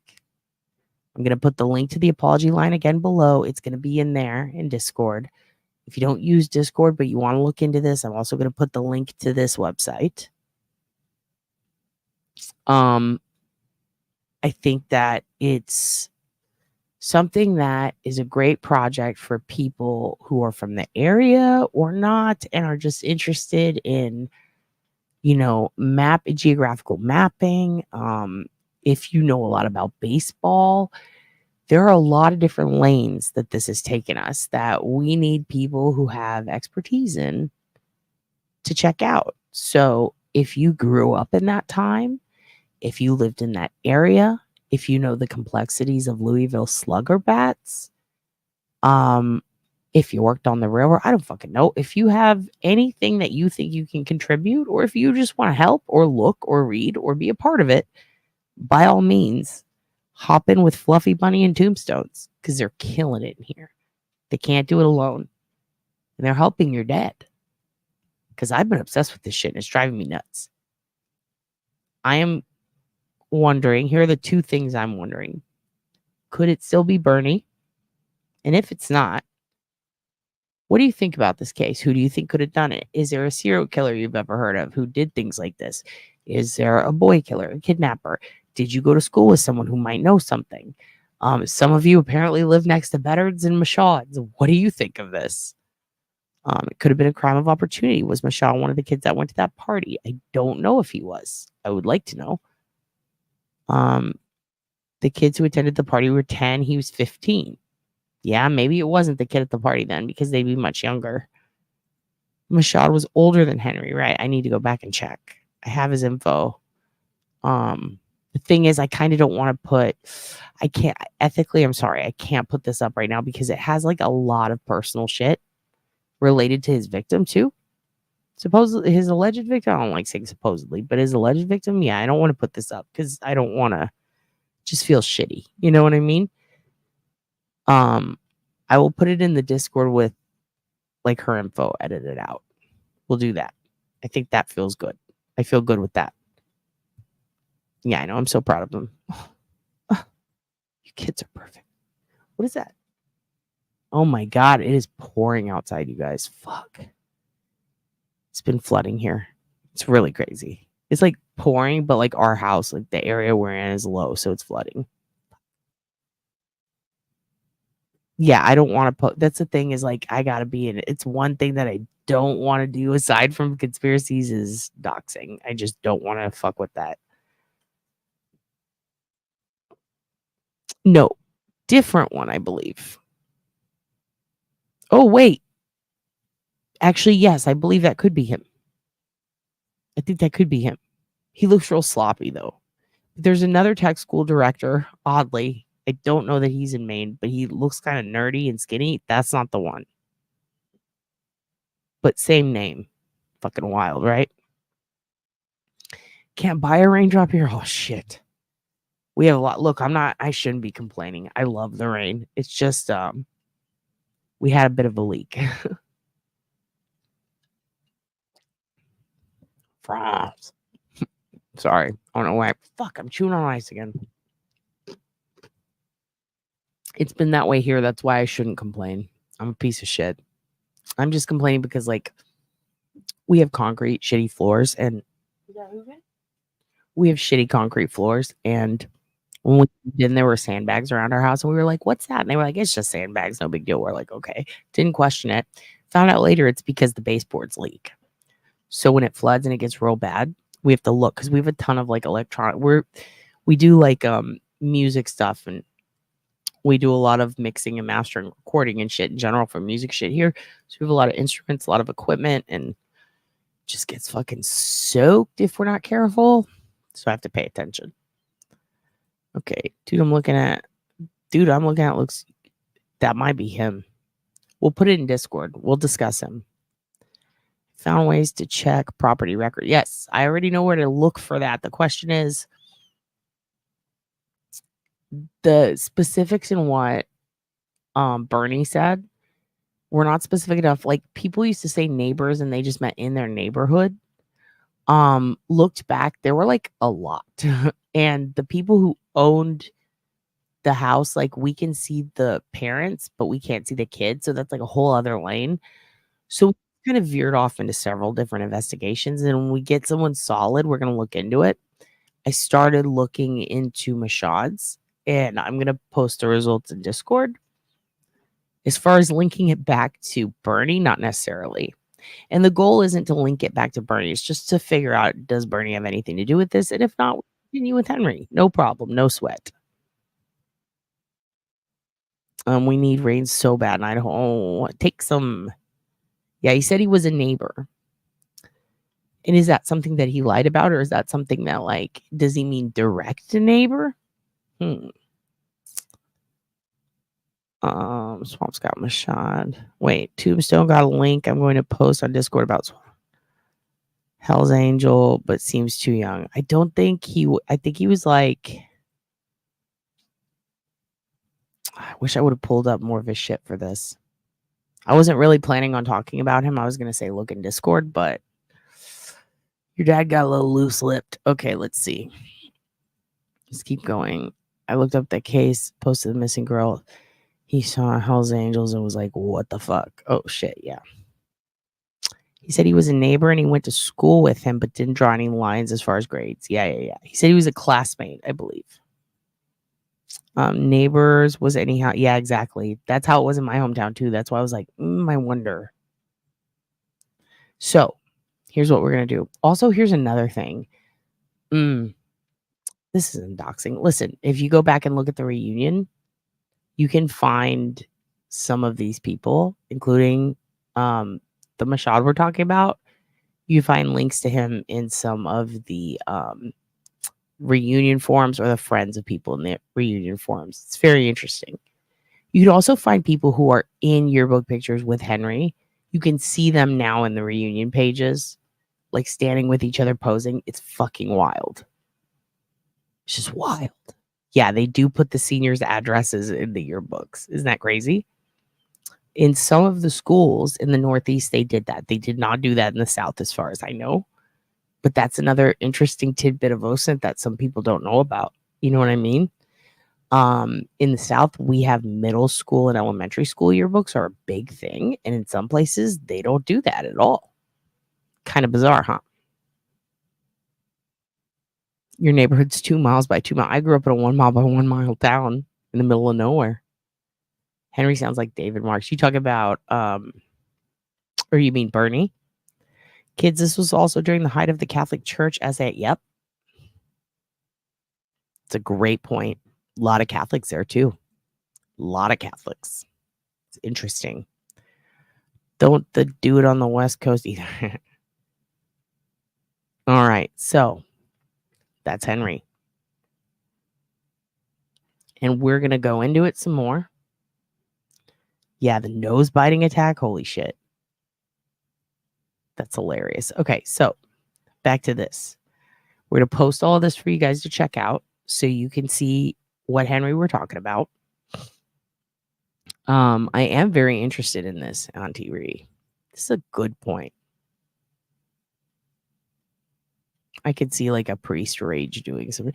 Also, like, if this guy isn't Henry, this caller isn't Henry, then somehow we've been brought to Henry. Again, I don't believe in like shit like this was meant to be, but doesn't it feel meant to be? Like, I feel like we need to help this sister. I hate seeing her blaming herself. I really hate that. As fucked up as it sounds, if anything, if we could give her something that shows her that, definitively this was not your fault. I mean, we know it's not. Come on. It's not her fault.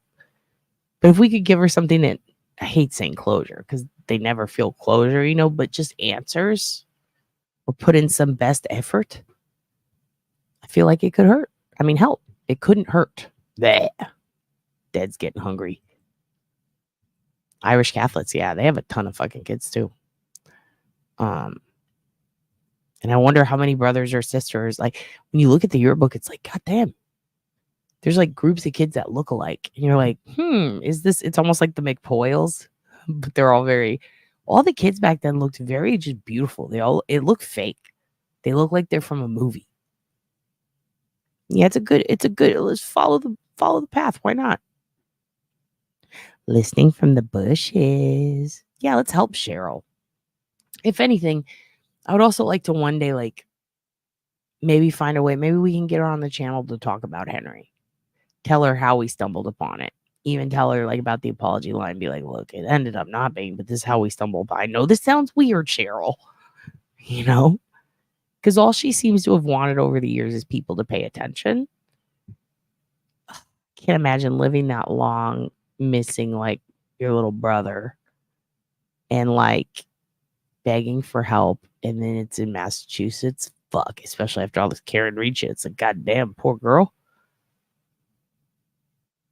I really kind of like, my ears went ding when one of y'all said he sounds like he's from Massachusetts. I was like, oh, fuck. Now I'm even more into it. Yeah, they had fucking mustaches as seniors. They all look like Randy Moss from South Park. It was crazy.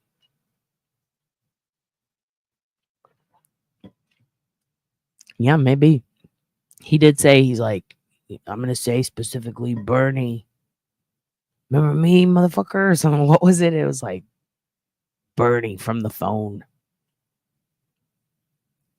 Hang with me, Cheryl. This is going somewhere, I promise. And now I'm showing her pictures of Chris Benoit's brain, and she's like, what the fuck is happening? Still live. What's up, y'all? I'm taking a break from my work. Change my laundry over. But I actually haven't gotten any work done today besides writing one line. Listen, you're going to get work done. You're going to get work done.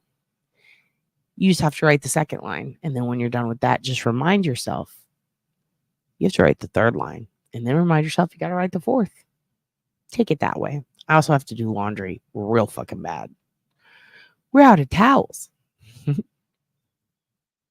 All right. Yeah, Bernie, phone call. That's what he said. I'd be the same if it was my brother. Tell me your thoughts and help, please. Exactly. I think we could maybe, I don't know, maybe we could find some shit. Time might not heal all wounds, but it uncovers all bullshit and chisme. In the end, someone will find your diary. Better hope you wrote good things in it. I used to have a fear, and I've talked to people about this, of like dying in a stupid shirt. Anybody else? Like, if I'm going to get murdered, please don't let it be in a shirt that says I'm a pepper. Please? I don't want to be wearing a shirt that's like, I was stupid, and I'm just like cut up on the floor. Like, I don't want that. I want that for myself. So when I would go on like weird dates and I'm like, I'm not sure about this guy, wear something classy. Not out of respect for him. Just in case he murders me, I don't look like shit. I don't want to have a stupid shirt. Just something real dumb. Think about shit like that. I know it's so dumb. It doesn't matter. But it's like, don't let me be dressed up in Peter Criss makeup when I die. You better take it. Oh, shit, you can't remember? You might not have. Could he have said Bernie in order to implicate another shoot? Possibly. Always a possibility. Absolutely. Could have. Could have. Yeah, I better be to the nines or buck naked. I better be dressed real nice. I don't want to be buck naked. Don't fucking cover me with a sheet, please. For love of fuck, cover me with something. Listen, just get through the writing stage. Don't even think about the editing stage till you get there. Yes, dig hard and dig wise. A stupid accent. Oh, fuck, that's the worst. It feels weird. Most people are like freaked out when their phones die. I'm like, I just don't let anything happen to my computer. I feel that on TV. I feel that. I think Bernie means something to him. Yeah, maybe. Maybe. There were 2 Bernies in Henry's year. Yep. There might have been, in Henry's year. I thought you meant the whole yearbook. I think there were 3. Also, there's Bernie is short for some. Is it Bernard? He's Bernard. You don't want to die on a toilet? Don't take no shits. I don't either. Especially because it's every time someone brings up Elvis, who was like, was he the greatest rock and roll star of all time, according to a bunch of people. Beloved Elvis. Inevitably, you hear, he died on the shitter. It's like, God damn, if Elvis isn't safe, we're all fucked. Put that vid together. Tell the story. Finish your story like Cody Rhodes, Adam. Bernard. Yep. His voice sounds like David Marks. I'm going to have to look up David Marks.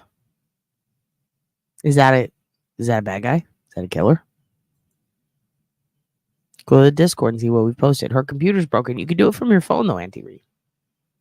You do it from your phone. Okay. We're going to move on because I'm going to wrap it up. Oh, my God. We're at 4:20. That's hilarious. I need to be off by 4:30. Wait. Yeah, I can't go past 4.5 hours. It's fucking crazy. What's wrong with me? Can't do that. Your story. Do you need me to be Uzi? Do you need me to be your Jey Uso and kick the shit out of someone for you? Also, yes, I was doing this too, looking for kids with big ears. Their hair's too long. It's the fucking trick of it. And don't just look at kids. Look at adults. Because let's say that this guy's full of shit. We're just looking at Henry for Henry. The ears thing won't matter, right? But if this guy's full of shit on a few other things, like he didn't kill that guy in 1981, maybe the ears thing is true, but the age is different. Maybe he's older. Maybe he was a substitute teacher. Maybe he was a counselor. Maybe he was a janitor who got picked on. Look for anyone with big ears. It was so hard. I have to wait for insurance. Tired closing the lid. Tried closing the lid on a USB. Broke the touch screen. Oh, fuck. Well, depending on what kind of computer it is, have you ever replaced a screen? Depending on what kind, it can be difficult. It can be really easy. Some touch screens, they say, are hard, but really, I have actually fixed my own touchscreen before. One of them I did not do a good job on. The other one I did. You should look up touchscreen repair on with this model on YouTube and watch it all the way through. And really take a good look at it and be like, could I do that? Because you might be able to. Same with TVs, replacing the little lights in them. People think it's super hard, but you can actually I've done it myself and it worked fine. Instead of paying $4,000 or $400 or whatever it is, fucking a lot. I was like, this thing's a piece of shit. I'll do it myself. And if I break it, fuck it. Ended up fixing it. The housing was cracked. Yeah, you got to parts it out, huh? There were 2 teachers with Bernard names. Have account all set. What do I search or type? Okay. So you have your Discord account here. I'm going to put this in the chat again. And this is the link that you go to. Let me pull this up real quick.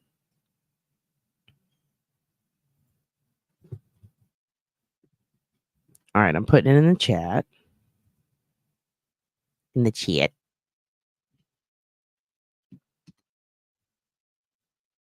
Exactly. I do that with my cars. I just watch Scotty Kilmer and look up AutoZoneDoItYourself.com.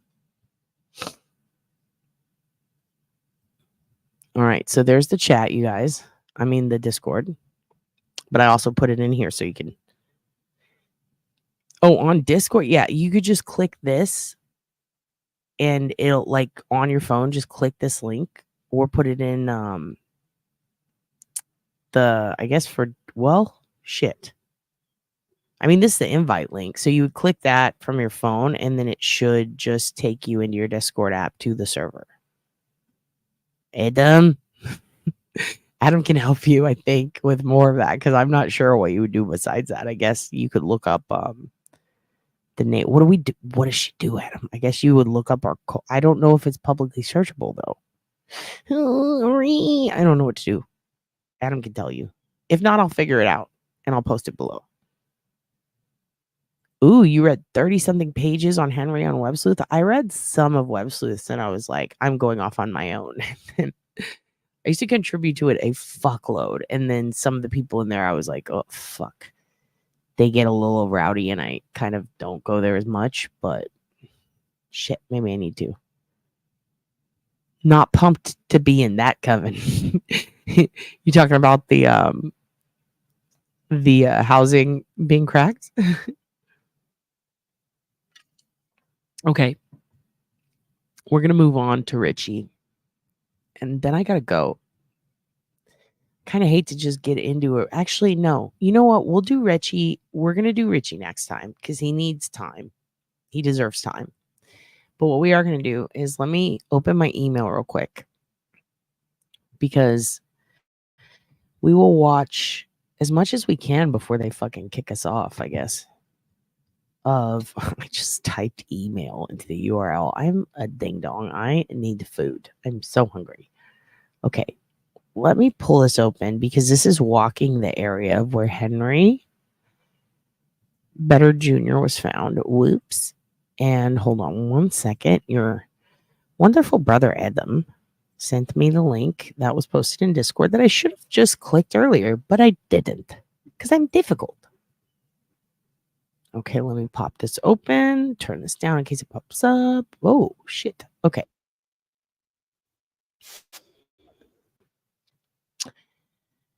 And the hill of his last walk. Wow. And you guys, I'm subscribing immediately because we're going to look at this channel. So got to. But you guys, here's what we're going to do. Okay. Yeah, be slow. I only use it for work stuff and I still don't understand it. You're hilarious, young black economist. Get me some. Okay.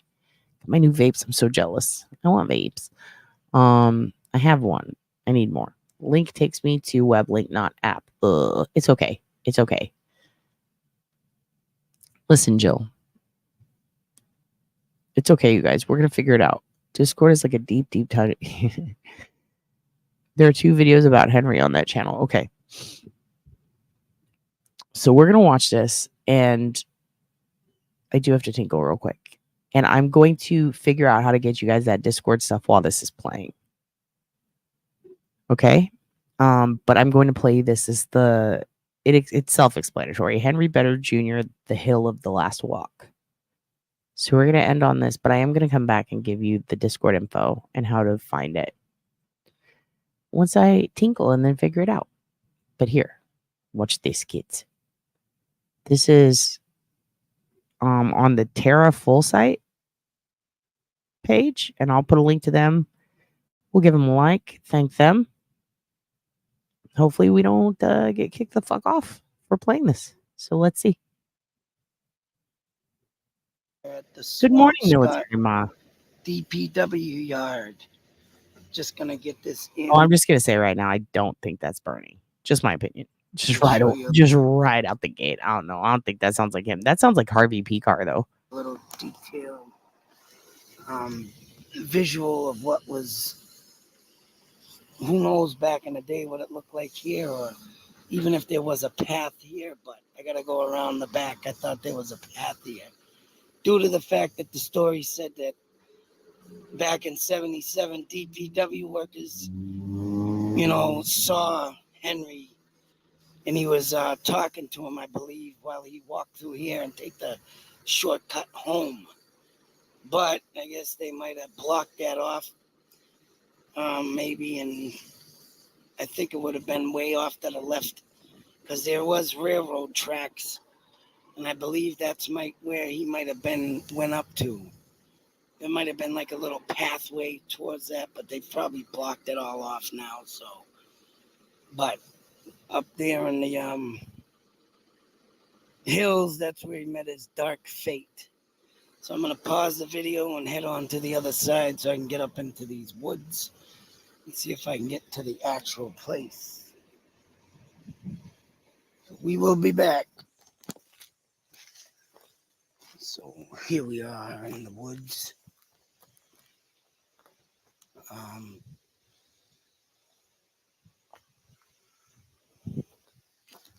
Trail that leads,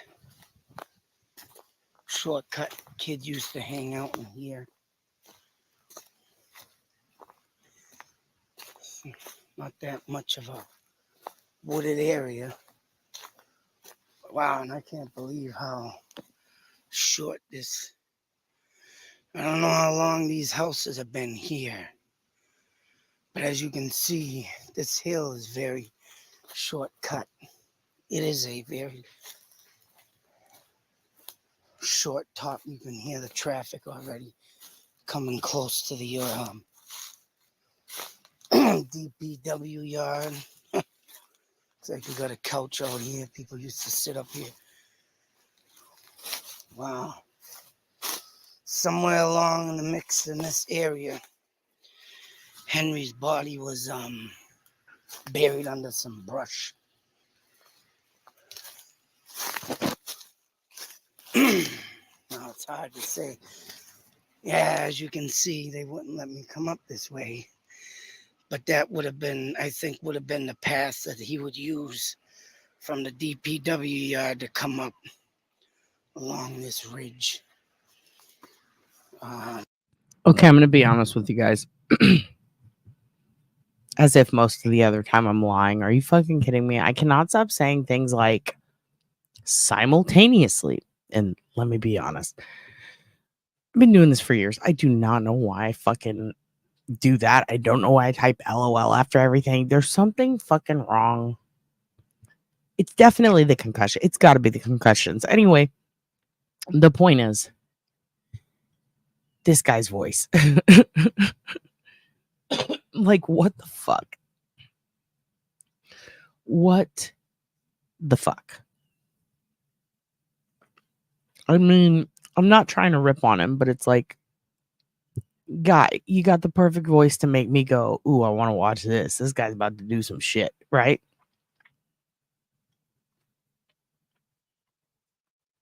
I would listen to him tell me a story about going to jail. I would. Yeah, the whole contacting the go. That part's fucking ridiculous. Ignore all that. But in the context of him as a human, the narrator, the presenter, it is on brand. And I respect him for that. I got to go back a little, though.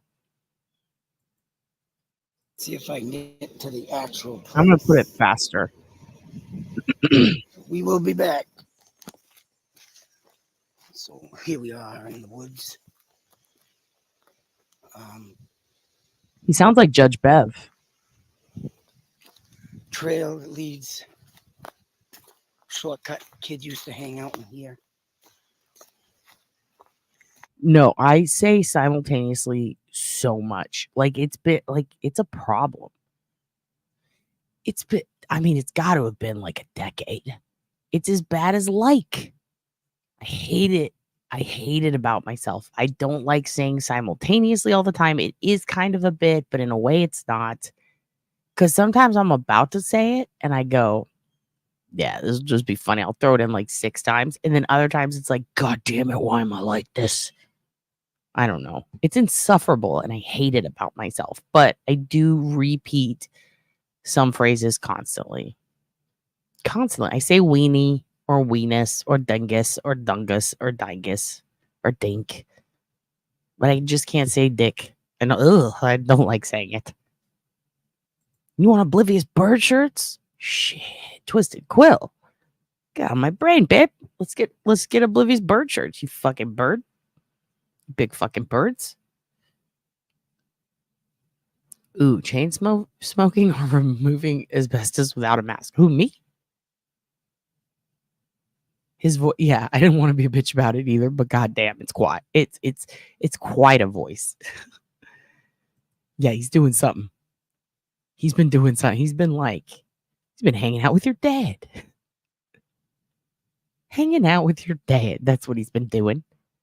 We're watching this guy creep through the woods and talk about where a kid was murdered, who we think might be from this thing called the apology line. Military Mom, I highly recommend you scroll back to the beginning, about an hour in. The beginning is an hour in, by the way, here. We take a minute. We take it slow. Yeah, this is just Lally.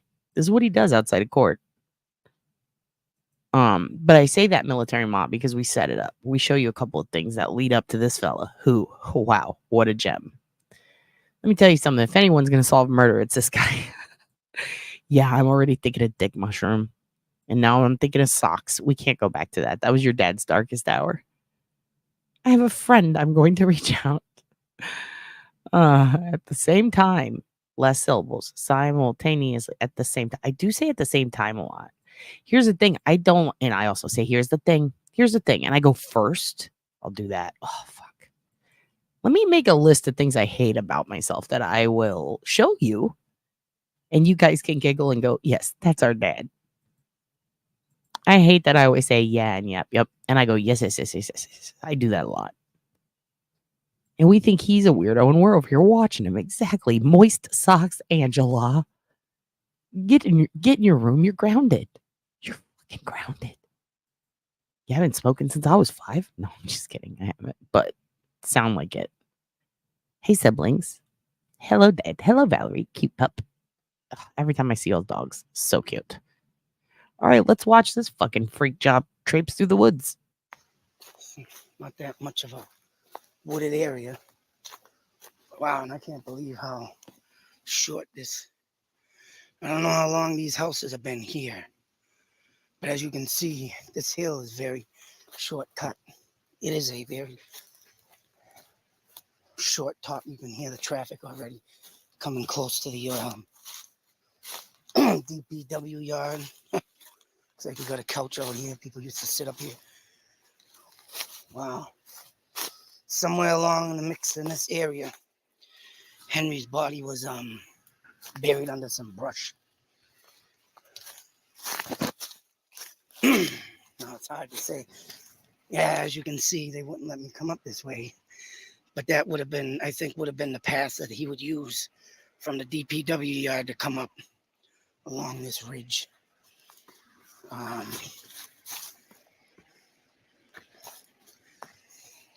What a jerk. Okay, first of all, I hate that it's sped up, but I love that it's sped. Like, I want to get to the point with him, but I also hate that we're losing valuable accentuation, accentuada. What? Accentuado. No, how do you say? Fuck. No moist in chat. Thank you. What's a way to say his accent? We're missing. I feel like it's fucking with it. It's making it not as good. And I really want to appreciate that sweet, sweet Massachusetts accent. So we're going to go back to normal. And also, I like this part where he's like, kind of jerk. The DPW yard to come up along this ridge.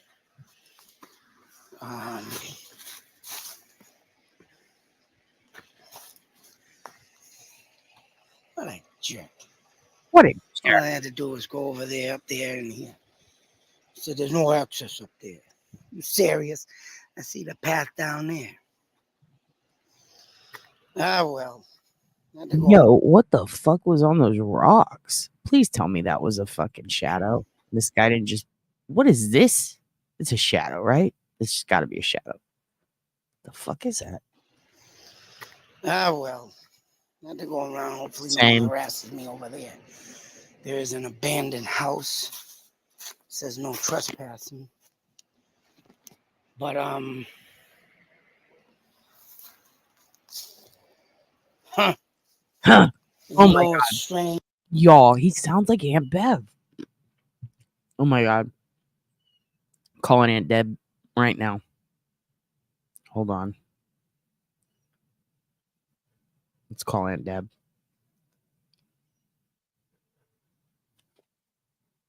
Give me 1 second, guys. We're doing this live.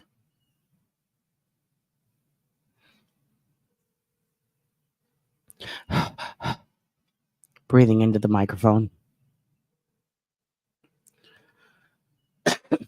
Excuse me. Phone's ringing. Your call has been forwarded to voicemail. Oh. Aunt Deb, that slut, she forwarded me. Oh, she's probably at work. Hey, come. I'm going to Google. You're going to hear your dad live Google voice to text. To the channel right now, we found a guy that sounds like Aunt Bev, in my opinion. But they even do the hump thing. No, not hump. Huh. Hunk. How do you spell that? The huh. Okay. We've put out the bat signal.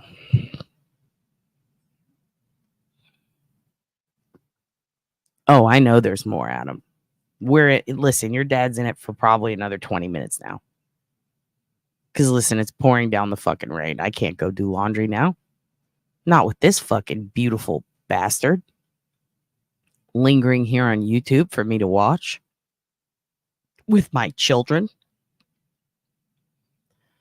And also, I ate a piece of ham. I think that'll hold me over for 30 minutes. Let's go. I want to see what yeah. Do you guys think he sounds like Judge Bev? What does he go? So funny. Fuck. He's my hero. Let's go back. So there's no access up there. No access. Serious. I see the path down there. You hear that? Are you serious? What do you want, your fucking period? Remember, listen, if you're new here, we talked about learning the Canton accent. I still can't do it. The Canton accent. The departed voice. And I told you kids, you gotta go. What do you want, your fucking period? What do you want, your fucking period? What do you want, your fucking cranberry juice? Cranberry. It's very hard. You have to do it every day. You fucking bird. What are you, a fucking bird? Oh my God. I need to make an executive decision. You kids can help me. One's in the chat. If we're going to triple ADD right now and do another branch off into watching the Jen attack video to cleanse our palates and come back to him. It's a 3-minute derailment. One's in the chat if you want to see her call us a big fucking bird to get us pumped into Power Hour.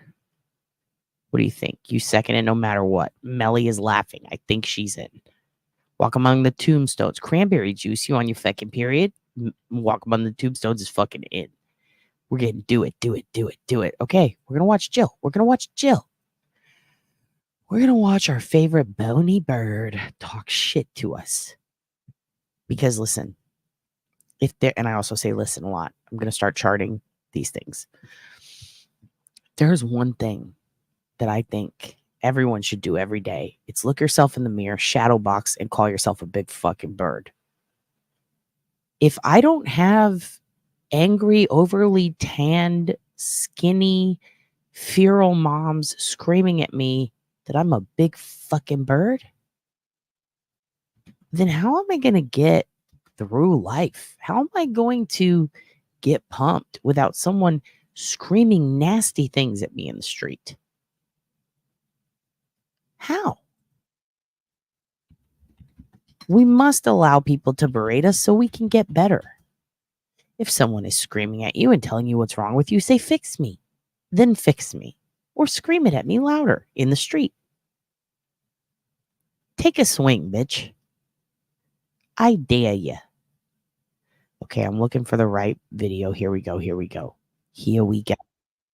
Oh my God, that was loud. Fucking tuberculosis. What's his name? Turtle Boy? TB?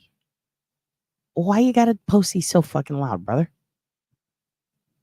Yeah, she fucking appropriates every race. She's all the crayon boxes mixed together. It is wild. It's just peaks and valleys, no valleys, just peaks and rivers. You gonna start that tomorrow? Maybe you should start it today. You big fucking bird. Oblivious warbirds. You'll wear an oblivious t-shirt. I'm on the plan now. Listen, we're getting t-shirts. And that's when you'll really be in a cult. You def should donate your brain to say, I will. I'm going to say, hey, How many fucking CTs is this, bitch? Say to the doctor. Oh no, I want to, but I have to listen. The weather told me to fuck myself. The weather said, "Go fuck yourself, you big fucking bird." There's a man passed down in the snow. Man passed down in the snow. If I wake up, if your dad wakes up his boyfriend beatboxing to man passed out in the snow, he might leave me. Okay. Here we go. Let's watch old lady Jill.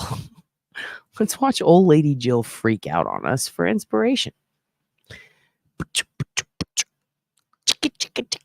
All right, let's see. Let's see. Here we go.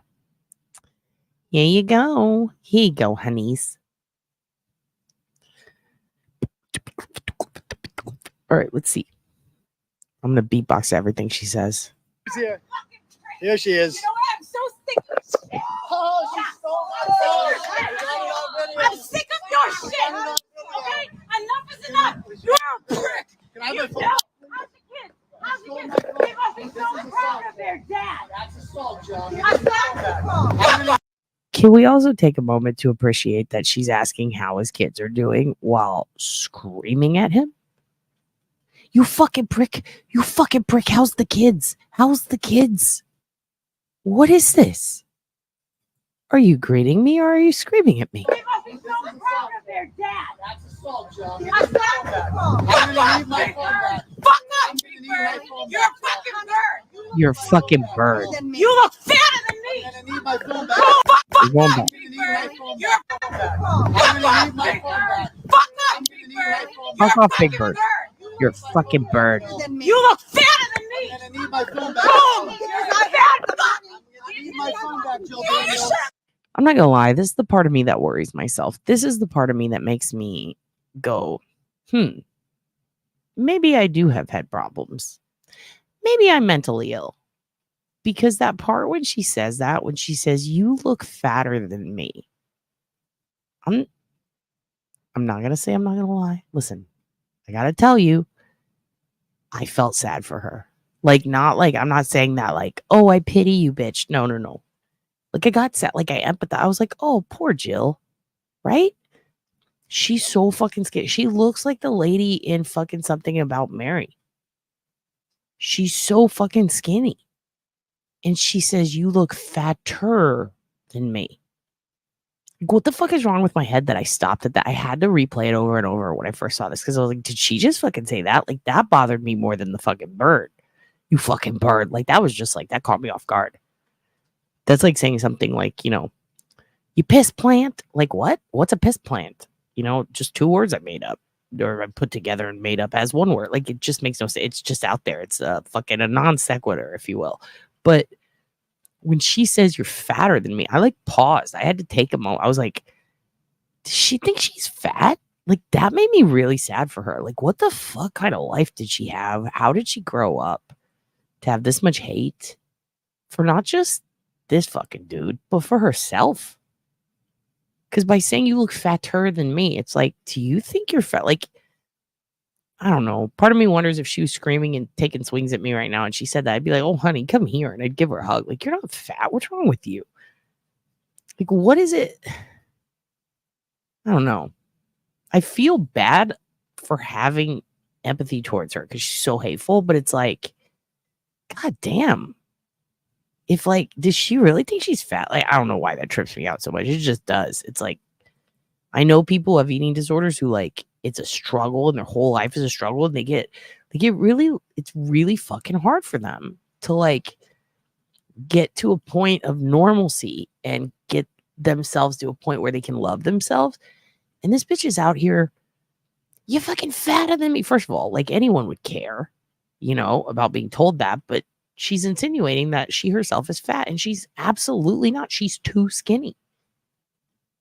What happened to her? Fuck. I hate to say it. I almost said poor thing, but kind of poor thing. I'm not saying that to be mean, like I pity her to insult her. Like, I kind of feel bad for it, like, what the fuck makes you scream that in public? And also, why are you Do you have to? You're so hateful. You got to hate yourself too. Jesus. I need my phone back, Jill. Where's your chocolate? I'm gonna need Where's my your phone back, Jill. chocolate? Fuck yes. Let's No, do it. I'm sorry. Did you go loopy? Didn't you go crazy? Jill, can I please have my Shut the fuck up! No, Jill, can I have my Oh phone back, fuck. please? Eyelashes can't even stay Can I have on. my phone back? So funny. Go ahead. Give me the I phone. need my phone back, Jill. How's Don't your do that. I need my phone? I wasn't gonna pause it again, but Adam, what the fuck is wrong with you? Boy, get in the van. Get to your room in the van. Go to your room. Go clean your van. What the fuck? Someone make a t-shirt that says, Adam, go clean your van. Because that's your room, right? Go clean your van. Go fucking clean it right now, Adam. Why are you attracted to it? You want Jill to hit on you next? You want Jill to hit on you? You're gonna fuck the whole family, Adam. You gonna fuck Jen and then Jill while she's taking the swing or what? You're starting to fit in with the McAlberts. It's stressing me out. Fuck. I do like the idea of robes. Robes are just comfortable. If we get Colt robes, they'll be Big Lebowski robes. Not traditional. Jill does need a hug. Faces of meth, definitely. Something's going on there, dude. It really makes me feel bad for her that she's like, I don't know. More concerning than her is the creepy sleaze who was hovering around and touching it. Dude, isn't that Sean McCabe? Or McAlbert, I mean? Isn't that Sean Albert? Or wait, fuck. I'm getting their names confused already. I get it that it's a joke, McCabe, McAlbert. Which one is it? That's the one, right? Sean? He's the one that I said looks like he's in a shitty ska band. I don't like it how he touches her and he's like, yeah, big guy. Yeah, when you're an asshole, I'll tear you down too. But that just made me pause like, yeah, almost everyone's fatter than her. She's already had too many fucking cocktails. She's dressed like she came back from fucking yoga, but you know she was just downing them at the fucking waterfall. Now I'm starting to talk like them at the waterfall. I wonder who hurt her too. I wonder what her childhood was like to make her think she's fucking fat. She must have had a horrible mother, which is mean to say because I don't know her mother, but goddamn, come on. Something happened. Poor thing. Fuck. Maybe that made her that way. I don't know. Right? You were taken aback by it? Oh, thank God. I thought I was going crazy. I was like, why do I and also, yeah, Turpley's tiny. Dude, I could fucking break him with a crossface chicken wing with one arm. Like that dude, he's so little. No offense, but like I could fucking whoop his ass. He's a little guy. Little guy. But I still wouldn't do that. He's just being a turtle. Being a little crazy turtle. Yeah, the fat thing really tripped me out. Sarah Quill needed. She's been Sabbath drinking since she woke up on the Sabbath. All the women are competing. Oh, shit. Yeah, she has body dysmorphia, and that's sad, dude. Like, because that shit, when you have that, like, it comes from a real place of trauma, I think. I'm not a doctor, but I do think so. Claws on the Sabbath. That's a fucking song. Claws on the Sabbath. Dun, dun, dun, dun. That sounds like that could be a good one. We'll never let you forget. Also, yeah, now he's trying to fuck Jill, Susie. And here's the thing. I'm a supportive dad, so yeah, go for it, kid. I'm sure she'll love you. I hope she can see in you what we see in you in the cult. Which is that you're a great guy. But I think she's just going to hit you, dude. Yeah, she's not right in the head. Untreated what do you do for menopause, though, Sonny? Like, how do you do it? What do you do? You fucking pump water up there so it's not dry? What do you fucking do? Yeah, write a fucking Sabbath day drinking song for fuck's sake for us. We need it. For fuck's sake, brother. He's fucking crazy. Adam, you're fucking crazy now. You're a fucking bird. He said he'd bang Jen. And he said he'd bang Jill. Fucking Jen, Jill, Jack. Who else? I guess it's a good thing. I just hate it when I care about assholes. Like, it really, here's the thing. I don't think Victor, see, I said, here's the thing again. God damn it. I don't think, like, I got a lot of flack for, saying Victoria Huberman, everybody fuck off, leave her alone. Because here's the thing, I did it again. She did not reblog any of that shit. She didn't share any of that shit. She was friends with people who were friends with people and friends with people who went off on their own years later and started accounts where they shared other people's shit. Like, she's so many Kevin Bacons away from the shit that people are reading into her soul about, that that really did depress me. Like I think that was the only time I ever cried was like looking at her. Cause to me, it's like Chris is autistic. You know, you could just see the pain in her and the brother. You could just see it. And it was really fucking sad how everybody is just destroying them. Oz has got breast cancer. I don't know. I look at other families of serial killers. I see everything lines up exactly how you would think it was based on prior serial killers. And then you look at what we know in court records and it all makes sense. And I don't think they had anything to do with it. And I'm willing to make a whole video explaining why, technically, with reason, explanations, background, links. And people still want to blame that kid. And I get it. She's in her early 20s. She's still a fucking kid. I'm 39. I can look back at my 20s and realize I was a fucking child. And most of us were. A lot of people don't learn that quick, you know? So I care and I worry about both Shannon's family, all the fucking people who suffer because of this prick. But I also worry about Asa and them because they're victims too in my eyes. Now with Jen, she's not a victim. She's a fucking bastard. She's really fucking mean. But I feel bad for her, you know? And that's the part of me I'm like, God damn it, why is that? I don't feel bad for Stefan Stearns at all. I felt a little bad for Jen Soto until more shit came out. And then it was like, oh, goddamn, fuck her. But like, I'm looking at this chick, Jill, and I'm like, yo, dude, you got to insult. You're so mad you got to insult yourself too. And also, like, that's kind of concerning. She really is concerningly skinny. But why do I care that she loves herself? She's a fucking bitch. So I don't understand. I don't know. Maybe it's misplaced compassion. I don't know. Yeah, you need to stay focused on your love for Karen, Pat. Or wait, no, Adam. Adam, not attracted. Yeah, you are. You already said it. No, don't tell young black economist that was a bit. We know. We know you want Jill and Jen. We know. I have to figure out my next crochet project. I have too many baskets made. Just finishing a Southwest design blanket. Crochet. Ooh, I don't crochet, but it would be so sick. If you guys want to start a crochet club, we had a whole thing a while back. Male strippers, they have like wink covers, like shit for their, like, I don't know, like it's shaped like an elephant trunk and it goes on their dink. And they fucking smack it around in women's face when they're doing their dances.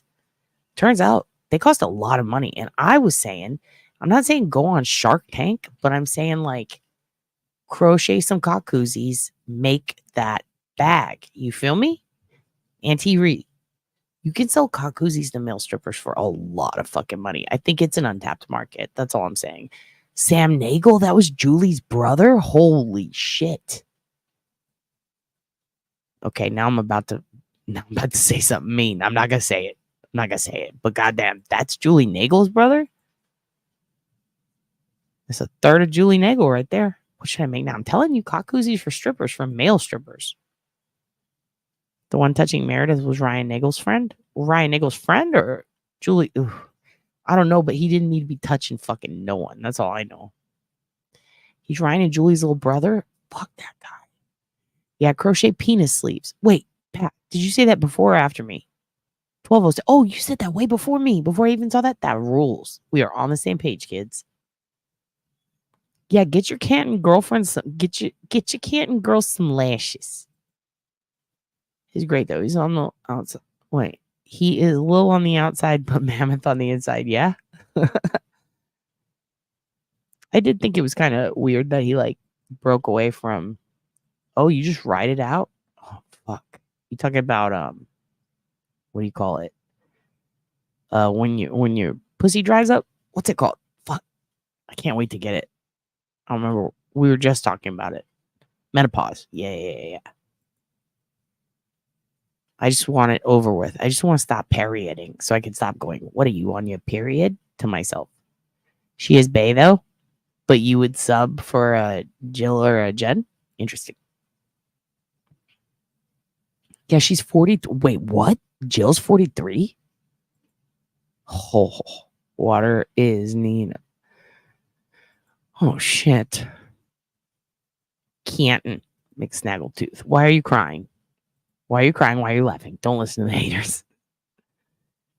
I think my roids are making me loopy.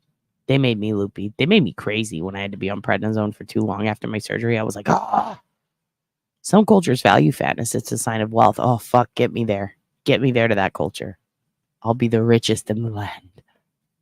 Yeah, 40 and under, I call. I'm still a kid. Yes. I'm your dad, though. Uh-oh. Look at your life. Look at your choices. Don't disown her now. Her skin is horrifying. Nope, not me. No love lost on Jay. Yeah, she's a piece of shit, right? After I saw that 800 pages, I saw the parts I needed. I went, done. Before, I was like, she could have been fucked up. She could have been fucked over. Maybe this guy did this behind her back. I would feel horrible. Because part of me was like, okay, let me explain something. Because I think it's important. I've met people who were married to horribly abusive assholes, but they in no way thought for a second they would ever abuse their kids. And they did. And then I know one or two people who their kids were being abused behind their back. Like, and it's a parent, you know, it's someone who's supposed to love their kid, and they saw no signs whatsoever. They never lived in an abusive house. They were never taught the signs of abuse. They didn't know anybody really who'd been abused. So when their own kid was abused, they really sunk into a depression. They were like, I'm a horrible, horrible mother. You know what I mean? Like, really hated themselves. Even though realistically looking back, like, we all knew this same person, and we all said, like, we didn't expect, none of us saw the signs. Like, I wasn't there a lot. I maybe like barely, like maybe 5 times total hung out with all of them, like, as a family. But every time before that, like, I mean, people knew this guy. Like, nobody expected it. So this mom, she's a fucking fantastic mom, but she hated herself for that. But what she didn't really realize is that she was fucking conned big time. Her kid was too young to speak up, really, like, or at least put into words what was happening or understand it. So there was just so much there that it's like, that poor mom. And I never want somebody who's in her position, or somebody who's being abused, but, you know, something where it wasn't their fault, there were no signs to see, to feel bad because of the rhetoric that we spit out about Jen Soto. But people do take that shit seriously. They like to put their own story in. I understand their own experience, you know? Like, well, in my experience, this happened, so that's why I don't think this could have happened. People do that. You never want to invalidate someone else. So I had to give her the benefit of the doubt. I saw no proof of anything else. But then when you see the proof, you see the court record, you see the statement, you watch her on the cam, when it all comes together in a story, it's like, fuck, this bitch she fucked up. She was beyond ignorant. She was completely ignoring on purpose. It looks exactly like that. And it makes me not, like, at this point, it's like, I feel comfortable saying, fuck her. You know? At the same time, maybe, I don't know how much shit Jill went through from them. And if she wasn't there and had nothing to do with it, she's freaking out, you know? She's all chicken bones. She's just having a hard day. You look fatter than me. I'm gonna need my phone back. Boom! I need my phone back, Jill. Where's your chocolate? I'm gonna need my Where's your phone back, Jill. chocolate? And oh, I'm sorry. Didn't you go loopy? Didn't you go crazy? Bill, can I please have my Didn't you go loopy? Chafing. I want to go back. I want to hear her say bird for again. our own protection here? Oh boy. Oh, look who it is. Look who's here. Here she is. You know what? I'm so sick of your shit. Oh, she stole my phone. I'm sick of your shit. Okay? Enough is enough. You're a prick. Can I have You my phone? know? How's the kid? How's the kid? They must be so proud of their dad. That's assault, Jill. I'm not assault. I'm gonna need my phone back. Fuck I'm up, gonna Big need my Bird. phone You're a back, fucking Jill. bird. I need my phone back, Jill. You look fatter than Fucking me. bird. My phone back. Boom! I'm bad. I need my phone back, Jill. Where's your chocolate? I'm gonna need my Where's your phone back, Jill. chocolate? And oh, I'm sorry. Didn't you go loopy? Didn't you go crazy? Bill, can I please have Shut my the fuck up. No one else. Can I have my phone back, please? Can I Can have my phone back, please, Jill? Go ahead and give me the phone. I need my phone back, Jill. How's Don't the you worry, I need my phone back. phone? I need my phone back. Okay, so that just happened. That just happened.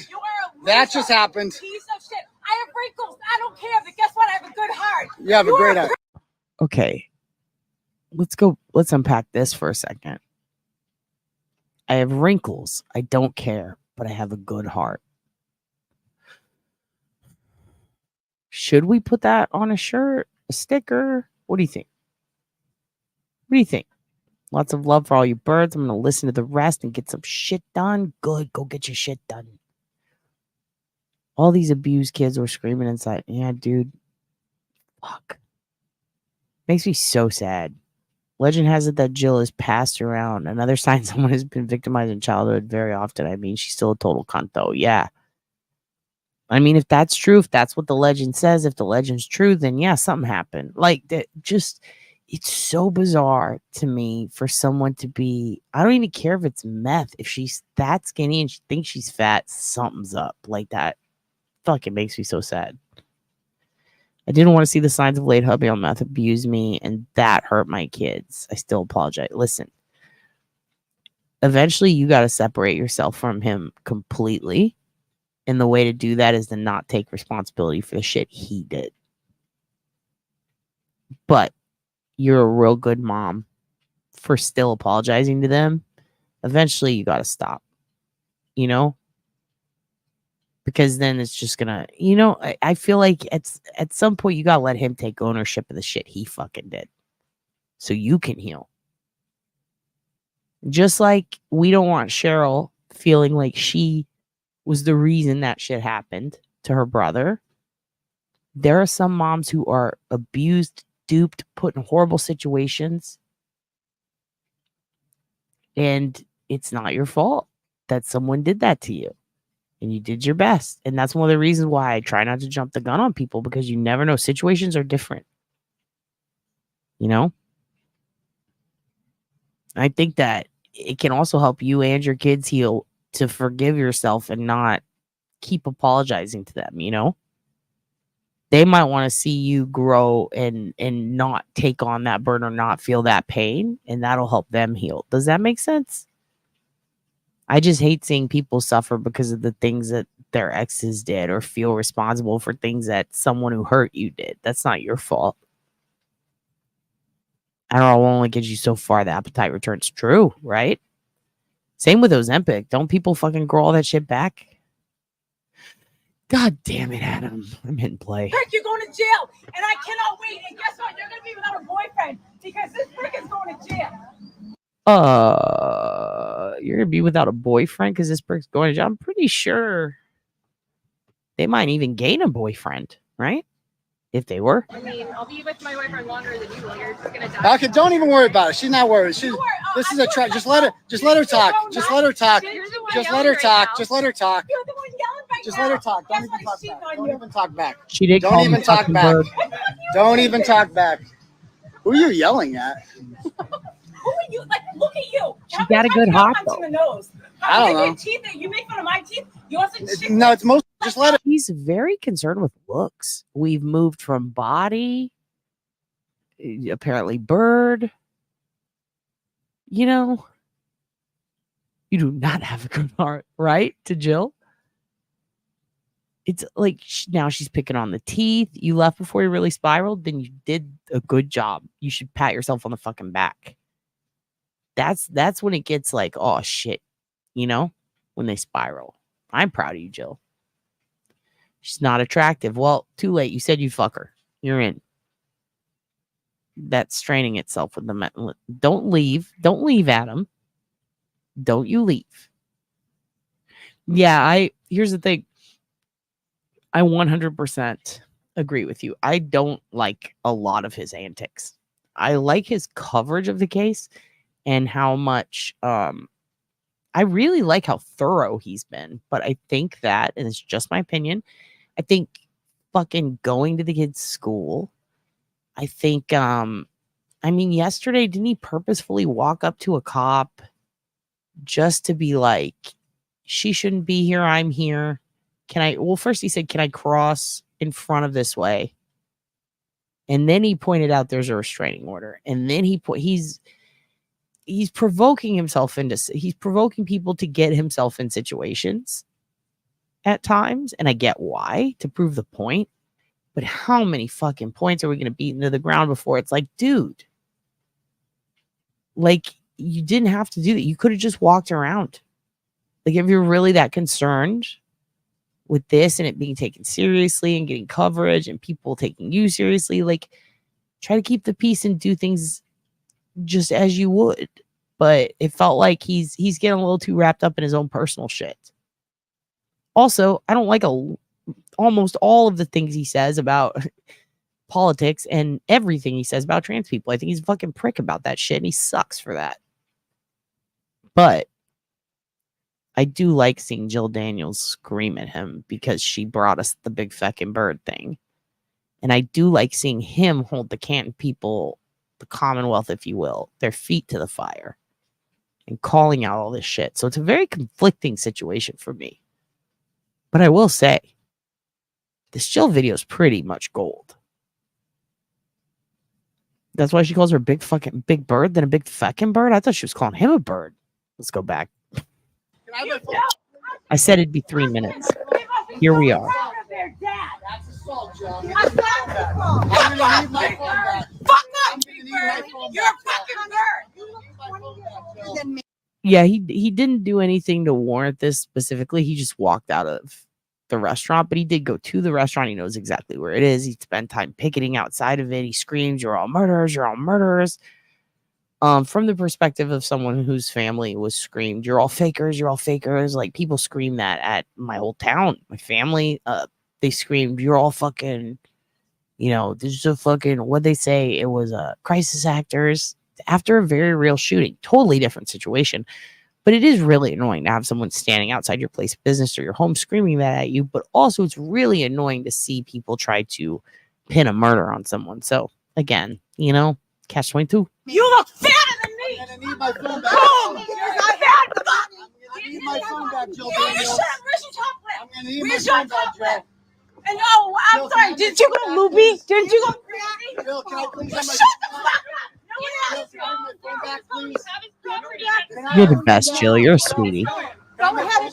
Give me the phone. I need my phone back, Jill. Don't you worry. I need my phone back. I need my phone back. Okay, so that just happened. Pausing. Helen's ready. Adam, go to her. Adam, go to her. Go get Helen Mack. Go to her. Oh my God, I missed so much. I'm gonna have to go back and read a lot of these later. Adam, go get her. Go to her. Yeah, it is secondhand embarrassment, isn't it? Helen's ready, Brian and Jill. Oh my God.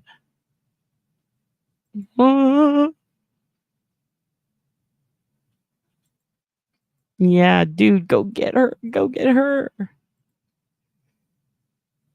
Yeah, that's the thing is, in order to fight these kind of people, we kind of need a turtle boy. We need someone who's willing to, be a fucking piece of shit sometimes.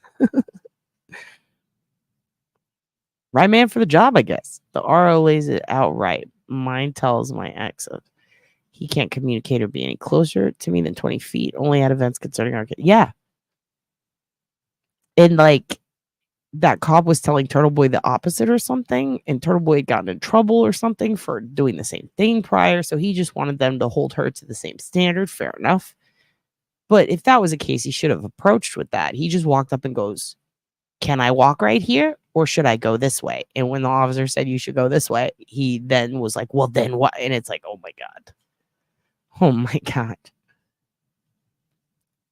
If you want people to believe you're such good people, yeah, exactly. And also they really are camping out waiting. So they didn't have to do that. He was just eating.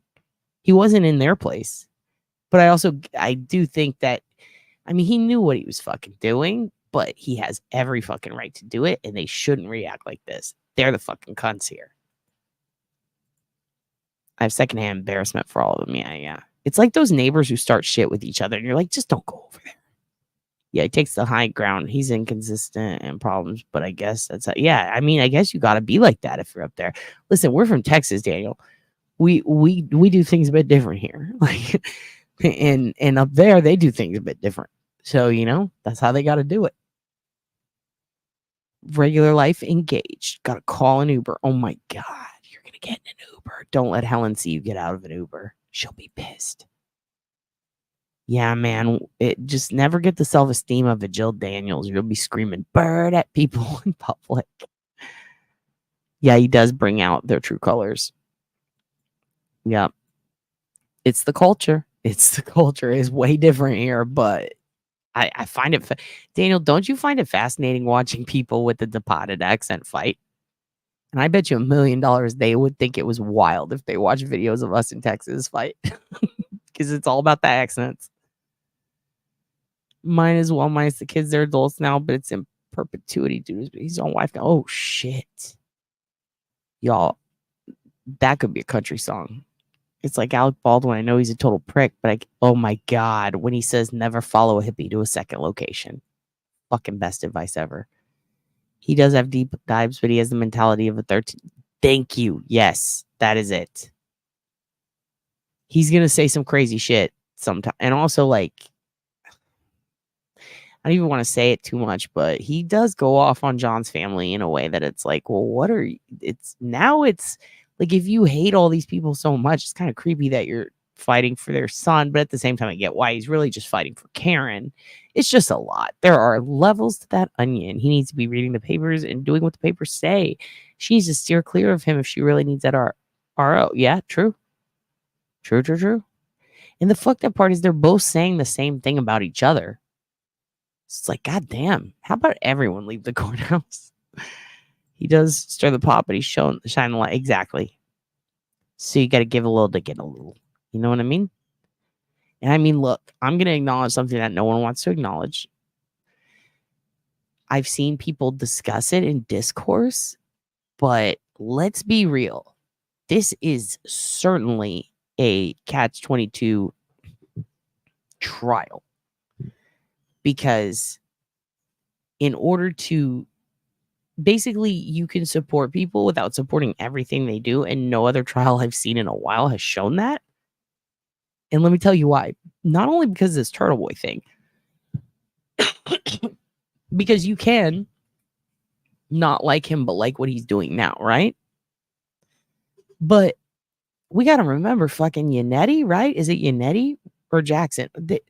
Either way, these fucks are amazing lawyers. Fantastic. We stand them all the time, but they also got Weinstein off, and that's a fucking problem. And they got Kevin Spacey off, and that's a fucking problem.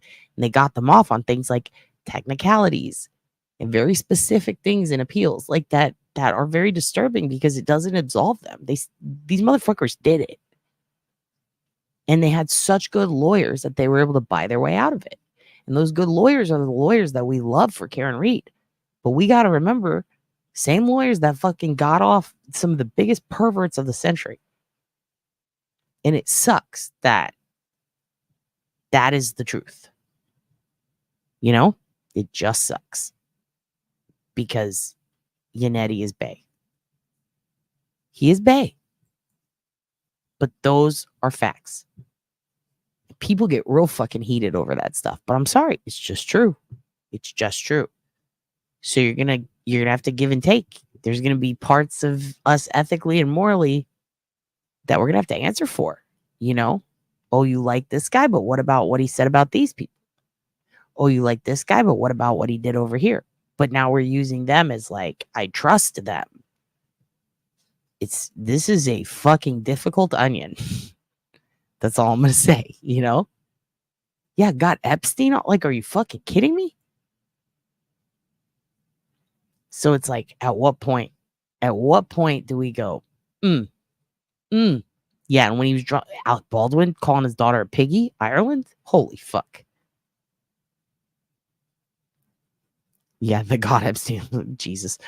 But it's true, like, it's just fucking true. We can talk about how, you know, God bless these men. Okay, well, they also got off guys who raped people. So, like, at what point are we going to draw the line with ourselves and come to terms with that?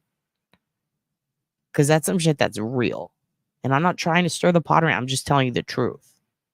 This is a complicated situation. That's why I always say everything's situational. And it's difficult. Yeah, I fucking hate bringing it up because I know I'm gonna get people who are like, but listen, it's just true. We don't listen. They're not our lawyers. We don't have to fight for them or against them. It's just interesting. It's very rare to get permanent RO in a divorce. Sally, my kids are. Oh, God, that is terrible. I'm so sorry, Auntie Ree. You're gonna see those grandbabies one day, and you just tell them you love them the whole time. They'll understand. They'll understand. Yep, called her a thoughtless little pig. And then she went on the roast of Alec Baldwin and fucking ripped him for that. Did you guys see that? That was crazy. Holy shit. Even Tom Arnold showed up. I mean, Roseanne's a perfect fucking example. He showed up at her roast, but Roseanne, I mean, fucking, she was my childhood. She was my queen. She's the reason I do comedy. And she said some fucking terrible things later. It's like, God damn it. She supports some shit I hate. And God damn it. But she's Roseanne.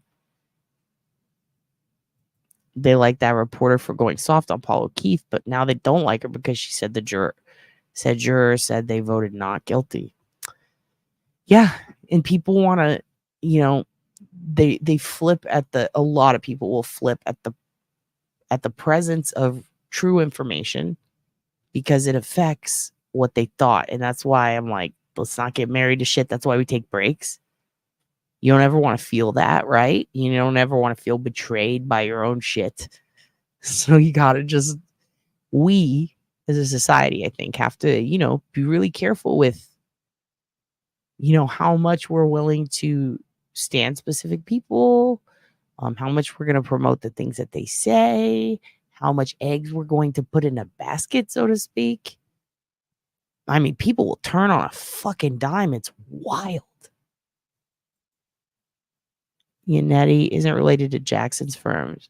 Yeah, which one? Was it Yannetti? I should say the right one. I think it's Yannetti who. Wait, no, because Jackson's from. Let me look at exactly which ones. Yeah, it's Yannetti. He did Harvey.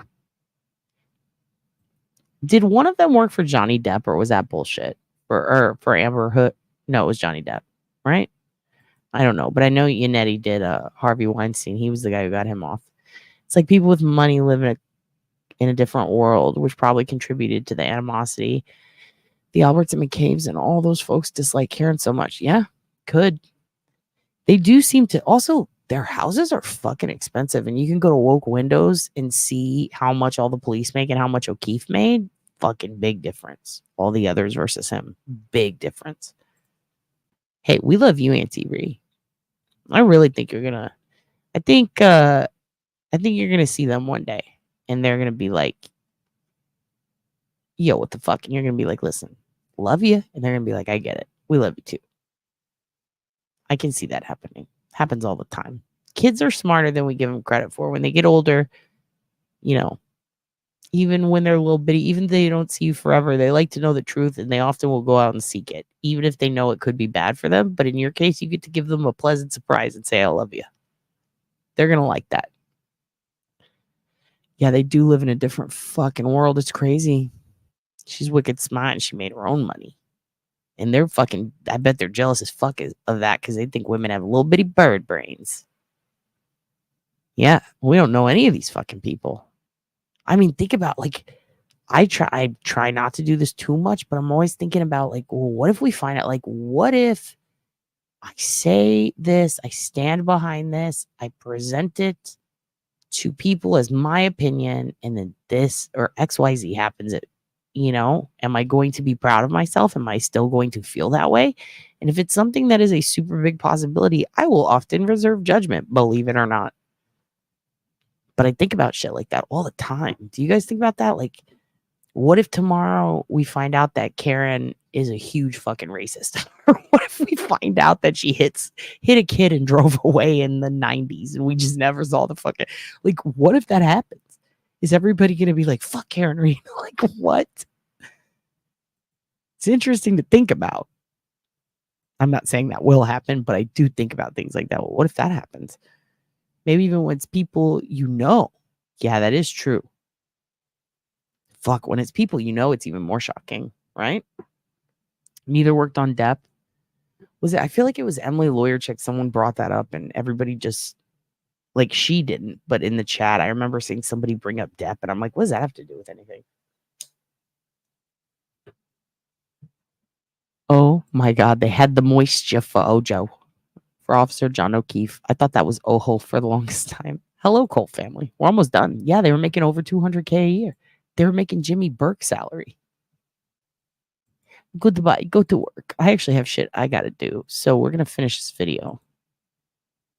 And then I'm like, yo, I would hire that reporter in a second. She just, dude, I need to go back and watch some of the reporters. Some of them are wild. That one Gretchen chick got involved personally in some Twitter beef. Whew. Just see her say big fucking bird again. And then we'll go back. How about this?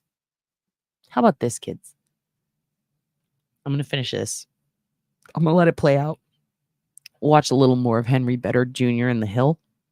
I want to get through that. And then we'll call it. Call it till tomorrow. They must be so proud of their dad. That's assault, Joe. That's assault. I'm gonna need my phone back. Fuck up. Okay, I'm gonna go back again, but how funny would it be when he said that's assault, Jill, if she went, that's a pepper. We're filming for our own protection here. Oh boy. Oh, look who it is. Look who's here. Here she is. You know what? I'm so sick of shit. Oh, she stole my phone. I'm sick of your shit. True. Okay? Enough is enough. You're a prick. Can I have my phone? Bunch of C units. They must be so proud of their dad. That's assault, Joe. That's assault. I'm gonna need my phone back. Fuck I'm up, gonna need my bird. phone You're back, a fucking bird. You look 20 years older than me. You You look fatter than me. I'm gonna need my phone back. Oh, Bird. you're a bad fuck. I'm gonna need my phone back, Joe. You shut up. Where's your chocolate? I'm gonna need my Where's your phone back, Joe. chocolate? And oh, I'm sorry. Didn't you go loopy? Didn't you go crazy? Bill, Did you go loopy? No, Can I have my phone back, please? Can I have my phone back, please, Joe? Go ahead and Give him his I phone. need my phone back, Joe. How's Don't you worry. I need my phone back. I need my phone back. We're never gonna get through this. I have a thought. Just popped into my head. So that iPhone that he has, how much are those worth? How much is like what is it, a 14? I don't know what kind it is. He has a pretty decent iPhone, right? They're worth a lot of money, aren't they? I was thinking about this, and I was thinking about how in Texas, if the amount of the good that you are swiping, hitting, breaking, taking, even, regardless of what it is, they're 1K, okay. So regardless of the good, if it's over a specific amount of money, it can be considered grand theft, even if you return it. Simultaneously, there's another law here that says the threat of violence is still assault. Battery is when you physically touch someone or their thing, right? So what she did to Turtle Boy here in Texas would have been 2 to 3 felonies. Could have gotten her up to 10 years in jail. She definitely would have spent a couple of nights in jail. No doubt. No doubt. Because in Texas, this would be assault, this would be battery, and this would be a threat. Now, the battery is a totally different situation, but the assault with the threat levels it up to felony. All right? Her physically taking it, also another. 3 strikes her out, puts her in prison. The fact that she did all of this in Canton and didn't even get did she even get a ticket? She didn't get taken in at all. Fucking wild, dude. Wild. In fact, the second she made contact with that phone, she was not on a public street. In Texas, he legally could have shot her because he already told her to back off. If you do that 3 times, they don't respond, they're on your property. Even once, really, you could shoot them. Below the waist. If it's a public street, no, not so much. It's just interesting to think about the dynamics and how the specific area they were in, the location. She did get charged. Did she get taken in at all, though? Is an assault charge considered? I thought it was like a misdemeanor there. Is it a felony? Fuck. It's just crazy to think. Brand new like a grand, but you know, it's like a new car resale value. Oh, yeah. So they might bump it down a little. 15 is the newest version. Yeah, don't tread on me. Don't you fucking do. Don't you tread on me now. It's expensive. Oddly enough, my ex-boyfriend was born and raised in Boston before coming to Chicago. Canton? She's issued a summons, not charged. See, that's so fucking insane. After all this, and that's the part of me that's like, fucking get her, turtle boy, get her. Good morning. We're here to get you pumped. Totally oh, trust me, I'm gonna be working. That's why your dad has weird hours, because your dad spreads out his work. I will get shit done in like 12 hours so that I have the next 2 days off. Okay, so that just happened. That just happened. That just happened. Piece of shit. I have wrinkles. I don't care, but guess what? I have a good heart. You have a great heart. You're going to jail, and I cannot wait. And guess what? You're going to be without a boyfriend because this prick is going to jail. I mean, I'll be with my boyfriend longer than you will. You're just gonna die. Okay, don't even worry about it. She's not worried. This is a trap. Just let her talk. Just let her talk.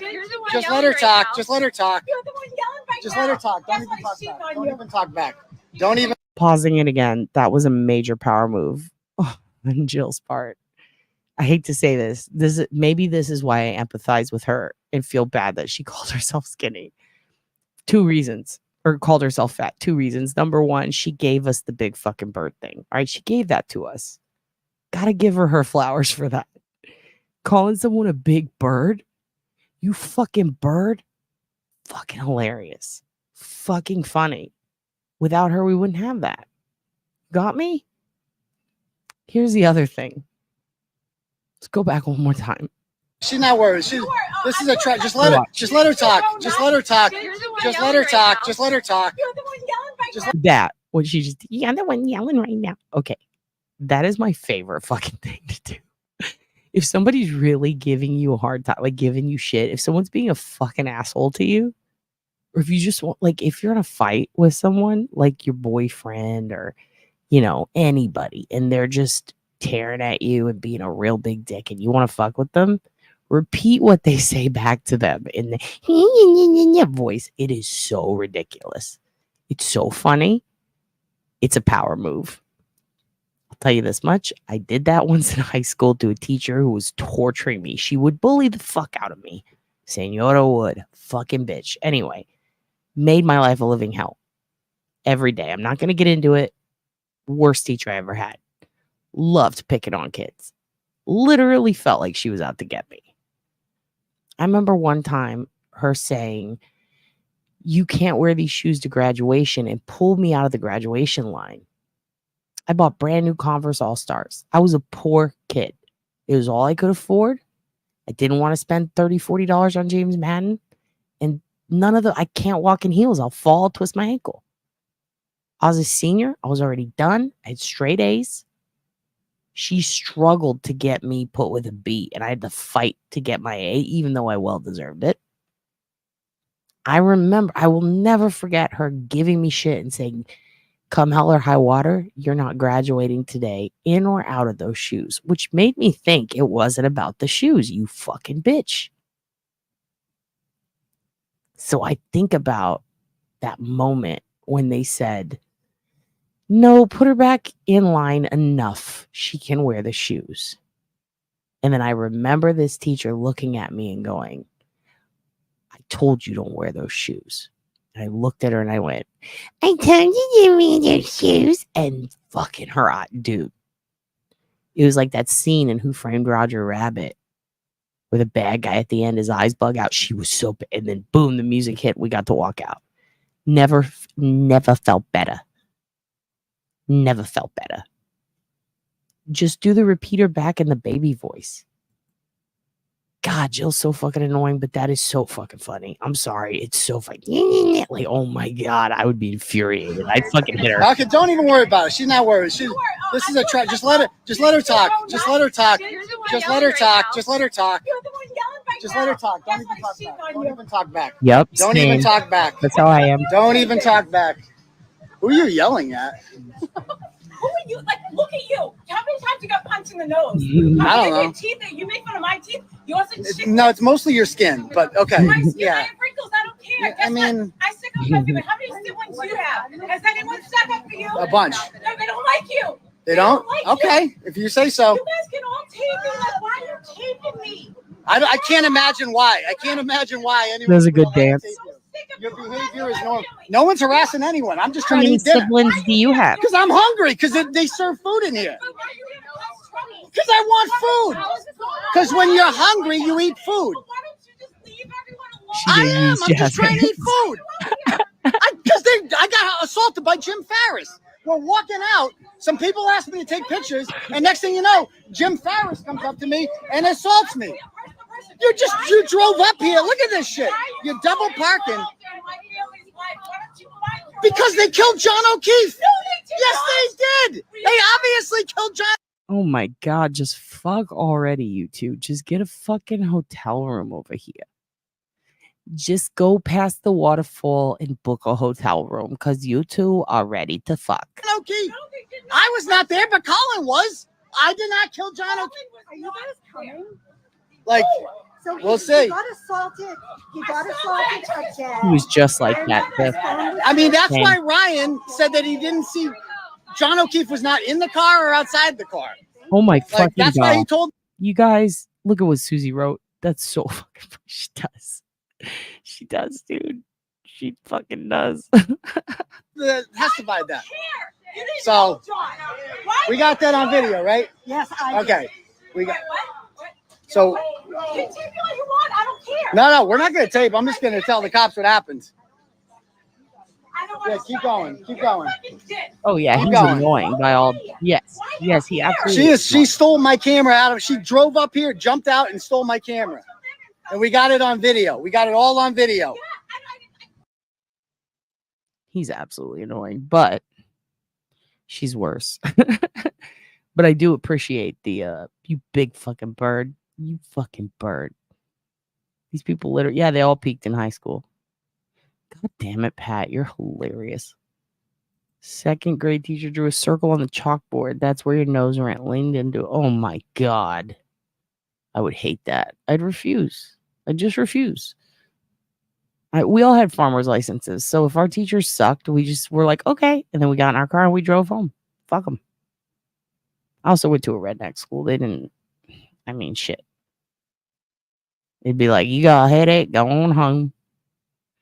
Yeah, they're stuck in 2002. I wish I was stuck in 2002. I mean, I am, but like, you know what I mean? Like for the pop culture, not for this shit. This is crazy. This is really crazy, huh? Okay, back to the motherfucking basics. Let's go back. We're going to finish out on this. I'm going to fade out on this. I love you guys. I'm going to fade out on this. I'm going to put all the links below. They'll be up within an hour or two. And you can see everything we've talked about today because I think this is the longest live we've ever done. It's like 5.5 hours. It's fucking crazy. But it's been pouring rain. I can't do anything outside. So here we were. All right. I love you guys. You're the best. I peaked in middle school, Sherilyn. You're hilarious. Me too. We talked about a lot today. I'd like to welcome the new members. I'd like to thank you for sticking with me. I know I can rant and rave and I talk too much, but listen. You can fast forward. You can break it into chunks. And if you hate it, you can tell me. And if you like it, you can tell me. Okay? Don't forget. Don't you fucking forget to tell Ednam congratulations. Go to his channel. Say congratulations when he gets back Helen. Don't forget that you can go to SnoopyDupa.square.site. It's also in the description. We've got merch for sale now. Merch. Prints. And I told you guys, I don't know if you saw this. I think I said it at the end. I need to start saying this at the beginning so that you guys can know what's in. But we got more murder map. I ordered more. I was like, bring me more. Bring me more murder map prints. Got them. So now everyone's getting a murder map print added onto their order until we run out. I think I got like 20. So the next 20 orders, get a free murder map print. Add it onto your order. That's where you go. Don't forget, you can also go to Minx and Maven. That's your sister Tiff's Etsy shop. You can use the code Oblivious25 to get money off your order, like 25%, right, Tiff? Don't forget that you're perfect and you're wonderful and you're beautiful and you're a big fucking bird. You are a potato. You are a potato. You are a big fucking bird. How dare you? But you're my children, so I love you. You did a good job. You made Daddy proud. 5 hours and 38 minutes. It's fucking crazy. Murder map getting framed. If you guys got any of your merch in, let me know. Let me know what you think of it. If you hate it, tell me you hate it. If you love it, tell me you love it. If you didn't receive it, tell me. You should. You should have received it. Not yet, but you will. I think you'll probably get it in like 3 to 4 days. I shipped it the other day. I shipped it the morning that you sent it. 25% free shipping at Minx and Maven. So, with that said, I will be putting more merch up when stickers come in. I'm working on a couple of prints that I think are cool that I'm going to send and get printed. Maybe I'll get them bigger this time. We'll see. But I love you guys. Have a good one. You're the best. You're going to think about it while you're pooping? That's awesome. Goodbye. I'm going to play us out with a little bit more of this Henry Better Jr.'s Last Walk. Goodbye. Also, stay nosy. Stay nosy, San Diego. Here we go. Well, not to go around. Hopefully no one harasses me over there. There is an abandoned house. It says no trespassing. But,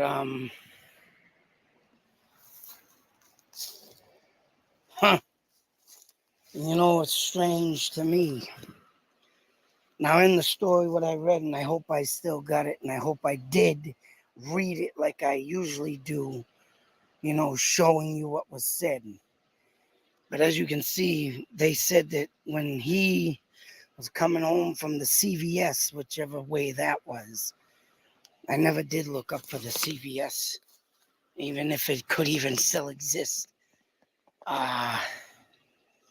They said that he cut through the DPW yard, and there might have been like a few workers left here. I believe it happened around 4 p.m. or something. You know, midwinter, December. And it's probably closing time for these guys at that time. So maybe they were just getting out of there and leaving. Because I don't understand how short this top of this hill is from here to the houses.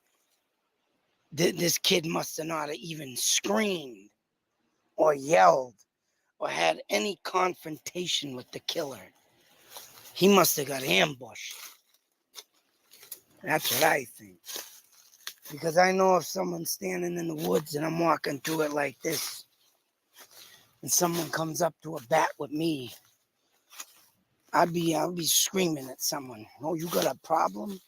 And I'd be screaming at the friggin' top of my lungs. So whatever the case may be, I mean, just standing here thinking, how would he have got banged out and not nobody here?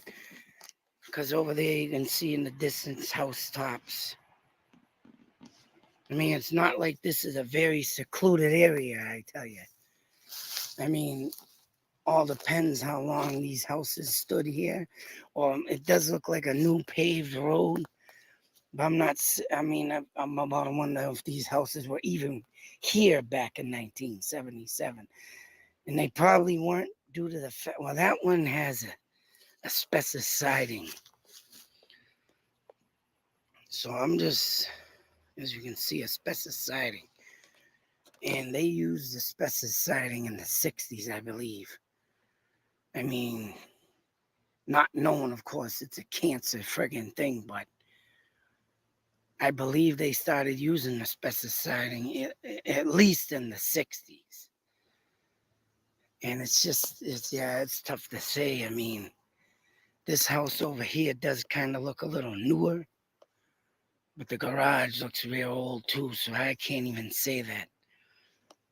But just to get a visual of this, yeah, this kid must have had to have gotten ambushed. Now, I'm definitely going to try and come back here at the time, exact time, and set up camera over here. It's tough to say where he was found. It had to have been off the path somewhere, because they said a kid found his body or something. But it was under a shallow grave of leaves, and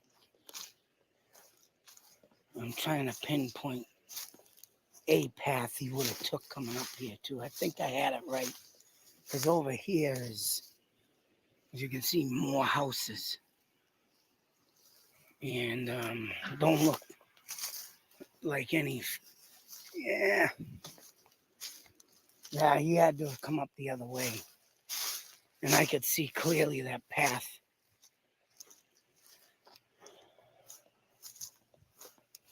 You know, you got a bunch of kids used to hang out up here. I don't know why, but maybe because they like the view. Who knows? Maybe, smoking a couple of joints, drinking some beer. But just to see this site and notice how it ain't even, you could see the friggin' house through the trees, and you can, all right, my fucking video shut off, you son of a bitch.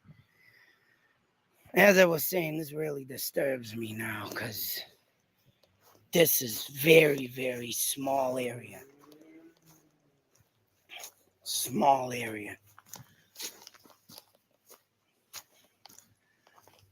And it's like, wow. How in the hell? How in the hell? I mean, yes, it was December. Windows in